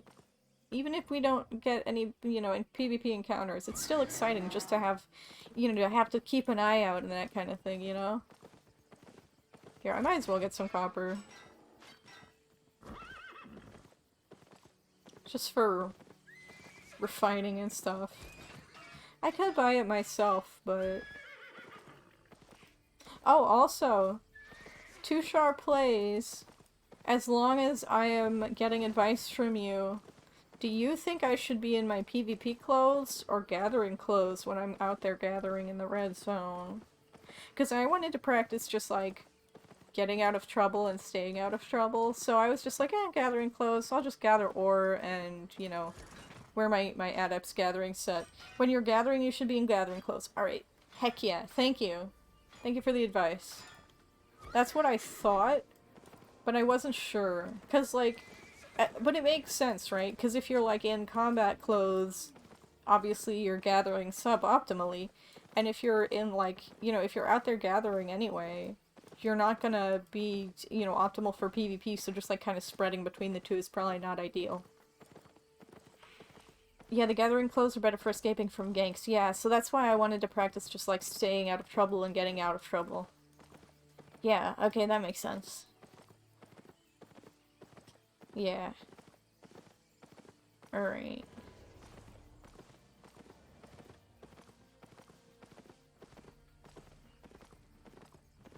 I can't wait to get to the point where I'm actually, like, doing, like I already said, I, like, just said this, but I can't wait to get to the point where I'm actually, like, seeking out PvP encounters. You know, especially, like, ganking people. Oh, I can't wait for my first gank. Babby's first gank. That's gonna be fun. Alright, so you said which cape was it? I'll look back at chat. Hold on, let me just put away some of these nice things. Some of these nice things. So is Fort Sterling Cape? Yeah, Fort Sterling Cape, okay. Let's grab one of these. Alright, let's see, armor, would it be under armor, cape, no, accessories, cape. Sterling? Do we... Adept's Fort Sterling Crest. So is this... Can be used to upgrade a cape. Okay, wait, but I need that, right? Do I need to craft it on my own, or... Hold on. Or no, this is just the cheapest one. Alright, here we go. Adept's Fort Sterling Cape. Okay, here, we'll just, cape. No. Adept's Fort Whoa! That's pretty expensive. How expensive is it to make? Can I just make my own? Is it really expensive to make? Or should I buy one? I'm going to reference chat if they think I should buy one or make my own. I can make your own? Okay. Or I can make my own, rather. Yeah, and then I do, however... This is your entire bank. Yeah, pretty much. Pretty much. Well, no, well, this is... You know what you're talking about. Oh, like all of my silver? Kind of. I have a lot of unsold stuff that's worth about $1 million, so... but I know that's not much still. But yeah. So, what was it like? Sterling. Where was the crest that they gave? Adept's Fort Sterling crest. Let me buy one of these. And we'll try to craft one. Made a profit? And you know what? If I'm not able to craft one, like I don't have the right mats or whatever, which I probably don't, we'll probably have to go harvesting or buy some mats. But, like, worst case scenario, we sell some other shit and buy the whole cape. So, let's see, what do we have a little tiny bit of, yeah, we don't have that much leather. Let me just see what the recipe takes real quick. Because I'm guessing it's just leather, cotton, money, and the crest, but I'm not sure. Maybe it takes... Before I go into red zone, I need to make some money. Oh, just like, so that I can afford backup armor? Is that what you're saying? Because, yeah, I agree, but... Yeah, okay. Yeah, I spent a lot of money recently, but, yeah, we can list some stuff on the market. So here, let me look. Okay, just to check the recipe, I'm going over here, even though the price is absurd. Yeah, we're just checking the recipe. So, Fort Sterling Cape. Oh, so we just need a cape.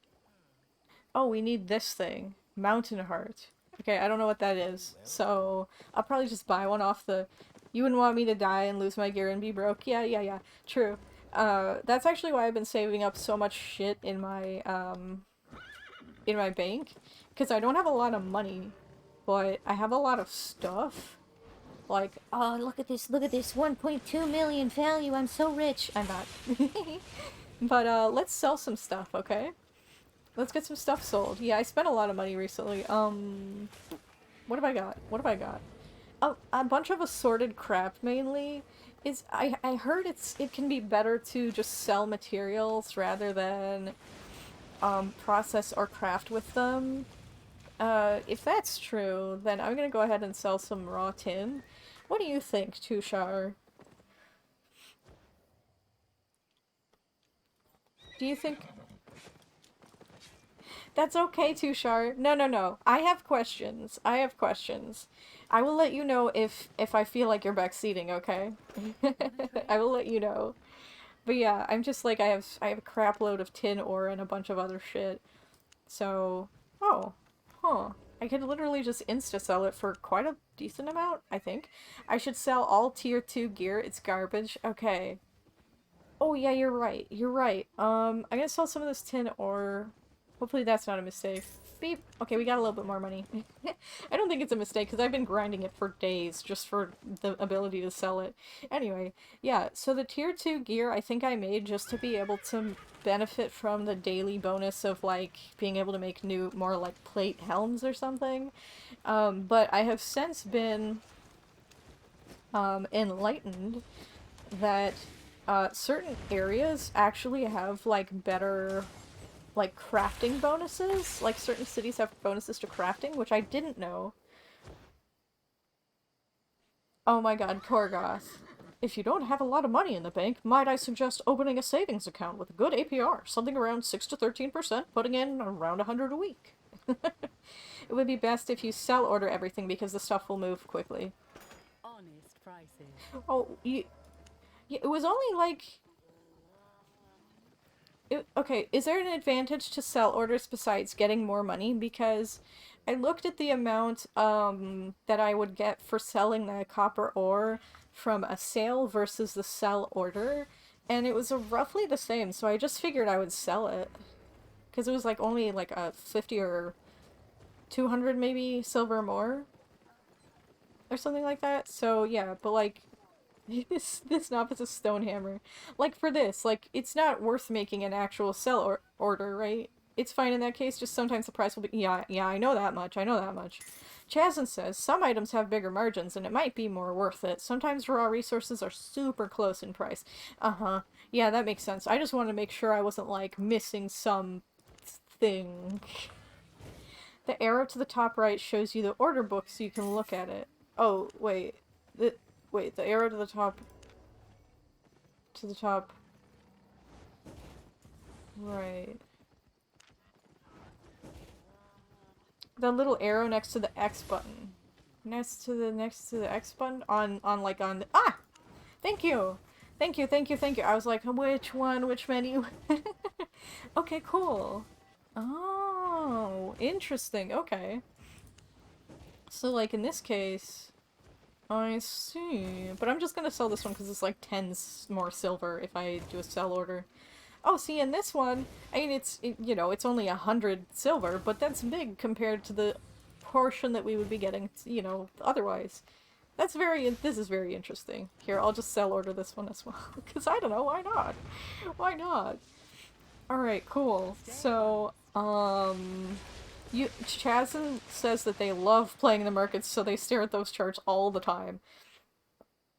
Economy is my favorite parts of MMOs and online games in general. And that's kind of what drew me to Albion, was all of the player-driven shit. Anyway, but so tier 3 armor, so today there's a bonus on crafting plate helms, and I was wondering, or I was thinking that I would wait to sell most of my plate helms. Or I guess that's not a plate, but like, you know, these plate helms, I was gonna wait until the bonus was gone, and because I imagine that with there being a bonus to crafting plate helms, everyone is crafting and selling them, and the supply is super high, right? So I think probably I would just wait for them to become more valuable. I don't know if that will happen, but that was the idea that I had. See, I don't need this green skinning knife anymore, I don't think. A bunch of other shit that I don't need. Oh hey, rough stone. That stuff is like surprisingly money giving you money. Yeah, that'll happen, says 2Sharp Plays. Okay, good. Yeah, see, I figured, because that's, you know, that's just supply and demand, but yeah, I was hoping so, And then, let's see, do I have a lot of... Yeah, I have a shitload of green logs.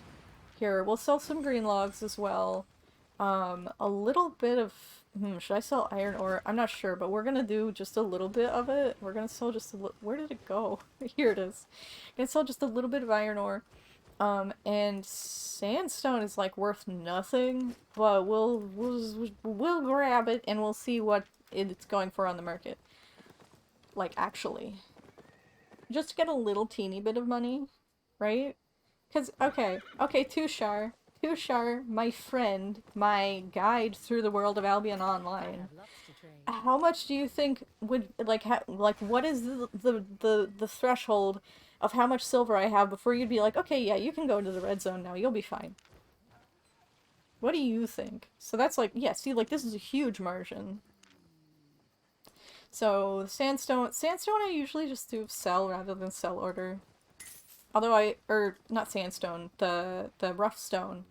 But I can, yeah, see, like, this is virtually the same, but I'll make a sell order anyway. But, yeah, if you can afford to lose your set at least 5 times, you're ready to go. Okay, cool. 5 times, okay. Let me see how much my set costs, roughly. Or wait, can I buy a loadout? Can I search on the market for a loadout? Oh, that would be so cool if I could. I'm sure I can. Anyway, so, well, this is my mining set, so let's see, what is this? Just like, we'll just round up. We'll say 2,000, 3,000, 4,000. That's not rounding up, but, you know, 4,000. 7,000 if we're rounding up, kind of. That is really... Wait, that's really expensive. I didn't... What? That's really expensive. So, okay, so that's like 12,000. 14... Oh, right, because we were gonna get something else, but we can't afford it yet. Or wait, but if we have that cape, that would be a lot more. So maybe I'll just keep the miner's backpack for now? Or like a regular cape? Anyway, so that's like, what do we, like 14, we'll just go with 15,000, how about? Oh, and the horse! The horse! So that's like, how much was that, 25,000? So that's like 40,000. Also, hover your mouse over where it says estimated market value in your inventory. Okay. It's estimated with average trade numbers from the Royal Continent marketplaces. Prices may vary in different locations. Yeah, I knew that much. I was just... Oh, in your, oh, in here, here, here, here, here. Oh, oh, hover it. Wait. Oh, this one. God damn it. Oh, so it'll just tell you the value of your equipment. That is fantastic. I love that. All right, thank you, thank you, thank you. So it's yeah, like 40K-ish. So, well, in that case, here's what we're gonna do, guys, is we're gonna buy one of those fancy, fancy, fancy capes. Sterling, and then we're not gonna go to the red zone with it. We're just gonna farm. How about in the regular zone? Also, should I spend, so this one is outstanding quality. This one's good quality. So what does this do? I do a, what's the passive though? What's the passive on this? I don't need it. I don't need the cape right now. Okay. Got everything? Okay. So why don't we just go farming? We could go farming in yellow zone. Like we've been doing all day. I'd be happy to do that. But so that's what? So that's like 5, so 200K is where we want to be before heading into, you know what? It's only useful in the PvP areas. Oh, okay. Okay. What does it do? Oh, I thought, for some reason I thought it had a gathering passive, but the passive, okay, the passive is unrelated to, it blocks the first CC that hits you so you avoid gankers. Okay, okay, okay. That makes sense. Thank you. Thank you, Tushar. Alright, so, let's get rid of these Journeyman's Mercenary shoes. And Mercenary hood. And I'll get rid of just some, like, I don't need to save fish, right? I can just sell that shit. I used to do a lot of fishing. I don't do a lot of it anymore, but I still do a bit. Anyway, let's go ahead and sell some more iron ore. And just try to get like 200K. Alright, striped carp. It's 5K. Yeah, that's nice. Item quality increases the item power of gear. I think it's like 20 item power per quality above normal. Tushar says, if it's money you're after, I would say do dungeons in red zone. Is that just like to get silver? Because I mean, I'm not against that, but I also wonder, like, is it more, okay, is it what's the best way to earn money, like, not right now, but like overall, is playing the market better? Like, is gathering and just like getting like valuable items and stuff, is it good for earning money? Or do you want to just like grind mobs that drop money specifically? Because I'm wondering if, like, when you say dungeons, is that because the mobs drop money, or do they drop valuable items? I guess. Oh god, I have so many questions. So many. So many fucking questions. Alright, I'll just sell these instantly. That's like nothing. When you're starting, you don't have premium. You want to do dungeons for the chests. I have premium. I'm raising my hand, but you can't tell, but I have premium. I do have it. I bought, like, 30 days of it because I was like, you know what, if I'm gonna be farming in this game, I'm gonna, like, be really pissed off if I farm for forever and then I finally get premium and, you know, I'm like, ah, oh, shit, I wasted so much time not having premium, you know, so I ended up putting a little money into it. Yeah.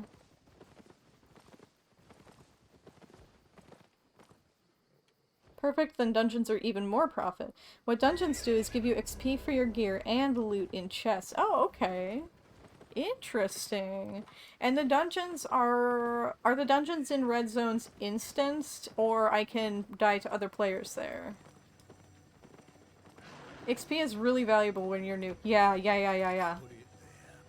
Premium is expensive for new players now, almost 17 million a month. Yeah, I noticed that. I was hoping to grind for my next month of premium rather than spend money, but I don't know how realistic that is. You go in the dungeon, you wait 90 seconds at the entrance, then the dungeon is closed and no one else can enter. Oh, really? Okay. So I should put my combat clothes on and we should go do that, is what you're saying. Or... do I want to do that? Or do I want to just farm? I can't decide.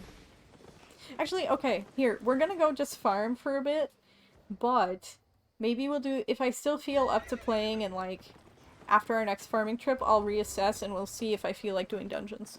But for now, I just want to farm again in the yellow zones. So we'll chat a bit. We'll chat a bit while I farm more. Alright.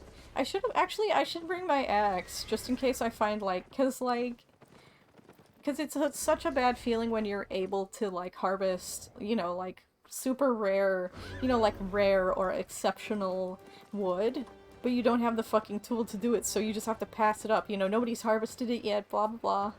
Farming is a great way of making money too, it just takes time to really get going in terms of making money. Yeah, that makes sense. I have like level 30 farming or something, I don't know if that's good, because like, I have a hard time believing that it is any good, because I'm still so new to the game. But like, I have a super high level of farming for some reason. Oh really, Chaz? And that sounds like a lot of fucking money. As you guys can probably tell, I really enjoy harvesting, so that's one reason why I've been doing that, is just to get XP in harvesting. But I do also know, doesn't harvesting in red zones, doesn't it give you like an XP bonus? Or like any activity in red zones, don't you benefit from an XP bonus? Or is that just reputation? Or something like that? I do not know.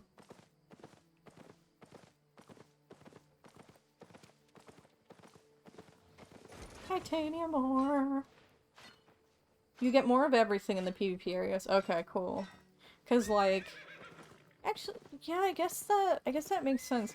Cause I don't know, I haven't noticed like additional XP from the like red zone compared to the yellow zone, or even the yellow zone compared to the blue. But I'm guessing like it's a bigger, like a steeper difference between like blue and black or whatever. The game's just more risk, more reward, and I love that. I think that's very neat. I think that sounds very fun, and that I'll really enjoy this game. That's what I'm hoping, anyhow. Alright.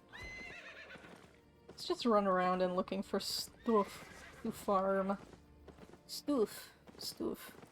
Farm and level our harvesting, and just kind of chat and chill. Chat and chillin'. Stuff. Chat, chill, chop. You'll only see the highest tier resources in the black zones. Yeah, I know that much. I even like in the red zones, like the highest tier I can harvest right now is in the red zone. But it's like so slow to harvest that I don't know if it's worth doing it until I get to the next tier of pickaxe. I do not know if it's more efficient to like harvest, you know, like titanium and iron to level up yet. Because, like even titanium, it's not that slow for me to harvest now. I'm pretty quick at it now. You know? So, I'm uncertain if I should just go with these. Oh, come on. Come on. Oh, I just fucking missed it. Okay, cool. Amazing. There we go. But yeah. I'm not at the point where I can even try to harvest the highest tier stuff yet, I don't think. Or can I? I know I cannot harvest, like, uncommon versions of the next tier resource. The, whatever it's called. The, like, gold, orange colored resource of, ore. Gold, orange colored ore. Whereas, like, titanium even, like, I can harvest the, like, uncommon titanium. You know, uncommon and above a titanium.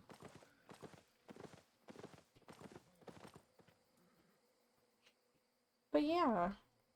Let's see. Let's head over here this way.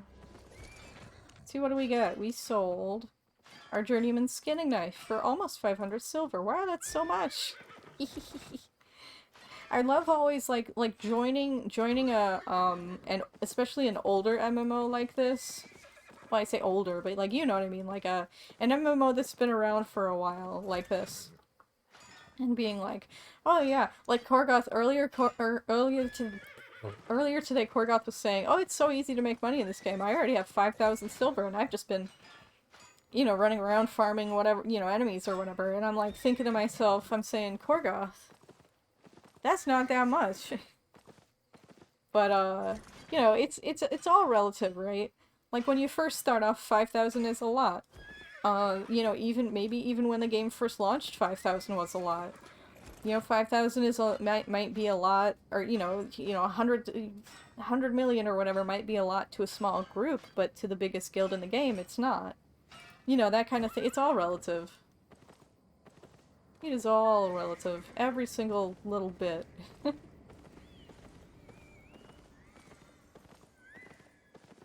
Alright.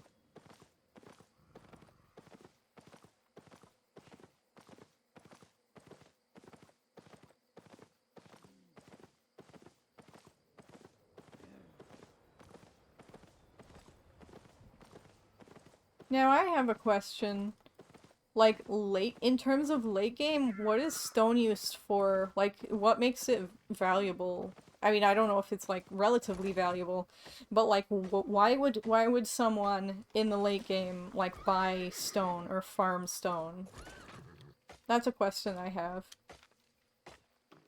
Crafting houses on islands? Oh, okay. See, that feels to me like the value on that would fall off really hard. Because, like, that's not a, like, you don't need to, like, constantly do that, right? Because, like, stone is the worst to gather right now. Yeah, that's kind of what I figured. And that's why I'm not gathering it. Because it does seem like the demand would, like, if it's not, like, a constant demand that is, like, always going... I mean, obviously people are always, like, making new houses or whatever, but, like, for a single active player, once you build your house, you're done, right? So yeah, so that makes sense to me that it wouldn't be as valuable. And obviously, like, on the other hand, then not as many people are gonna gather it, but, like, it's still, still probably a matter of there's more than people need relative to the other, harvesting professions. See, now I would think among like leather, fiber, ooh, exceptional cedar, I can't actually harvest that. I wish I could. But among like ore, wood, leather, and fiber, is there like a breakaway winner of like, this is the most profitable to harvest? And I'm not asking this because I want to become rich, I promise. I've been really enjoying, ore and kind of stone, kind of wood to a slightly lesser degree. But, like, it's only just because, like, I'm doing a lot of it because I'm high-ish level at it already. Like, high level relative to the other ones. I do like skinning as well, but yeah. Leather is the best, but also the most risky. Right, cause you have to fight enemies, which, like, can, could be I could see that being a problem in several ways. Like, first of all, it could reveal your position. Second of all, you're gonna be, potentially damaged or wasting cooldowns on those critters. And, yeah, there's just a lot of ways I could see that being problematic. Hold on a second, guys.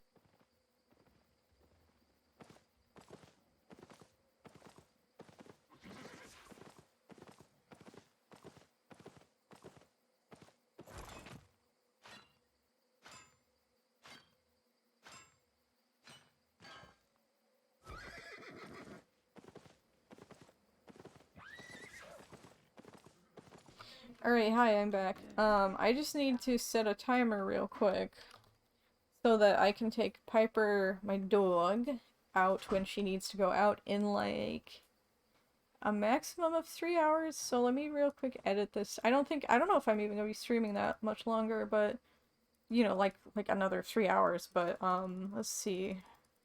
Do, like, 2.6-ish hours.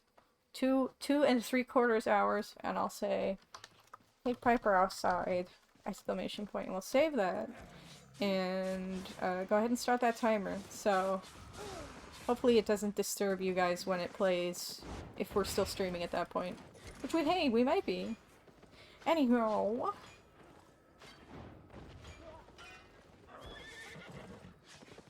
Yeah, so what were we talking about?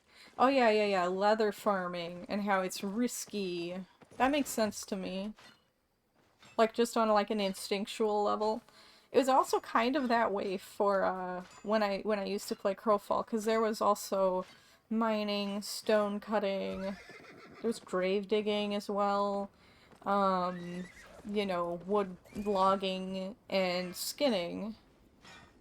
And, yeah, skinning was what I did. But the main disadvantages to being a skinner in Crowfall were, first of all, your armor took so much fucking damage, and you just had to craft— there was no armor repairing in Crowfall, but armor also didn't drop on death, so that's how they, you know, got armor out of the economy. But yeah, so you constantly needed new armor, either that or, and this is what most people did instead, at least in my guild, you needed somebody to fight the monsters for you, because your armor would get Dura loss while you were in combat. And you wanted, like, crafting gear, and you know, if you wanted to make the best crafting gear for the best crafting, it took a lot of mats, and it was just a pain in the ass. But I prefer solo harvesting, so the shitty thing was, like, to harvest efficiently, I had to do, like, all of this shit that I didn't want to do. But I didn't end up doing it. I just harvested inefficiently. But there were some pairs, or, like, some sets of harvesting armor that, our crafters did not want me to use unless I had a partner to take mob aggro from me, so that it didn't take Dura loss. Which, like, I understand. I'm not mad at them for that or anything like that. But it was a pain in the ass. Again, not their fault, just a game design thing, but, like, I hated that. I hated that. But the other, like, shitty part about doing skinning relative to the other harvesting jobs in that game was, there was, like, this, like, material that was needed for all crafting that came from all harvesting jobs. Except leather, kind of. Because, like, so it was this, you know, it's just a basic reagent, and you got it whenever you were harvesting logs, or, you know, stone or ore. But because it came as a drop from mobs, like, you got one per mob, whereas you would get, like, you know, like half a dozen if you were really bad at crafting from a single or if you were really bad at harvesting from a single harvesting node. But for skinning, you literally just got one reagent per, you know, like, node, essentially, with each mob being a node. And it was the worst thing ever, because, like, we never had any reagents to do our own, like, simple crafting and that kind of thing. But the guild I was in was very generous, and everyone also, you know, all the other harvesters or crafters always had spare reagents that they were willing to give to the skinners, because we have the worst job. I still really loved it, though. Like, I wouldn't have quit skinning. I didn't quit skinning until the game went offline, but, you know, I enjoyed it. It was definitely probably, like, in a lot of ways, the worst harvesting discipline in that game. But, yeah, it was my favorite for some reason. But, like, the character I was doing skinning on was just, like, my roaming character. It was a, you know, combination harvester and ganker and, you know, outpost fighter. It was just my character that I did everything except siege on, because, like, with siege, just out of respect for my guildmates, I wanted to have a character that was actually useful. But because of the, like, sheer amount, and, like, I got way less loot drops on harvesting than my guildmates, because they had characters who were more efficient at it. But, like, and they did group harvesting, which was way more efficient as well. And I mostly did solo. But, like, I did so much harvesting that nobody really griped about it. Because, like, I was still producing a shitload of hides. Because, you know, even though I wasn't spending my time efficiently, I was spending so much time doing it, because it was fun to me that way. And yeah, yeah, I just had good times with that game. I did, sometimes... some of my more fun, you know, times playing that game, actually. Yeah, it was fun, Tushar. I'm sad that the game isn't up anymore, but there was no keeping it up. It was acquired by, a new publisher, or like a different, ooh, exceptional. It was acquired by a different publisher who essentially was like, we have no idea what the old dev team was doing with this, but it's garbage, and we need to take it offline so that we can fix it. Which, like, yeah, we all agree. The game was fucking garbage, and we're glad that someday it might come back in an improved form, hopefully. Although, even with the money that the new publisher says they are allegedly able to put into the game and the manpower and stuff, I don't know if it will ever come back, but I hope it does. But anyway, yeah, it was a mess, but I had so much fun with it.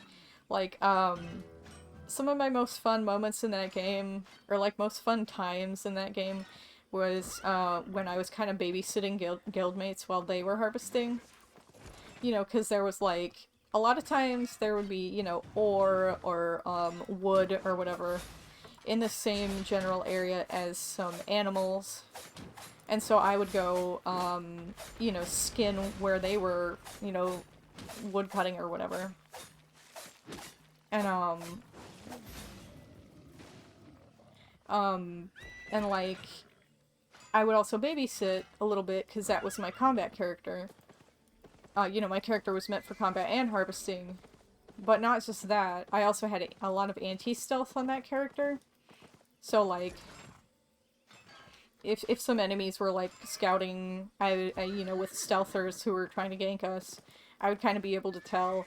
I also had a lot of CC, and I could run really fucking fast. So if they, typically, like, either if they had stealthers, they would keep the loot on them, and I would try to keep people occupied while they ran away in stealth. Or they would, you know, drop off a bunch of resources on me and have me do runs to the nearest bank. Because I was so fucking fast that a lot of times, gankers just, like, couldn't fucking catch me. Those were some of my most fun times in that game, were just, like... It feels good in a game like this to be useful to your group, however, you know, however that ends up being. You know, in my case, a lot of that was doing loot runs. But I loved that. I loved that. Because, oh my god, the class... You think I'll enjoy group content in Albion too? I think I will too, honestly. It sounds right up my alley. I just have never been able to do it because I've never had a group that I get along with, so... Having, like, the beginnings of a group who I do get along with, who wants to play a little bit here or there, feels really nice, and I'm just kind of, you know, I'm just doing my farming so that we can kind of have a little foundation, and I can get to know the game better, so... Dude, I have a shitload of value on me right now. Wow. That is some money. Money. I'm gonna go back and see if that titanium respawned yet. Or was that titanium? No, that was iron. Or wait, was it? I have no idea. Well, I'm gonna see if it respawned. Just head around that area. Because I think, don't the rarer, or like the higher tier materials take longer to respawn if I understand correctly. Yeah, see, like... Oh, hi. Iron ore. Yes, that is iron. Okay. This guy's looking to camp it too. I don't blame him. You play the game with some of your IRL friends who are new-ish. Okay, cool. That sounds like fun. I don't have many IRL friends who are like gamers that play the same stuff that I play. There's Figgies, my girlfriend, is thinking of popping into this game. Hopefully, I think it would be great if, like, she has any luck creating Albion content, because I know that's something that's really important to her right now, is she's working on her content creation. So hopefully there's people who would want to watch her do her thing in the Albion community. That would be great. Tushar says, if you want, we can invite you to our party when we were doing group dungeons and stuff. That's lovely! Well, lately I've been really low energy, so I'm mostly doing solo content, but hey, hit me up anytime, okay? And I'll let you know if I can or not. Because, you know, sometimes I just need, like, sometimes it's less social, like, less energy intensive for me to do solo stuff, even if I'm streaming it, you know?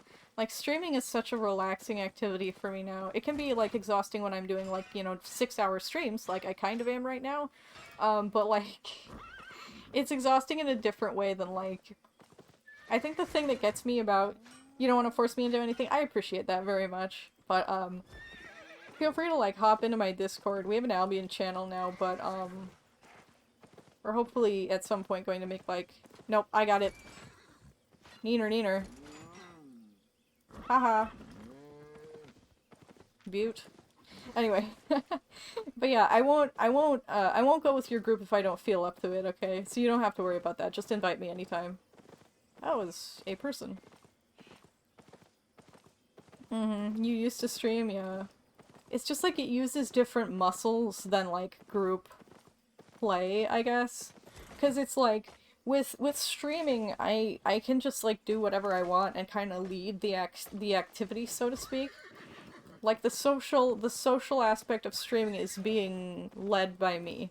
Whereas, like, if it's a bunch of people in a Discord call, even if I'm streaming in the Discord, you know, in a Discord server or whatever, not only is it more intimate because it's, like, usually fewer people, it's less public, but I also feel like it's less of a me-led activity, it's more of a community-led activity, which is something I only realized, like, somewhat recently, and I was like, oh, hey, we're over encumbered, we should go back.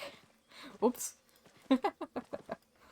Oh well. But, like, yeah, like, it's just different, and it exercises different muscles for sure. But, like, the thing about, like, group content, like, group activities for me, that makes it so exhausting for me is, like... Hold on a second.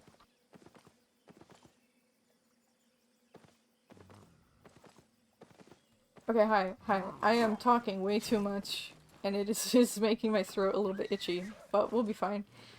I'll stop talking if I need to. But anyway, thing about group content for me is, like, I kind of, like, have this, like, self-imposed pressure that I feel that makes me anxious, where it's like, okay, I can't just, like, you know, like I said, it's a group activity, whereas, like, with streaming, I can, you know, kind of set the pace of that myself. With group content, it's like, I don't want to keep people waiting. I don't want to, you know, like, be tired and, you know, like, if I'm too tired to play well, I don't want to ruin somebody else's fun. You know, I want to be able to match other people's energy. The ox can carry more than the horse. You can stay out and gather more. Yeah. I remember that. I didn't realize I was getting over encumbered already. I just didn't notice. But yeah, we'll go get an ox, probably. Because that will make my farming more efficient as well. Because we won't have to go in and out as much. Brum, brum, brum. Those are the sounds of the horse hooves, obviously. Brum, brum. Alright. We can harvest a little bit more iron. We'll be fine. Alright, here we go. Yum.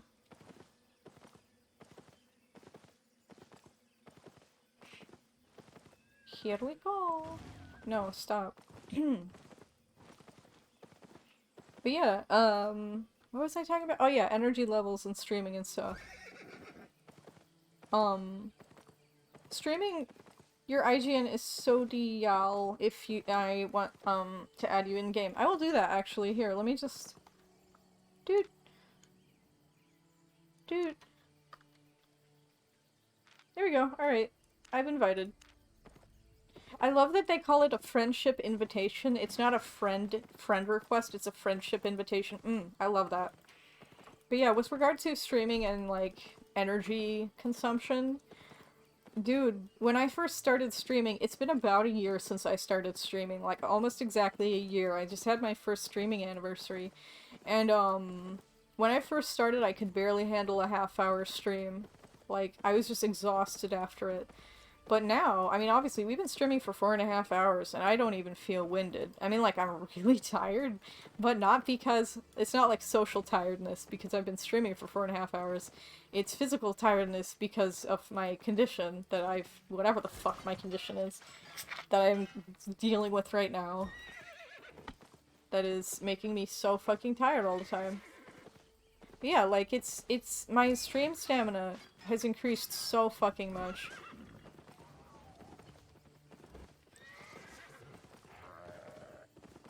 Look at that little ox. That's copper? I will take a little bit of copper. Like, as long as I've got, like... As long as I'm over here heading toward town, I may as well, right? Let's see, what do we get? We got 50 silver from selling a boot or whatever. Alright, oh my gosh. Ah. I just realized I have a cup full of mints next to me. I didn't put those there. I guess Mom did. Alright. Well, let's go to the bank first and then we'll go repair stuff. Don't worry about the group thing. You won't be spam inviting me. Good. But, like, let me know if you, like, just... I don't know, will I ever check my in-game messages? I don't fucking know. But, like, if you... I have a Discord server in my About section on Twitch. If you feel compelled to join that, you can DM me on Discord anytime or ping me in my server. But, yeah. Alright, let's repair shit. Repair all. Whoop. There we go. Get my horse. There we go. Hello, horse. Horse. Alright. Got it. Coffee is really exactly what I needed. Alright, let's find an ox as a mount. Journeyman's ox. Transport ox is even more expensive. So tier, should I even bother with like a higher tier ox? Let me see. What does it do? Oh, so the transport ox that... Hello, thank you for the follow,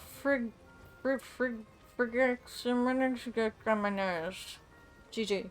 Hey, how's it going? Look at max load. Oh, okay. Max load is... Whoa, that is big. Hi, how's it going?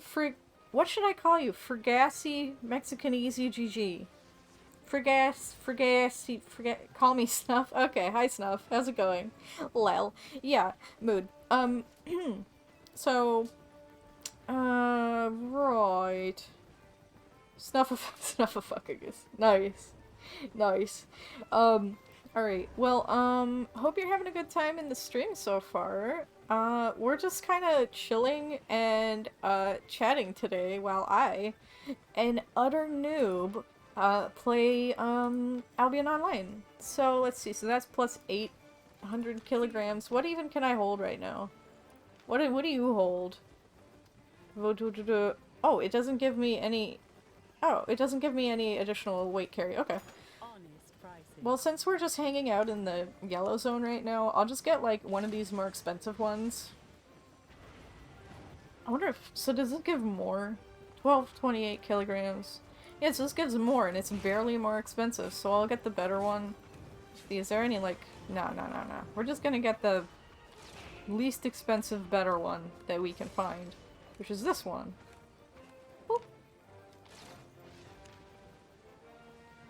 Stuff says you seem pretty smart, like lots of potential. What do you mean? Like, just in terms of, like, Albion in general? Come again. Because I don't have Albion experience, but I do have past experience with, sandbox PvP MMOs. Yeah? Okay. Well, thank you, I think. But also, I do hope, that I end up having a lot of fun with this game.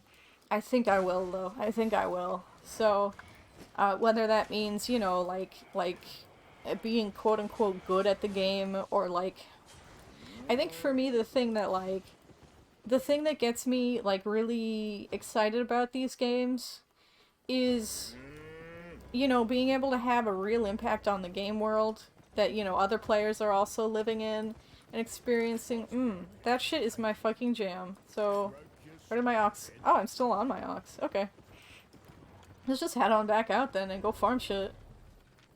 Go farm shit!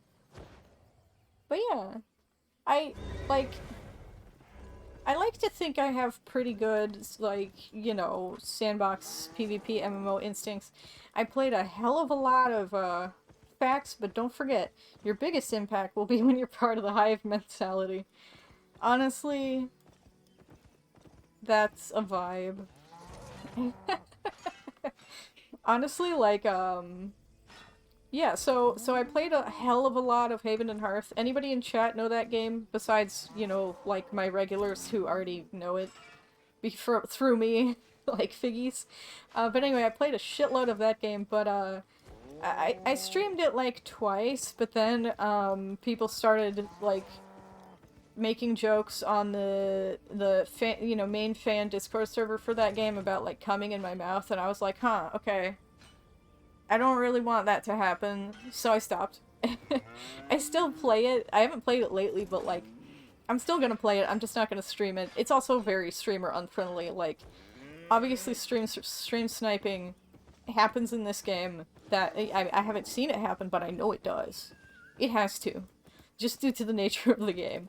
But like Haven is way more streamer unfriendly in the sense that like you're gonna be stream sniped by the top players in the game who are bored as fuck and want to, you know, kill people. And you're gonna lose everything you've ever earned in the game. Not just the shit you have on you, but like permadeath, your character's gonna fucking go away. You'll never be, you know, you'll lose your whole base, etc, etc. Snuff says you won't succeed in a group setting otherwise. A fantastic example is when you're in Zerg v Zerg and you're playing like an AoE DPS. You need to hold your E for tanks. Okay. Okay. No, yeah, I understand. Tanks clump. Okay, I was like, the fuck are you talking about, mate? No, tanks, yeah, for tanks clump. Yeah, that makes sense. But, like, the thing is, I don't want to, well, I mean, I wouldn't mind being part of, like, a bigger guild in this game, but I have had terrible, terrible luck for, like, years since I bought the game. When it was like in alpha or beta or something. I've had terrible luck finding a guild that I get along well with. So I'm just wanting to play with a smaller group, and yeah, I know I'm not going to be able to participate in large-scale PvP content. I'm not going to be able to compete, but I don't care. I think there's probably fun, and I don't know, but I think there's fun to be had in this game, even if you can't participate in the ZBZ. That's my only chance, is to be in a big group. Yeah, we'll see. Tushar says ZBZ is overrated. See, like, that's the thing is, obviously, being part of a huge group, or the best, you know, a good, huge, active, hardcore group, is gonna be my only chance to be a top player. But I don't want to be a top player. I want to just experience the game on the scale that I can experience it, that, in the way that I want to experience it, which I think is probably sustainable. It's the same in small scale? Like arenas? Oh yeah, well I mean like, I'm just talking about like, I don't think I have to be part of a huge group is what I'm saying, to enjoy the game. And I'm saying that from a place of ignorance, I have no idea. But I'm enjoying it already, and I'm like completely solo at the moment. I got a guild tag, but that's just a guild that I made yesterday for my small group of friends who are gonna play with me, so. But yeah, no, I think like, the hive mentality is special. Oh, I see. Okay, so you're talking about the hive mentality. No, yeah. That totally makes sense to me.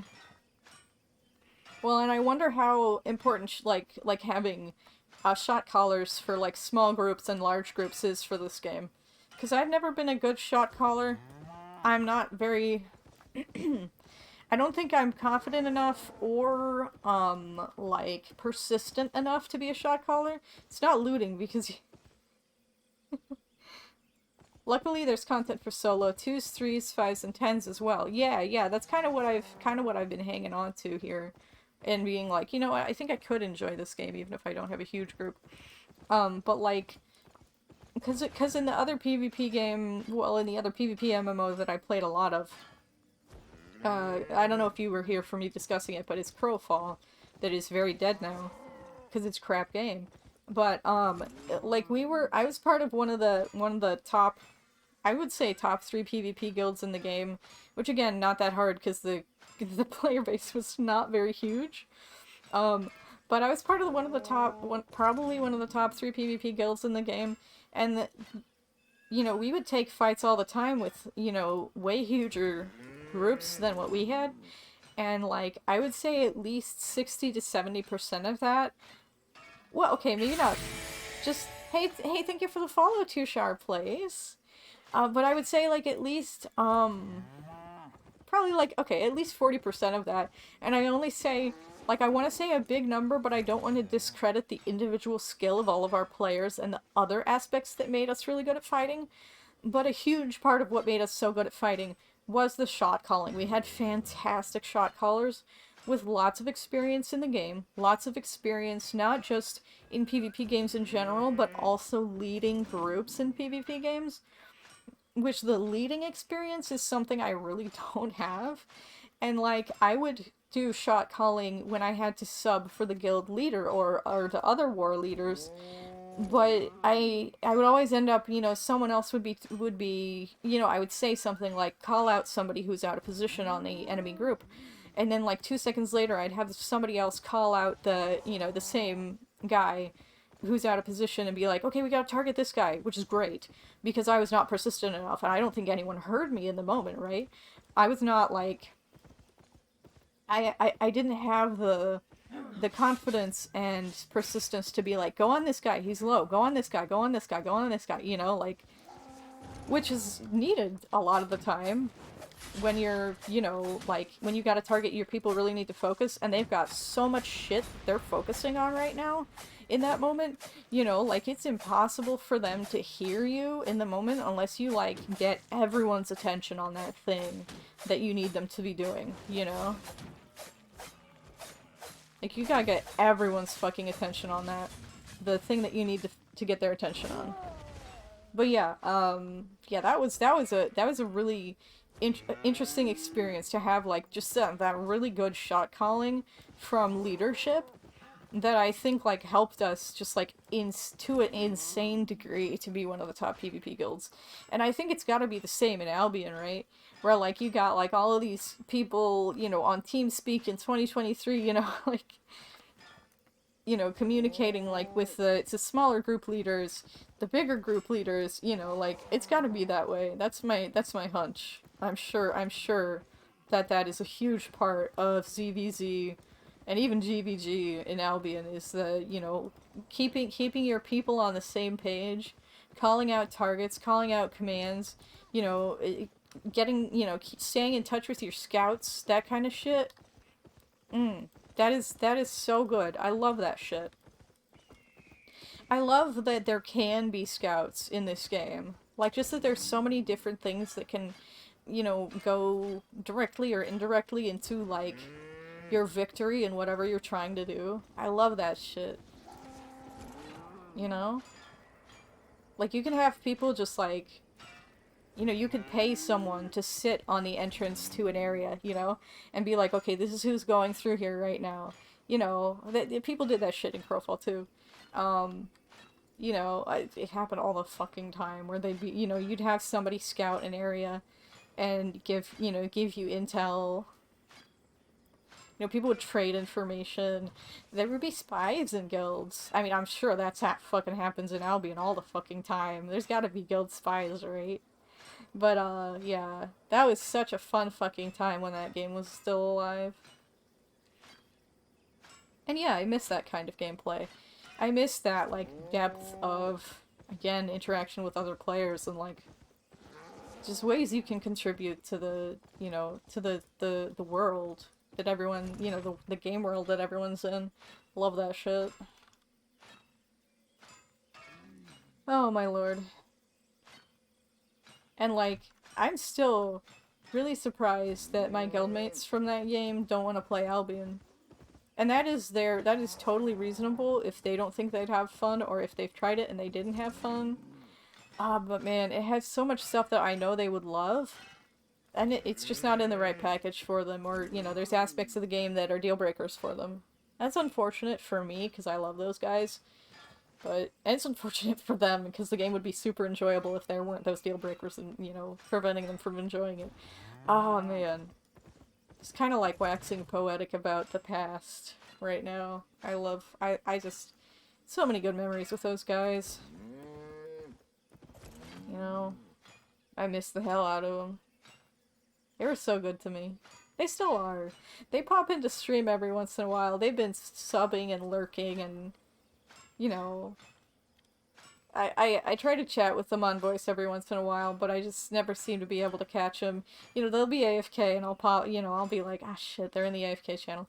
Although now that I gave myself the role to view their WoW channels, which they're always in.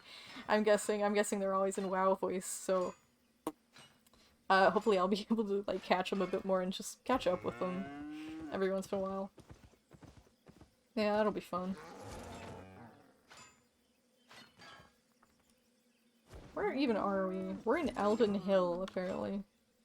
Dude, we have like so much ore, and we're only at like 6% weight capacity. That is nutty. That is so much ore that we can carry. I love that. What did we win? Or, not win. We got some money. We got like 7k from selling some shit. Very nice, very nice. Moo! Hell yeah. Move for me, cow. Something like that, I don't know. Jump in the stream, I'm saying weird shit about cows. Alright, bye! I don't know, man. Ah, man, I'm so glad I had that coffee. I finally have energy again. I need to keep up with this soda drinking so that it doesn't go away too fast.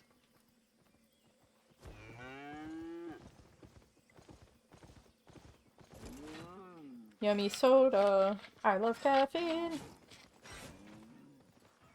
Yes, I do. I love caffeine.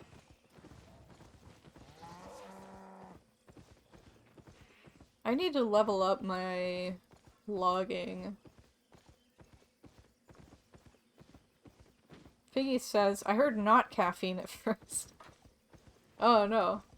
Wait, what did you hear? What did you hear? Now I'm curious. Or did you just hear literally not caffeine? What did you hear? I need to know. Is it Twitch safe? You're gonna message it to me? Okay. Oh. Wait, did you pass by? Did you pass by Snuff? I didn't see you. I didn't notice. That happened to me with Ari earlier. One of my friends, Ari, passed by and was like, hey. Oh, it was good talking with you too, Snuff. You heading off for the day? Actually, no. Oh, you're gonna stay? Alright, cool. Well, I hope you're having a good time. It's nice to have you here. It's nice to have everybody here, to be honest. Having a good time. Based, says Figgies. You were about to go play Albion, but then you realized.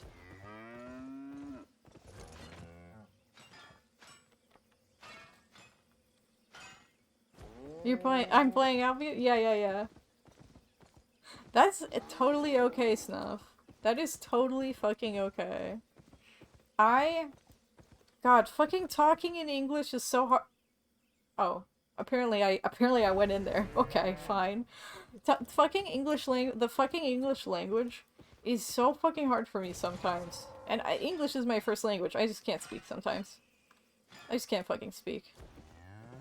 Sometimes it's worse than typing. Like, I get typos, obviously. Everybody gets typos, right? Everybody gets typos. Also, oh my god, Figgies.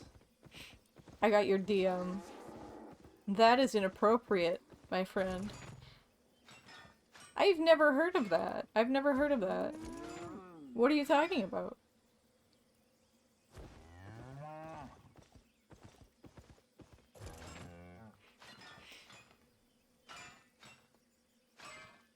I always wonder, like, when people talk to me on stream about stuff I don't know about, I'm like, huh, is this gonna be one of those situations like with Mike Tyson's asshole, where, you know, like, oh, they're orange. You have- oh, I've entered an unrestricted PvP- no, no I didn't.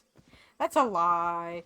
But like, you know, like where people are have been trying to like get, you know, VTubers who don't speak English very well to say, you know, like they'll make their YouTube username Mike Tyson's asshole. And then, you know, they'll make a donation and then to make the VTubers to try and make them say Mike Tyson's asshole on stream. I always wonder, like, when people talk to me about stuff I don't know about, I'm like, huh, is this a Mike Tyson's asshole situation? That's what I wonder sometimes. It always makes me a little nervous. You know?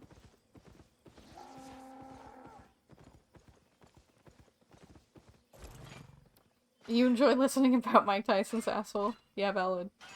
See, it doesn't work, because I've already said Mike Tyson's asshole. I'm not pure and professional enough to not say that term. So you make me say it, it's just like, I'll just do it anyway. It's the payoff isn't the same. It's not the same thing.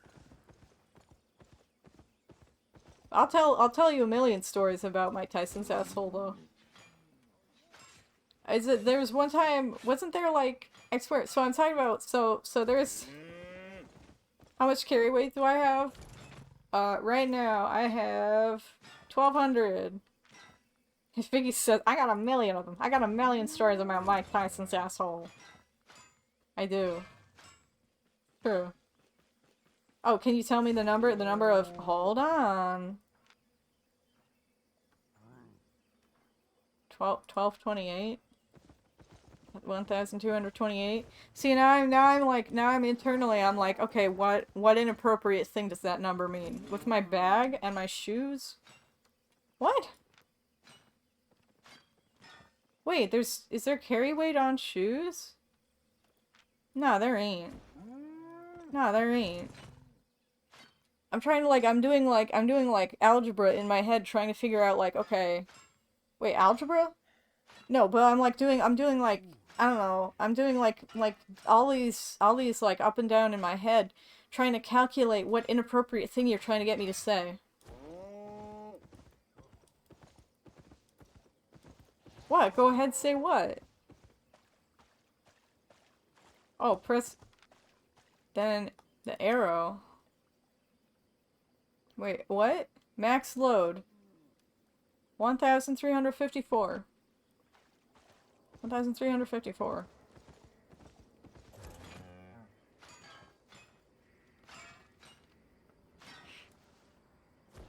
And I'm at 12%. Okay.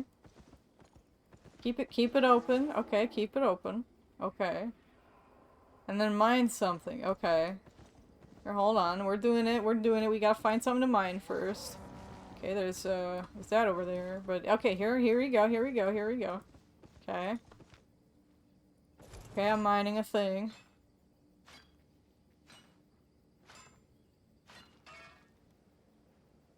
I got a gathering tome. Oh, a lucky drop. Oh, nice. Wait, no, that's nice. Okay, so I need to calculate 12%. Oh, okay. See, now I'm like, I was convinced that you were trying to get me to say something inappropriate, but now I'm convinced that you're just letting me think that to tease me. That's what I think. That's what I think, is that you're just teasing me by making me think that you're trying to make me say something inappropriate. Well, that's not gonna work on me. I'm gonna say all the inappropriate stuff anyway. Tits, balls, Mike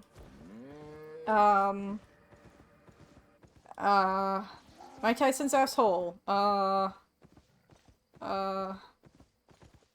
nipples. Yeah, there you go. It's like nipples but French. Wait, is that... wait. Can I say that? That's it. Getting me mallet. You can get your mallet all you want, Korgoth. You can smash whatever you want, Winkle.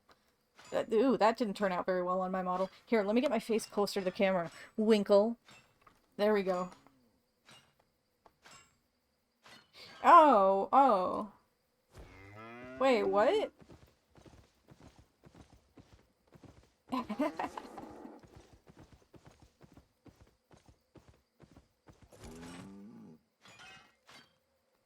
let's go ahead and keep mining some ore and stuff, though. Hey, Korgoth, if you got that mallet, why don't you help me mine some ore? It's, you know, some mining and stuff with a hammer. Except you need a pickaxe, so I guess it doesn't count. Is a pickaxe also a hammer? Or is it an axe? What would that qualify as? Like, you know, like... Or is it just its own thing? A pickaxe is neither an axe nor a hammer. Is that how it goes? Is it neither an axe nor a hammer? It's its own thing.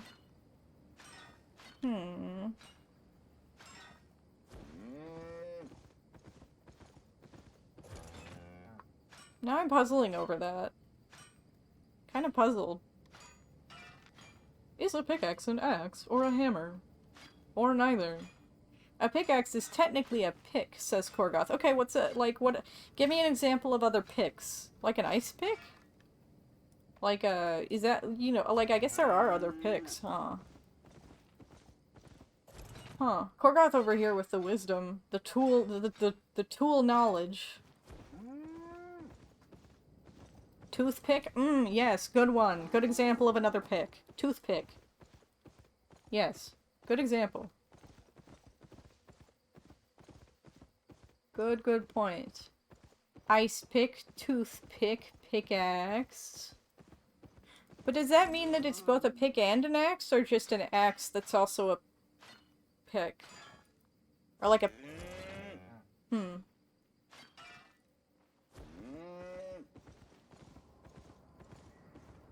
Pick an axe? I don't even have any. I only have one. How would I pick an axe if I only have one? I'm sorry you guys had to suffer through that joke. Nah, no, I'm not. What am I talking about?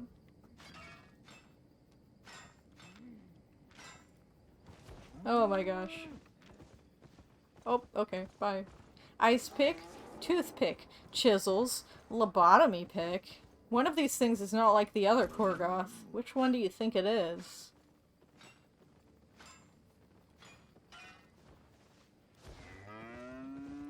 Dude, did you know that some lobotomies are still practiced? Like some people with epilepsy get partial lobotomies to... it's only used in, like, extreme cases. Chisels. Korgoth says chisels is the one that's not like the other. Fair. But, like some people with epilepsy, get partial lobotomies to try and essentially, like, remove the part of the brain that causes the, seizure activity. It's only used, as far as I know, in, like, extreme cases, like, where you're having seizures every day, or where it's, like, you know, a danger to your physical safety, or both. Because for those who don't know, I have epilepsy. It's not, like, an everyday thing. In fact, I hadn't had a seizure in, like, 5 or 6 years until a couple months ago, and then I had one, but it's almost definitely due to a new medication I was taking, which I'm not on anymore. So I should theoretically go another 5 or 6 years, or, you know, what, until the next time that something changes for, you know, in a bad way or whatever with my, condition. But I feel very lucky. Like, I don't feel lucky to have epilepsy, but, like, relative to other people with epilepsy, I am extremely lucky. Because a lot of people have it, and they just, like, are either completely disabled, or depressed to the point of, like, it being a danger to their physical health, or, you know, their epilepsy can be so bad that it is seizures every month, or week, or day, even. Like, some people have multiple seizures every day. And it's at different intensities for everyone, too. Like, I have the big dramatic kind, where I lose roughly an hour, you know, around the spot that I have the seizure. I just don't remember it. I lose my memory. But also, like, I cannot move during the seizure. I can't, it's pretty scary. But, like, And I don't remember it, so I don't know if it's scary. But everyone else who's there when it happens, if anyone is there, it's scary for them.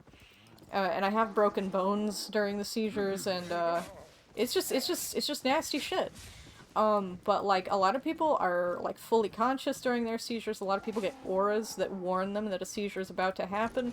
When I say auras, it literally just means that they get a feeling that is a pattern. Either they get a feeling that something bad's about to happen, or they hear a certain sound. You know, so people get different warning signs for seizures. I do not get auras, so I am not able to, like lie down in bed or find a safe spot to lie down before a seizure, which is why I generally get injured when it happens because I'm just falling on the fucking floor or whatever.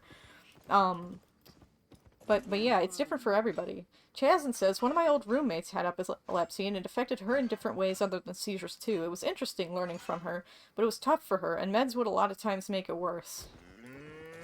The thing about, like, seizure meds is that we still don't really know how to treat seizures, so the meds that we give people for epilepsy are just kind of like, hey, this works sometimes for some people, we don't know why, and it also does all this other shit.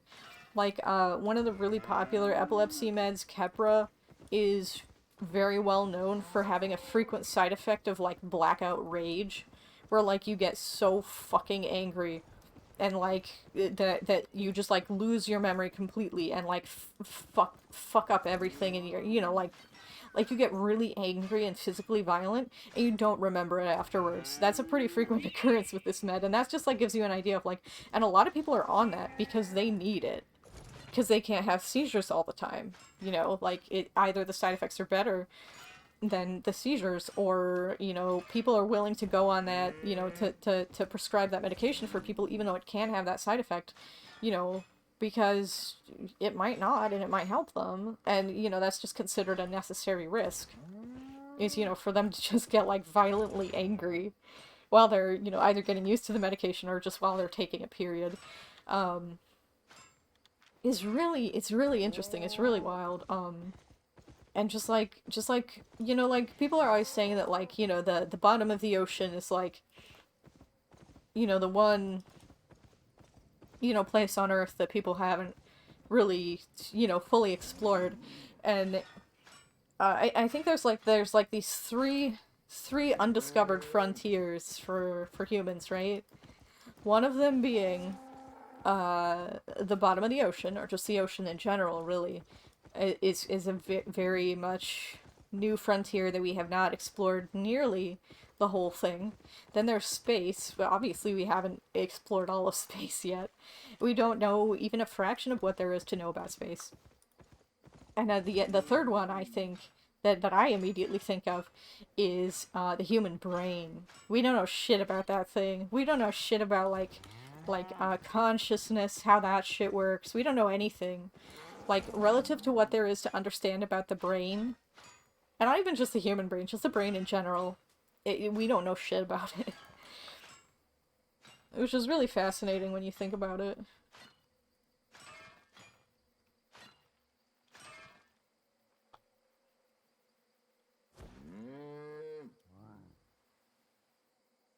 Alright, so keep looking for ore and stuff. But yeah, dude, medication is really, really wild. Just like medicine in general is really wild. Like I was talking about a little bit earlier, how like I was on this medication that aggravated my epilepsy, but I was actually on like a really high dose of it, and I'm not entirely sure if that was my psychiatrist that put me on that dose, or if I like misunderstood and accidentally took that dose and just like kind of hung out on that dose for a while. Because, like, as I do more research into it, I'm finding out that, like, that's, like, the highest possible dose that you can be put on safely. And for someone with epilepsy, like, I went to my neurologist after I had that seizure, and he was like, I don't want you on any more than 300 milligrams of this med. And I got put on, or, like, I was taking 450 milligrams, which is considerably more than my neurologist thought was safe for me to take. So it's just like, that kind of shit, like, medicine, chemicals can fuck you up. They can really fuck you up. And, like, I was on that for, like, 6 months, and I kind of wonder, like, how much has that contributed to my current condition of just being tired all the time? But at the same time, like, I don't think that was it. Because, oh man, I really wish I could harvest that. But I don't think that was the whole, like, picture, because, like...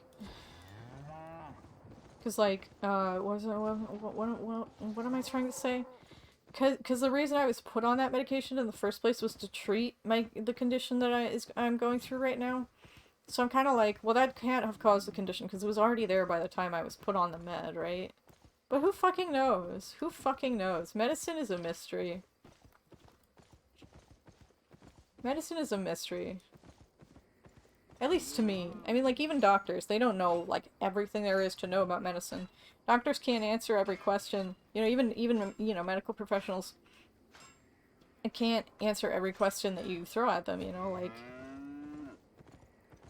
like, you know, nobody knows what's fucking wrong with me. I've gotten to see, like, a lot of doctors. But I think I am slowly getting better. Like, people, like, it's hard for me to see the difference between, like, you know, me, you know, 6 months ago and me today, because I'm, like, in the middle of it. I'm experiencing it right now, and it's hard for me to say, like, oh yeah, I'm getting better, because I don't feel better. I just feel bad. But, like, that, like, relative to how I used to feel, based on what other people have said about how my behavior is and, like, how I look to them. And I do think that's an important resource for me, because, like, again, I need distance from it to really be able to tell, which is distance that I don't have. But, like, yeah, so I do think I am getting slightly better. But yeah, it's hard to really be able to see that without that distance, right? You know, because, like, when you're still feeling like shit, it's hard to say, oh, I feel better than I used to feel, because all you're focused on is how shitty you feel. But yeah. Alright. Let's get this cow going over this direction. And do some cow stuff over here. What kind of things do you think cows do? Okay. So, like, when I'm talking to my dog, which I talk to my dog all the time. Hey, you know what? Do you guys, like, any of you who have dogs, do you talk to your dog while you're walking them? Because I think my neighbors might think I'm crazy, because I talk to my dog constantly, like, while we're on a walk. And other people, like, I don't see other people talk to their dogs while they're walking them outside in the neighborhood, you know? I'm like, do people just think I'm, like, crazy that I talk to my dog? Because, like, I don't understand how they don't do it. Like, how do they not talk to their dog the whole time they're walking them? Because dogs are just precious babies. They're just precious little babies. No, stop. Stop being such a big ol' slab of rock. Stop that. I don't even know what I'm activating right now.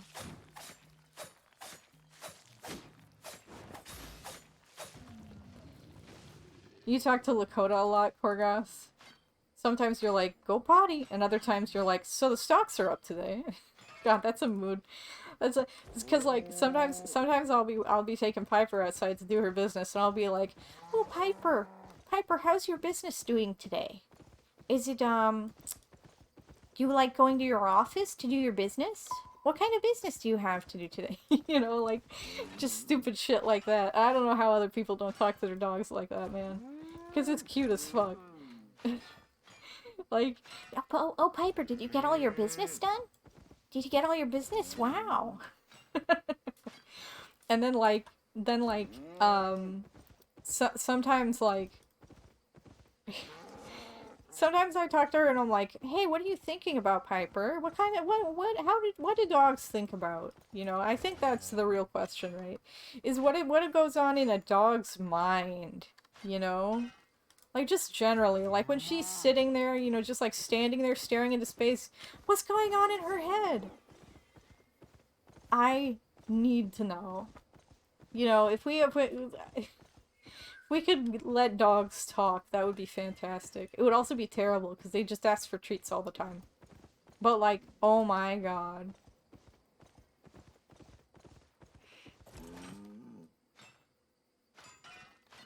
There's this Reddit thread once that was like, if you could, like, talk to your dog and have them understand you for one day, what would you tell them? You know, like, have them understand, like, complex English, right?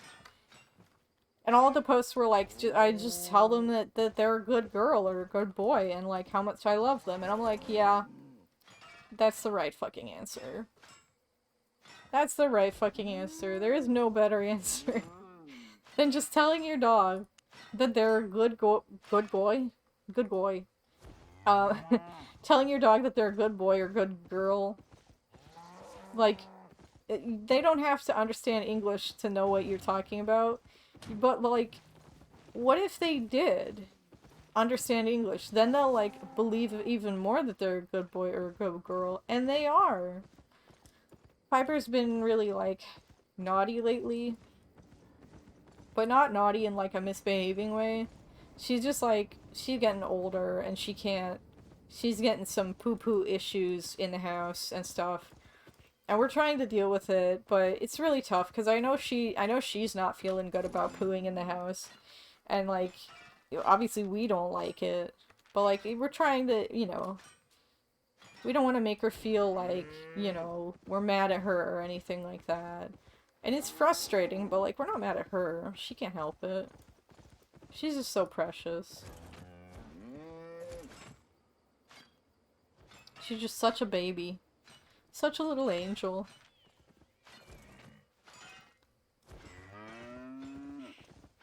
Alright. Look at all of that ore that has already been harvested. Look at it. Ooh. Green pine. Heck yeah. I'm gonna take a break soon. We did just hit 5 hours. Mainly I just need to get up and stretch. Not quite there yet. I'll probably, we'll go back. How about we start heading back to town? And then when we get back to town, I mean, we don't have, like, we still have loads that we can carry. So, I don't know. We'll see what happens.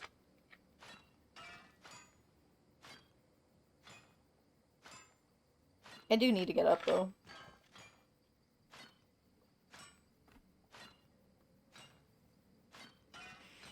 Alrighty. Get this titanium ore! So we have like 200,000 worth of value in our inventory right now. How much of that is this book? Oh, okay. Only like 150 of it. So we have like 100,000 worth of value in our inventory right now. That's pretty hot, not gonna lie. That is pretty hot. I am happy about that. Like, how much is like... That's like 13,000... Oh my good lord, we have a lot of tin ore right now. We have a lot. Which is a good thing. We actually also are halfway to the next tier of ore that we can mine. Which is pretty nice, because that shit goes up... Tushar says, I forgot to tell you, when you were gathering, you should buy gathering journals. Gathering journals. And what does that do? Is that, like, increases the, like, amount of XP you get while you gather or something like that? Because I know there's, like, a bag that does that. Like, for combat XP or something. But you have to spend money to use it or something. But I'm sure it makes a huge difference. That's just my theory, though. I don't actually know what it is. Let's see. Look at all that value. No, so what it does is... Oh. It does something different. Interesting. Get some of that iron.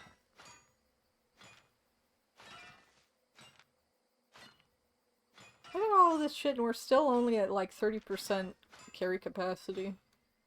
That's wonderful. I love that. Look at this fucking ox we got.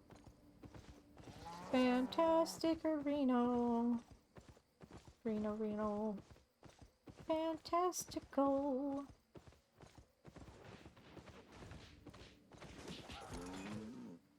I hear someone punching someone else. You buy it, and when you gather, the journal fills. Oh. And when it's full, you can give it to a worker on your island who will then go out and bring you more stuff. Oh, really? Fascinating. I don't think I actually have that on my island yet. Does that require, like, a more upgraded island? Well, I want to move my island location anyway, so I probably won't have that for a while. Should I just be filling journals anyway and, like, stow them away for when I do have my island moved? Oh, I can sell it back on the market. Ah, okay. Alright, that sounds like a great idea then. That sounds like a great idea. I'll get me some money. So why don't we'll just start buy empty journals, sell them when you fill them. Nice. And I assume you can only fill up one at once. Maybe it's like an equipped item or something. If I take my backpack off, yeah, that's the not even like substantial amount of weight that we got back. But yeah, so one at a time it stays in your inventory. Okay, cool. Cool. And that's this. I know this is a different item. I was just checking the name of it. Speaking of potty walks, time to take Lakota to his office. Go take Lakota to do his beeswax. But yeah, we're gonna start heading in the direction of town slowly while we gather. And then I'm gonna take a VRV break. Hi, give me. But you can have multiple in your inventory, so you can fill multiple journals when you're on a long gathering run. Aha! So one at a time, and then once you fill one, the other starts filling. Okay, got it. Makes sense to me.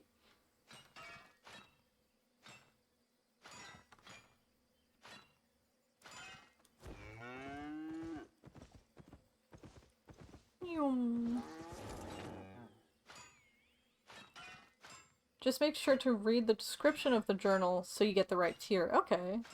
Cool. Thank you for the warning. I will try to make sure to read the description then.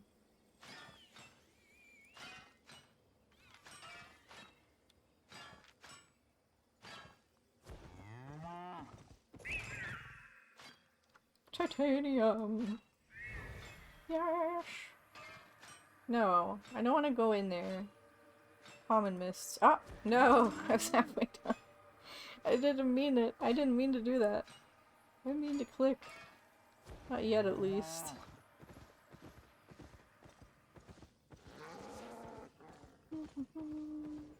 More tin for funsies. This way, I'll make more silver while gathering. Just extra passive income from gathering. Yeah, that's an excellent idea. Oh yeah. Let's go back to Elden Hill.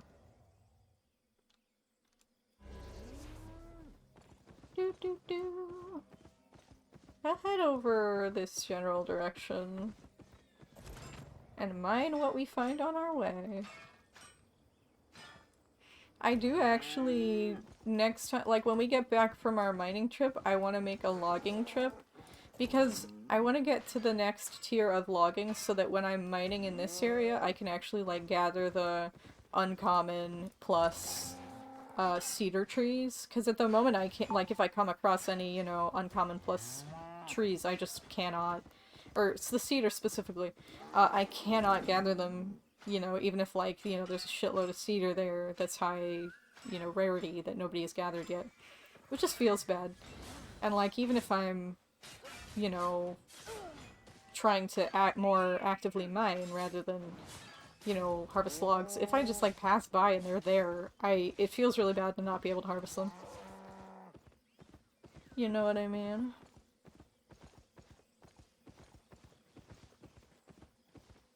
Tin, tin, tin.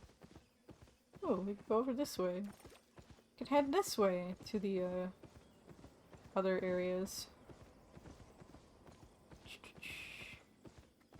Uncommon stone.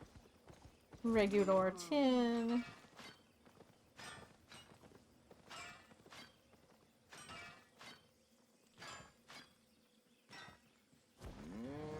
Regular. Regular tin. Moo! Let's see if we can find any iron or anything like that. Titanium? Oh gosh, no. Goodbye. See you later, Mr. Stone Dude. See you later again. Oh, I see. Some uncommon iron. I will take that as long as we're here.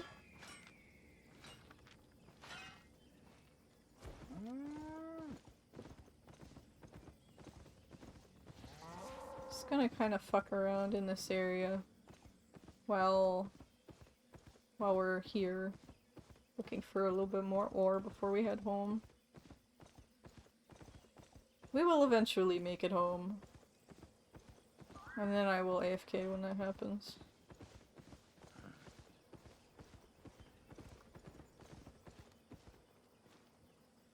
Oh my god. Speaking of dog conversations, Gorgoth was on a walk this morning and saw a bunch of deer and asked if his dog knew them. Very cute, very cute.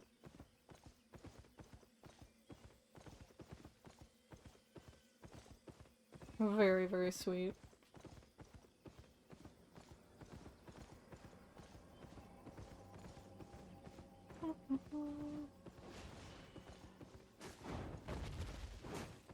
Ooh. I'm just gonna- actually no, you know what? I'm gonna be nice, that guy can have that ore. I know it's not like- there's, you know, that's not expected. I should have taken it, but I'm not gonna. Cause, I don't know, I would feel rude. Even though rudeness is par for the course in this game, I'm not gonna do it. Cause I just wanna do the thing. He might not even take it. He might not even be out there mining. I don't care, I'm giving it to him. You can have it. You can fucking have it. Take it. I don't care if you want it. It's yours now. Do do do do do do do do do.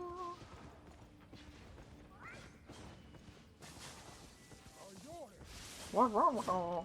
NPC sounds.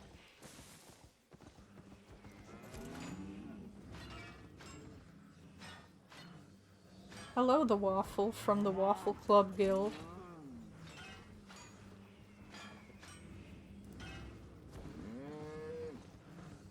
Oh my god, there's so many noises over here. So many sounds. Is that just all mammoth sounds? I think that's just all mammoth sounds. Nice.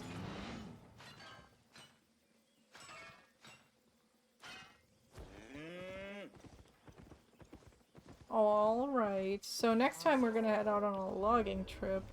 I'm actually going to put on my logging gear so that I can remember that we're going out on a logging trip next. Maybe they were the Buckinghams, and Deirdre was out showing Buckendolian to be how to be aware of people. Yeah. Little family of deers. How cute. Alright. Let's get our ox and go to the bank. Bonkety bonkety. Bankety bankety bonkety? Something like that.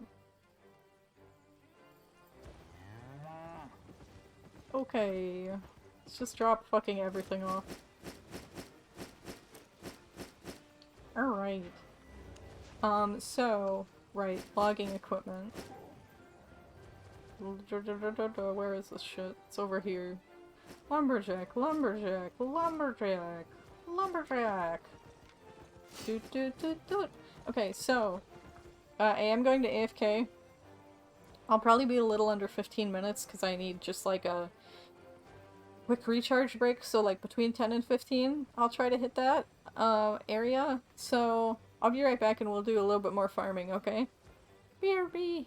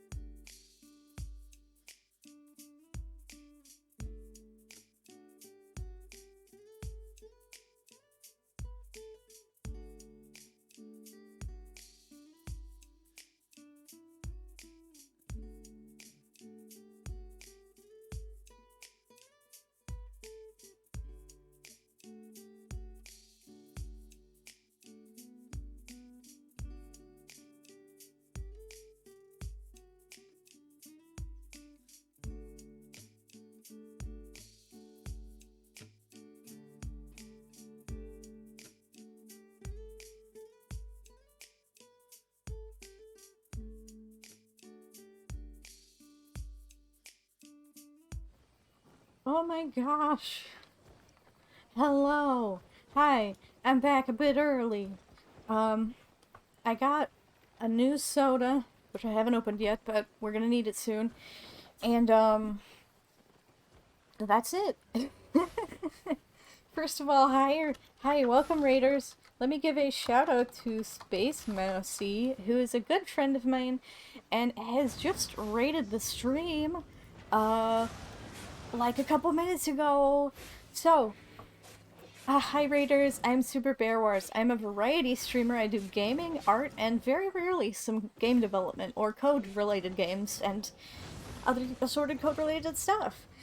Today we're kind of just farming and chatting at Albion Online, which is a sandbox PvP MMO, but we're just hanging out in the safe zones and doing a little bit of harvesting.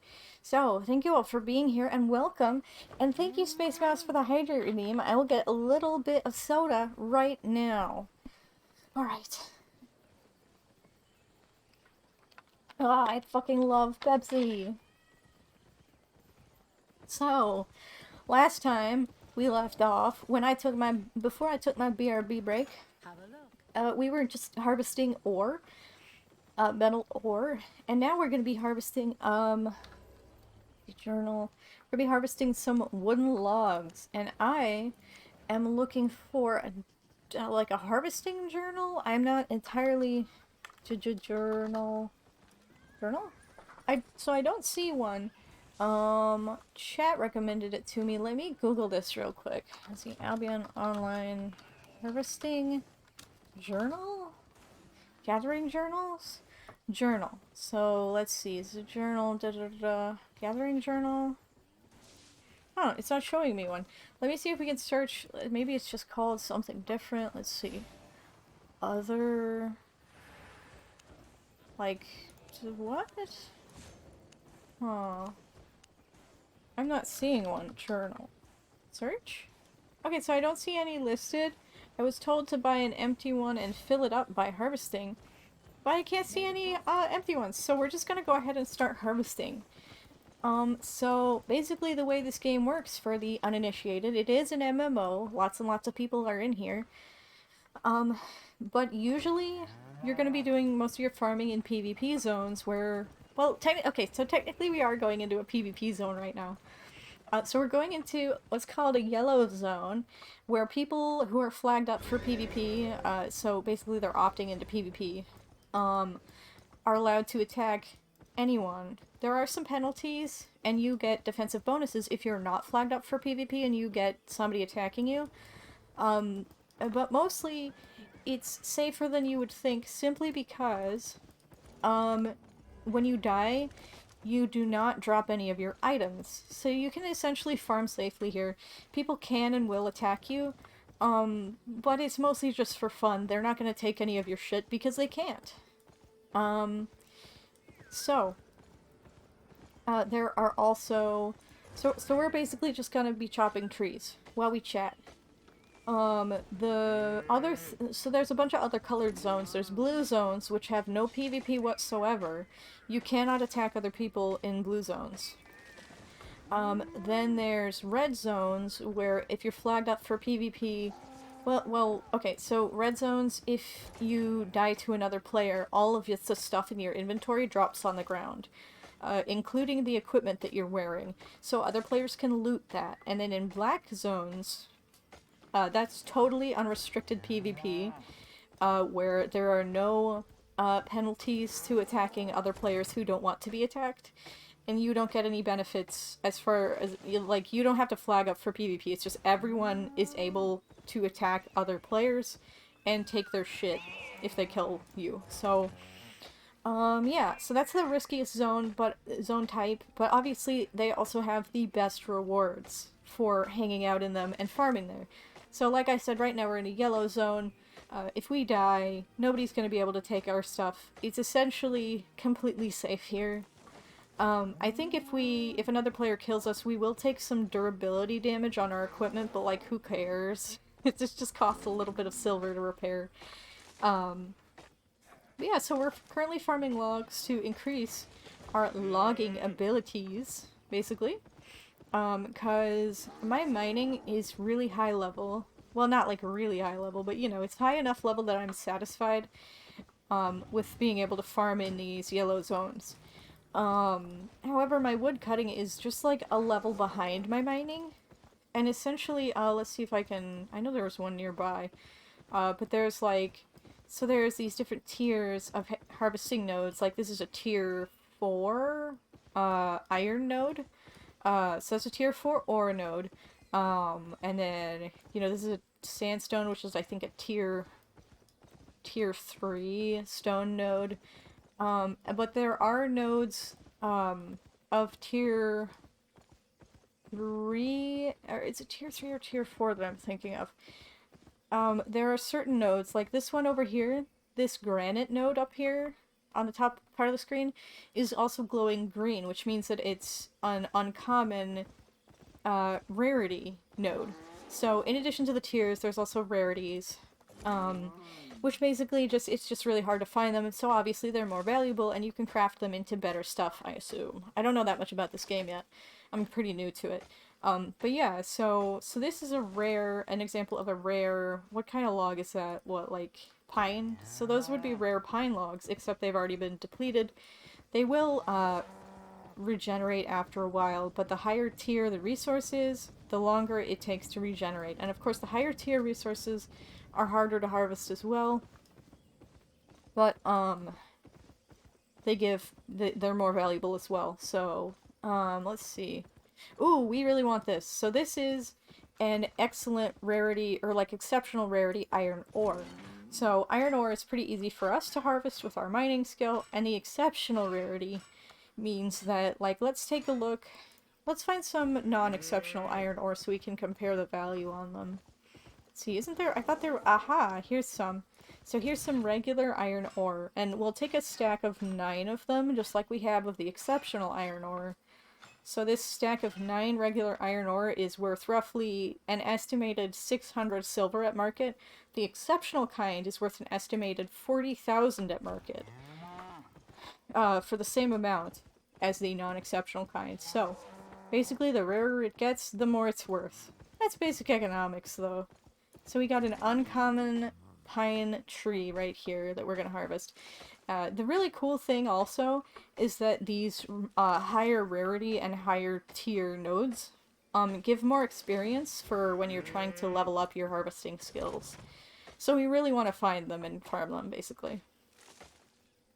And in particular, like right now we're focusing on logging because we're wearing equipment that makes our logging more efficient, essentially. Like if I find an uncommon titanium node, I'm gonna harvest that regardless of whether I'm wearing my mining gear or not, because it's just good XP and, you know, good money. But I'm not gonna go out of my way specifically to find, you know, just normal fucking, you know, metal ore nodes. These are some, higher rarity iron nodes, so... Oh, come on. Come on. We aggroed an NPC. Here, I'll kill you. I'll kill you. If you insist. So we don't have super great abilities on right now, because your abilities are tied to your equipment, so naturally we have abilities that are more gathering, like defensively focused, for if we get jumped on by a ganker or whatever. Because we're wearing gathering clothes. So it's not as easy for us to kill these NPC monsters right now. But, yeah, so, like I said, we're focusing on logging, so, like, some of the equipment we have, like these work boots, these lumberjack work boots, give us a passive bonus, that increases our, like, gathering yield for trees and logs by, I think a total of, like, 2.5% or something like that. Oh, no. Get me off my ox, please. Please. Please. I just want to kill this thing. Let me kill the rock. Let me kill it. But yeah, so basically that just means we have a chance to harvest extra, for every, like, log that we acquire. Just grabbing my ox for, like, that very short distance. But yeah, so, like, when we harvest these pine logs, we do get a bonus for having a premium subscription as well. and it'll tell you that as you're harvesting. And we didn't get any actual gathering bonus from our equipment that time, but it does proc pretty frequently. And you also get additional experience for the additional logs that you get for those bonuses. I'm gonna stick around here because that stuff's really valuable. And I'm gonna farm some of these cedar logs while we wait for that ore to respawn. I'm not sure if the higher rarity ones take even longer to respawn, but I suspect they might. Also, the nodes that are higher rarity rotate every so often. I'm not exactly sure how it works, but you cannot just camp the same place all day. Cannot camp the same spot all heckin' day. Ah, there it goes. So even just these, like, 2 exceptional iron ores that we're gonna get, and we did get a bonus iron ore from that. Like, that increases the value of what we got by, like, 10k. So that's really nice. So we're gonna head into a different map now. It's the same, like, PvP intensity, so we're going to another yellow zone. But basically I'm just, ooh. Oh, those are cedar. So the main reason that I want to increase my logging ability is that, obviously, we've already established that these higher rarity nodes are really valuable.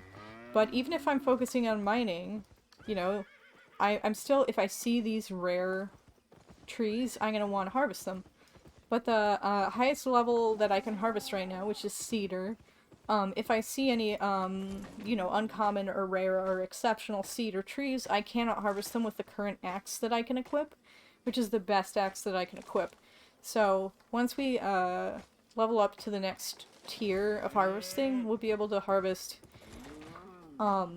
even better logs, but more importantly, we'll be able to harvest the, higher rarity cedar trees. So, that's really what I'm after, by increasing our logging ability right now. So, our mount does help us a whole lot while we're gathering. Obviously, it allows us to have increased move speed when we mount it, but it also increases our carrying capacity by a hell of a lot, so we'll be able to carry way more logs before having to go back to town than we would otherwise. Alright, let's head over this way. I'm still not, like, I'm still pretty new to this game, and even though I have been farming in these areas all day, I've mostly been focusing on ore, so I don't really know, like, where all of the good logs are by heart. I do think there's a bunch of cedar over in that area of the map, if I remember right. Like, I'm starting to develop a sense of, like, where I should go for each type of harvesting in each zone, or at least the zones that I'm familiar with by now, but, there is so much I still have to learn about this game, for sure. And chat has been very helpful giving me tips and stuff today. I don't want to aggro these guys, but I'm going to. Accidentally. Alright, so just gonna kind of head. Honestly, all day I've kind of just been wandering, chatting, chopping trees, mining ore, and having a great time with it. So I think we're gonna keep doing that. We're just gonna keep on doing what we're doing. So, I think the order in which the trees that we can currently harvest goes from most common to most rare is, well, obviously there's like scrap wood essentially that's like all over the place. But then there's also birch, then chestnut, then pine, and then cedar. Those are the ones we can harvest currently. Korgoth says that he and his dog are back from the business trip. He would say it was productive. Yeah, and see, this is another uncommon cedar that we cannot harvest because we don't have the right axe yet. Oh my gosh. So Lakota chews on little sticks. Piper has never been fascinated by sticks in any way. Like, she'd play fetch with like a frisbee, but when I say fetch, She would never bring it back. She'd just chase it and then be like, come get it and throw it again. She never got Fetch. It's always kind of funny. How she just didn't get it.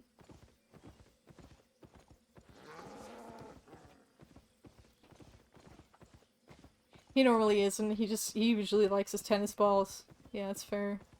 That makes sense for a dog.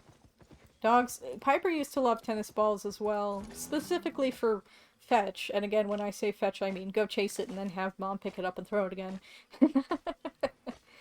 But like, for chewing, she always liked rawhides, but the rawhides made her, like, gums have a boo-boo, so we stopped feeding her them. And then we started feeding her bully sticks, which she adored, and they were perfect for her chewing instinct. Except there's too much protein and fat in them for her tummy, and she would get sick every time, and so we had to stop feeding her those as well. So she doesn't really have a chew right now. Which is unfortunate, because chewing is really, I feel like, important for dogs' mental health or whatever, but she's old enough that she doesn't need, like, the like, entertainment from it anymore, I guess. But, like,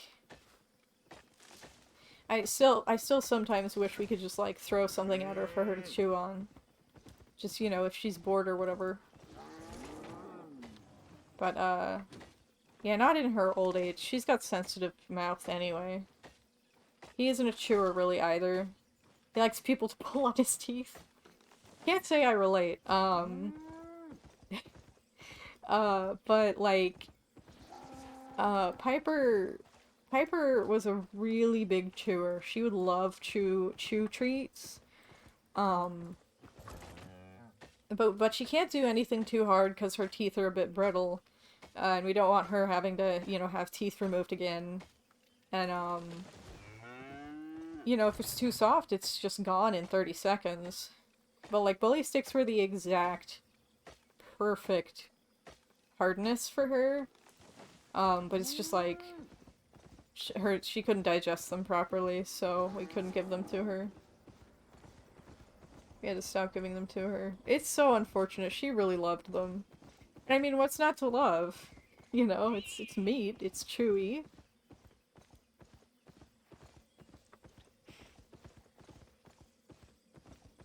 Chewy meat. You know? You're about to ask on the soft chews. I think they make little biscuits that are like a medium ground. Nah. Nah. It has to be like really like the reason bully sticks work so well for her is it's not like the softness changes. Like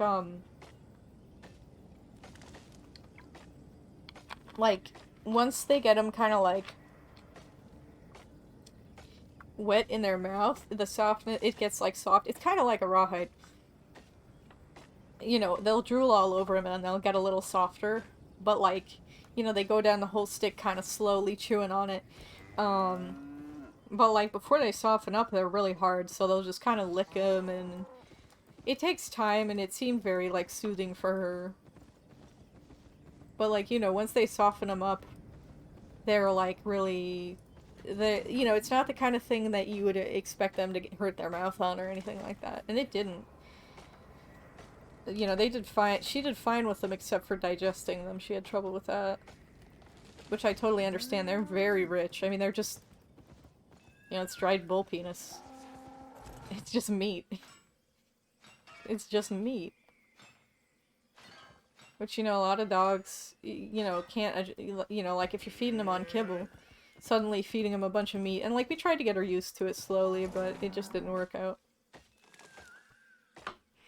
But I always recommend that as a treat for people who are, like, new to dogs, because it seems like if your dog can tolerate it and digest it properly, it was just the perfect treat for her otherwise.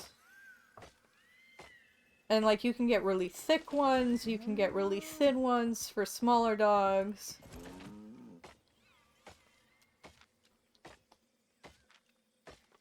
Porgas says he may have to look into those. He's hoping putting up an invisible fence will let him run around, his dog run around and get out energy. hate to keep him in one area, but you don't want him to run off again. Yeah, I would say... Yeah, it's gonna be hard for him, but it's necessary for his safety, right? But yeah, Chew, she never got into Chew toys. I mean, she's a big chewer, so like, if we gave her any kind of Chew toy, she would just destroy it. So the actual, like, edible chews were really good for her. The other kind that I hear dogs sometimes really like that can be good are like dehydrated sweet potatoes, which if you ask me are not nearly chewy enough, for Piper at least.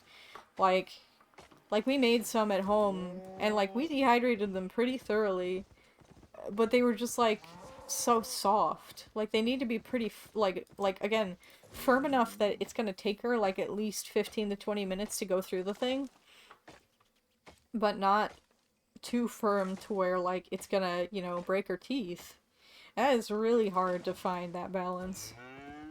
But yeah, sweet potato chews seem to work for some dogs who aren't like heavy chewers. Piper doesn't like to eat sweet potato. So when we gave them to her, she would just play with them like a toy and like throw them around and be like, hey, this is fun.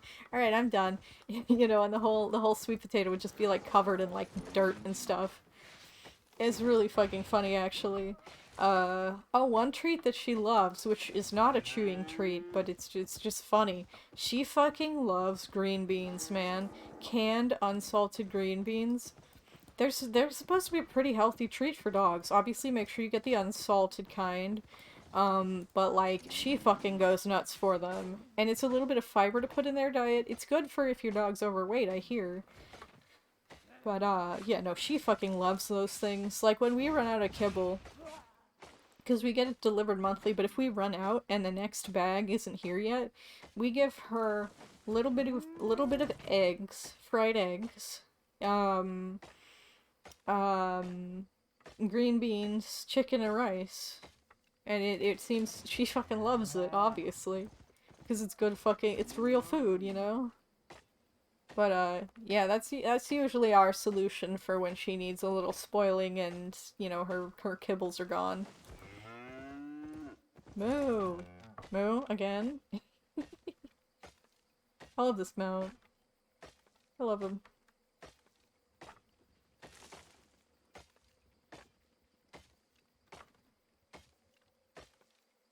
Hmm.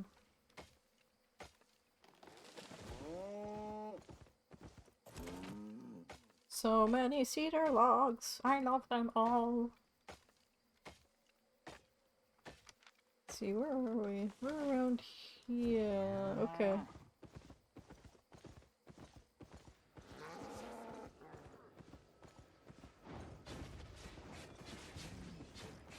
Do do do do do do do.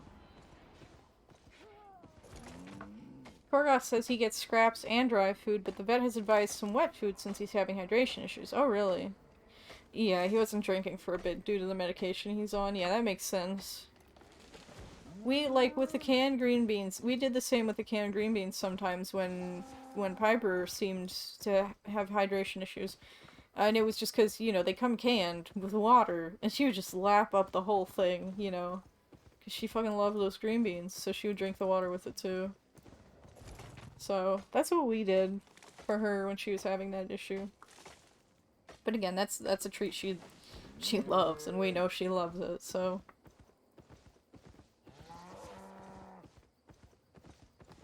No, goodbye. See you. Bunch of pine logs. Heck yeah. We already got, like, so much, like, value in our inventory. You were giving him unsalted broth for a while and he was going nuts over it. I'm sure. That sounds yummy for a dog. Like, that sounds really yummy for a dog.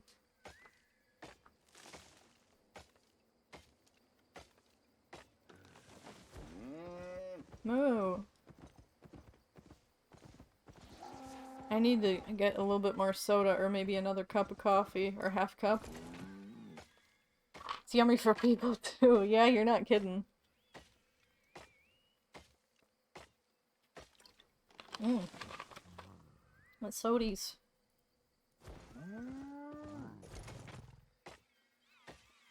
Sometimes you cook ramen in it. Makes sense. Lately I've been kinda like eating a lot of instant ramen, but like with veggies added to it and stuff, like green onion and corn is what I add to mine, and then like if I'm feeling extra fancy, I'll steam some shiitake and slice them, you know, in very small slices, and I'll put that on my ramen.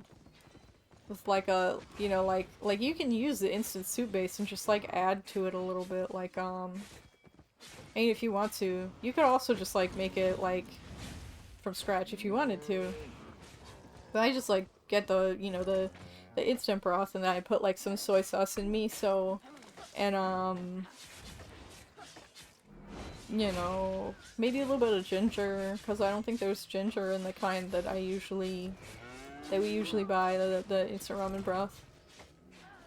But ginger is just like classic spice for like Asian chicken soup.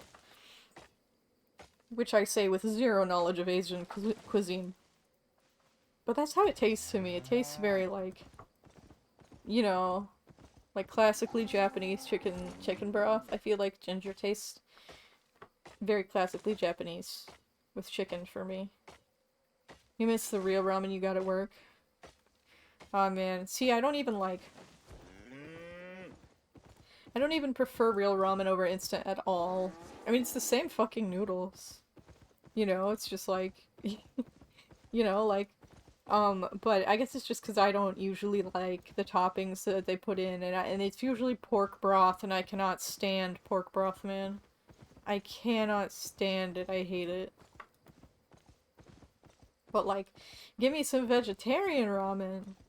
That's my kind of fucking ramen. Like, vegetarian fucking ramen, yummy. I just really love vegetarian Japanese food, and I'm not vegetarian. I just think that Japanese cuisine has insane vegetarian flavors in it.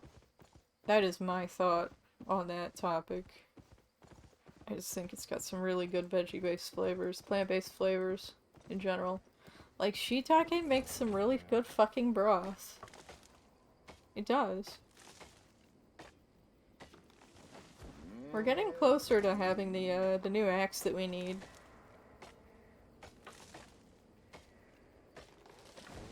Need probably like... Oh man, we've barely filled up our inventory at all. Yeah, I get you, Korgoth. I get you. We have over 100,000 silver worth of goods in our inventory right now. How did we end up with that many things? Like, already. Huh. And like... I don't know why I wasn't running around with an ox before, man. I don't know why. I guess it just didn't occur to me to grab one. While I was like doing the actual harvesting, I was like, no, I want to be fast going in between nodes. Fuck that, man. Going back and forth all the time? Just to drop shit off at the town? I don't want to do that either. You know what I mean? Like, wow, this is so much easier. I don't think there's many trees over here. We're gonna... Because I think it's mostly ore in this area. Boop. Uncommon iron.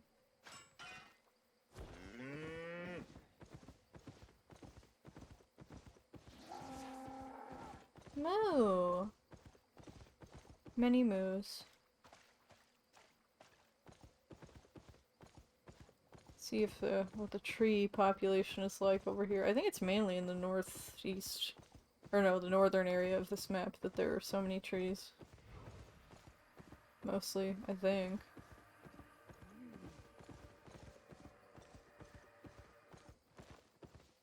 Look at this guy, just okay, he's better. I was gonna say, look at that guy just hanging out over there.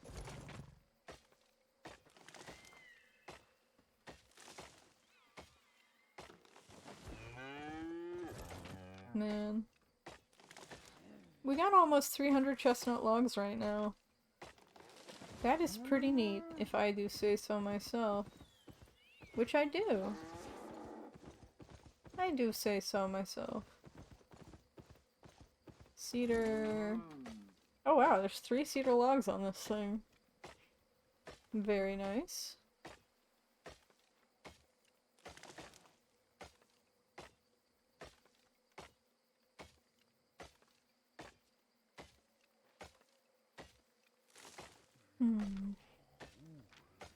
What? We've been streaming for like 6 hours right now. That is kind of wild to me. And like, does it feel like it's been 6 hours? Yeah, kinda. But at the same time, time has gotten away from me today.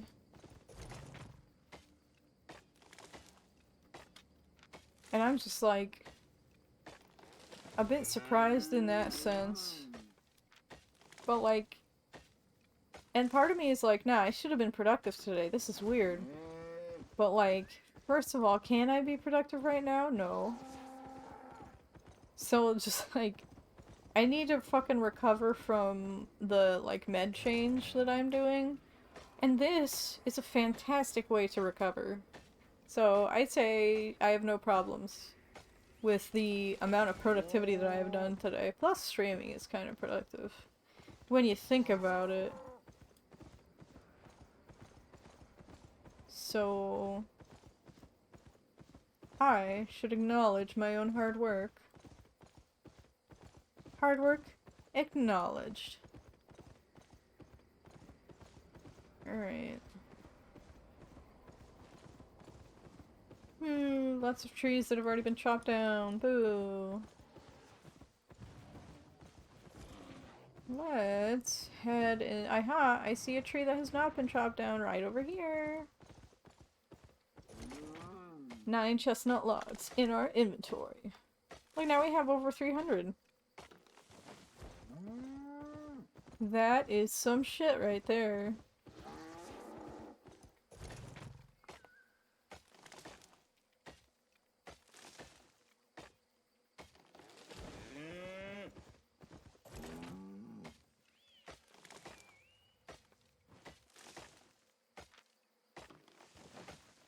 Hope everybody in chat is having a good day today. Oh, by the way, I never did thank tiaras and tea kettles for the follow. And that was a follow back when Space Mouse raided. I want to thank you so much, tiaras and tea kettles, for the follow. If you're still around, and if not, I'll have to thank you later on Discord. But yeah, thank you everyone for hanging out with me. This is always a good time.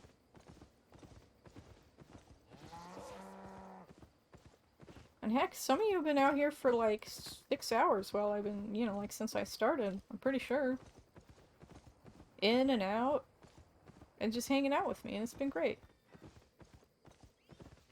Right, tree over here. We shall whack the tree.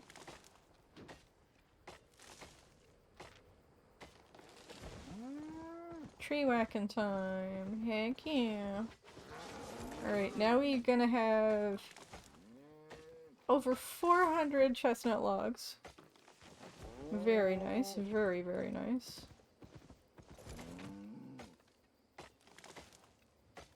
And we're not even 20% like full on our inventory. Absolutely wild.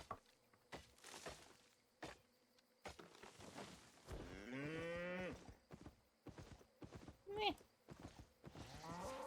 Here we are. We can go ahead and start moving toward the map to the northwest of this one.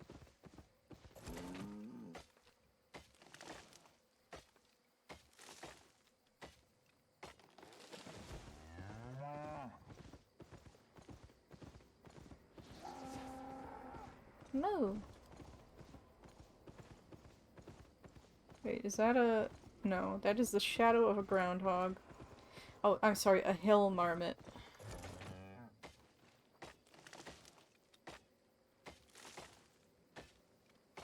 I thought it was the shadow of a tree, but it was not. It's not even Groundhog Day yet.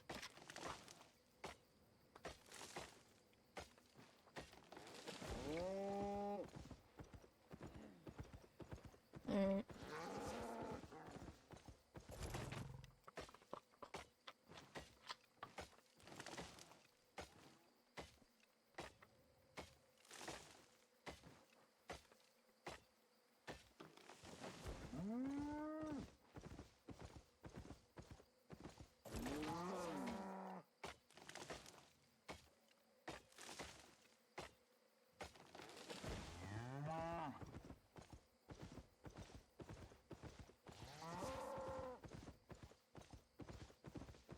I'll be taking that, as long as we're over here.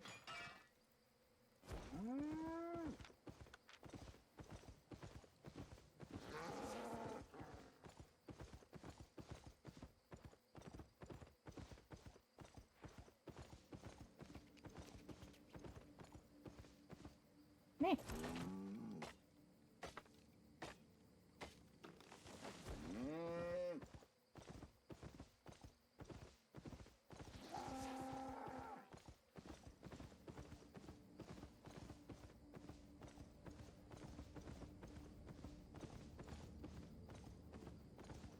I see tree stumps that have not grown back yet.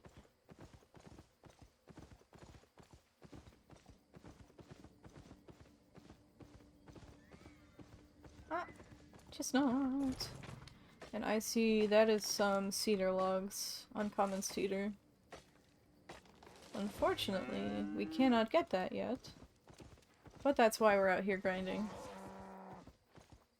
So that we will be able to get them later. There you go, buddy. Regular cedar logs we can harvest.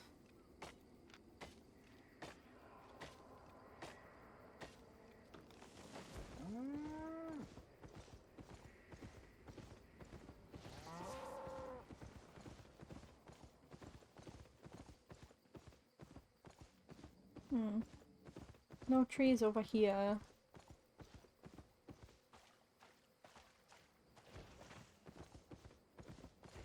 Boop. Chestnut.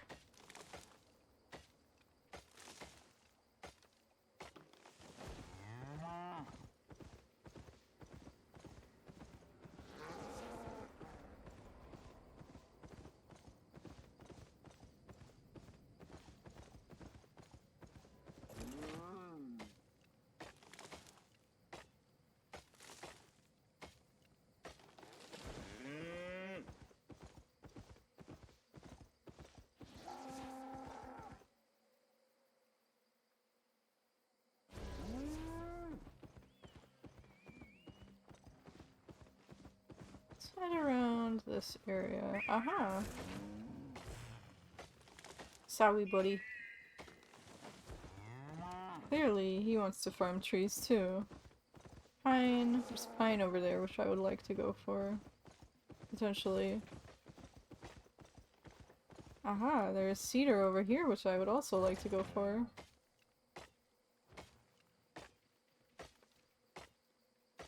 I think once we hit like 6:30 or so, I might turn off the stream for the night.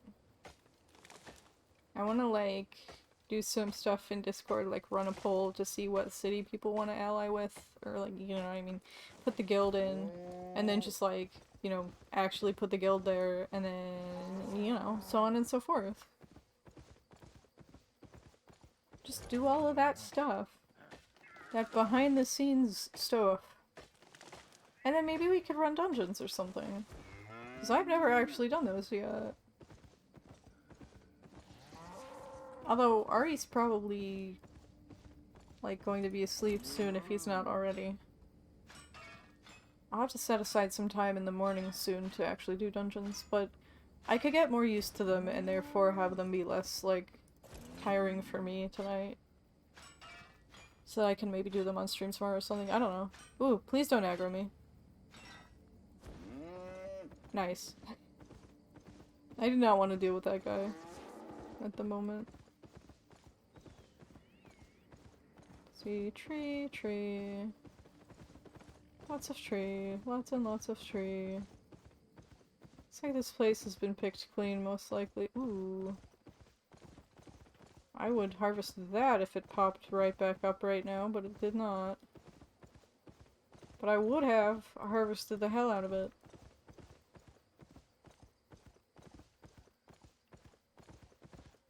Yes, I sure would have. Ooh, pine. Wait, woo? Wisp sounds.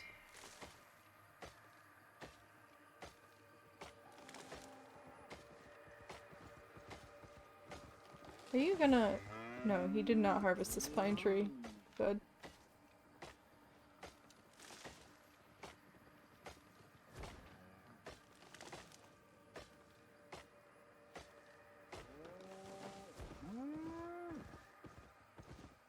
I'm just gonna peek at it again.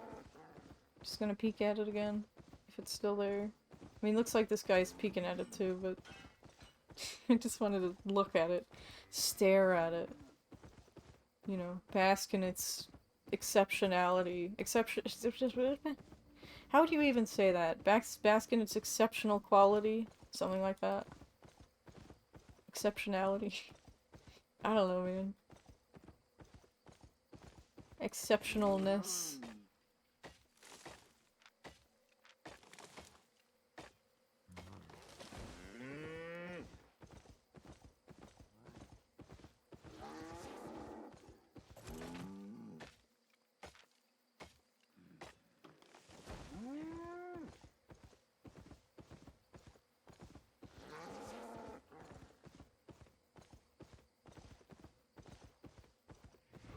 Running around farming all day.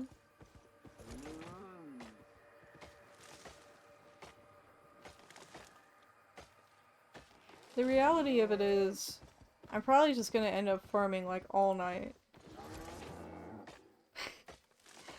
Probably. Like, I mean, the entire reason we're farming trees right now is to get the new axe. And then once we get the new axe, I'm gonna be like, oh shit. Well, now I want to harvest, you know, I want to use the new axe. So then we're gonna go out, we're gonna use the new axe.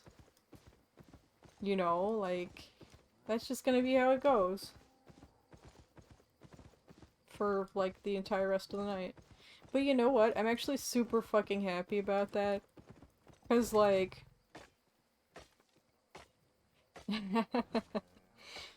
Porgoth says he and Figgies are gonna have to have a spice challenge someday. Like, to see who can handle more spice or something. Yeah, that makes sense. Figgies does like spicy food, it's true.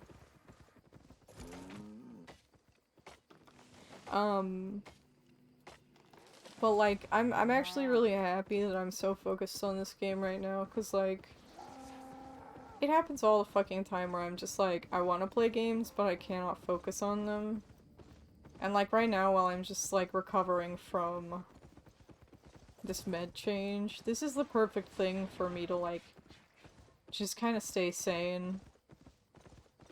And I'm having fun and having a good, decent day and stuff, and like, that's enough. While I'm, you know, while I'm going through this, that's enough. That is all I have to fucking do, is just exist right now. I have to, and yeah, I have to fucking tell myself that. Cause like, when I'm not, like, being quote-unquote productive, I get super fucking anxious about it. Like, I'm always like, aw, dude, we did nothing today. And it's like, no, yeah, you fucking did. Shut up. You know? Like, yeah, you fucking did. You did a lot of shit today. You know? Oh, yeah, let's watch cartoons once I'm done here. I don't know when I'm gonna be done, but probably in the next... What are we at? 6 hours, 11 minutes? Yeah, once I get to like 6:30 or maybe even before that, We'll probably do a watch party or something like that, okay? Maybe, I mean, I'm probably gonna want some time to like socially rest, but like I'm down to watch stuff tonight too.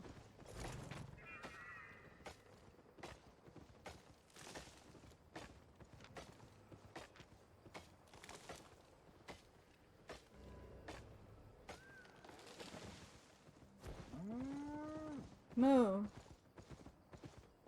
Meow meow meow meow meow meow meow meow meow meow meow. Meow meow meow meow meow meow meow meow. Hey, hey, hey. Here, I'm gonna chop down these logs right next to you. Yeah. Just like a little bit to recharge for sure. Get some stuff done in Zanja too.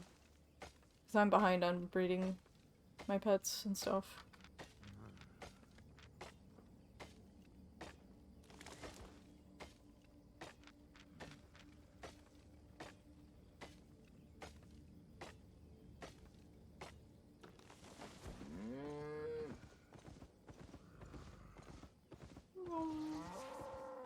Okay, green, green, blue.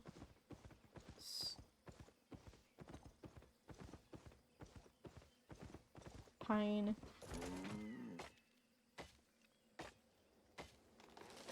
Sure. Sure, after dinner, how about that? That works for me. Level 6 of Adept Adept? Level 6 of some kind of lumberjack has been mastered. Also, I'm gonna take this, or... I'm gonna take it. There we go.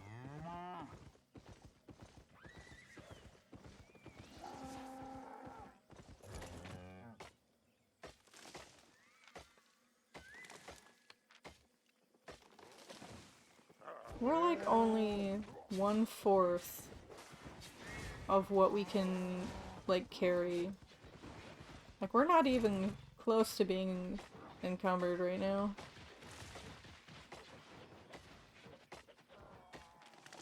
Especially if my tummy has the rumbles. Oh. I'm not hungry yet, but I'm sure I will be soon. I had curry for lunch, but that was like 4 hours ago. Or something like that.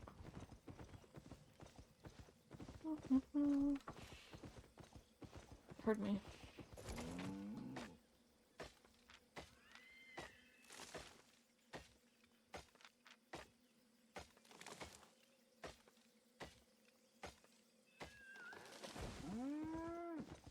Getting closer to the proper log chopping. And, you know, the next level of log chopping and whatnot. You'll be fixing some chicken, but you don't know what to make with it. Bandit King Bandit says, "Hello, how are you today?" Hi, I'm alright. How are you today, Bandit King Bandit? We're just kind of chatting and harvesting. And I'm thinking of calling it a day in about 15 minutes, but we've got until then to hang out. How's it going on your end?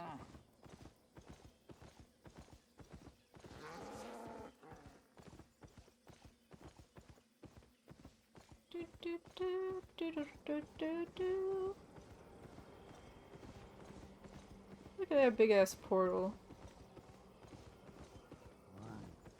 Wow. No, goodbye. Goodbye, Mr. Golem.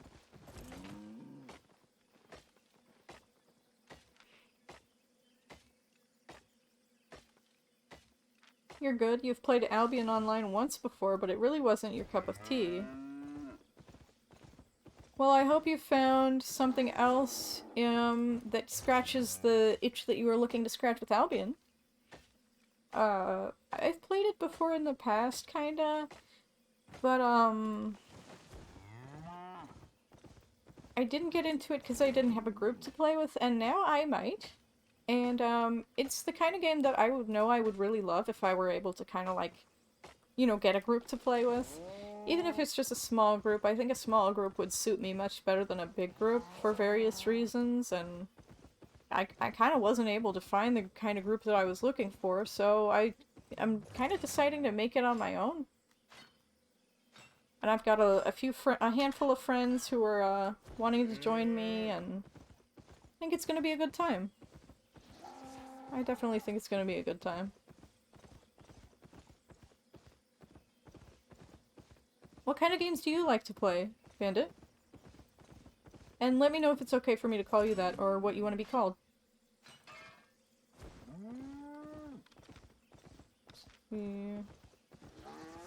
Head over this area.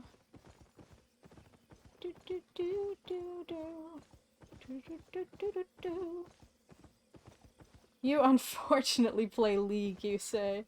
Ah, I understand. My girlfriend Figgies has been getting me back into League. I've played for about 10 years on and off. Still not, I wouldn't call myself good at it by any means. Maybe above average, maybe, I don't know. But like, that is, okay. Okay. I have a lot of MOBA experience, let me tell you that. And that is as much as I'll say about it. But yeah. League is fun. With a capital F, right? But, yeah, there's no judgment coming from me for, you know, you playing League. Because I was a League player, then I was a Dota 2 player, then I was like, Dota 2 is not my favorite thing. I played like 2,400 hours of Dota 2. So it was a lot of Dota. But, it also, like, wait, where's, okay, here it is. But basically, like, Dota is a lot less casual than League, and League is already very unkind to its players, just from a design standpoint. Like, you can't stop playing League for, like, a week without having to completely relearn the game. And Dota's even worse about that shit, so, and it couldn't be a full-time job for me anymore, and I didn't. So essentially I moved to League, back to League for that reason, but I didn't really play actively. But Figgies is getting me back into it a little bit. Just to play, you know, the two of us. You know, as a party. Which is really fun. When you have friends to play with, it's much better. At least if your friends aren't assholes. I have lots to trade. If your friends are assholes, then that's a problem that you have to address. Anyhow, now that we're back in town, I think, unfortunately you've, come in at an inopportune time, Bandit. Because I think I'm gonna be ending the stream finally after 6 hours and 20 minutes. But I do hope to see you again next time I stream. I stream almost every day, usually starting at 10 a.m. Central Time, Central Standard Time. Well, and thank you so much for the follow. I really do hope to see everybody again next time I stream. This was really fun. I had a really good time today, as I generally do. And yeah, just thank you all for being here. Shoutouts to Korgoth, Canoe, and Lord of the TV who are supporting me on Patreon currently. Very, very nice and generous of them. So I don't think I'm gonna do a raid because I'm really tired. And just need a little bit of a break. Thank you for the hydrate redeem, Space Mouse, so I will go ahead and drink a little bit of soda. And yes, I will chat with you on Discord, Korgoth. I do have a Discord. It's in my Twitch About section. I don't think my Discord command is working right now. It shouldn't be. I need to fix that. But yeah, if you want the link, it's in my Twitch About section. Feel free to join and come chat with us. And I'll talk to you guys later, alright?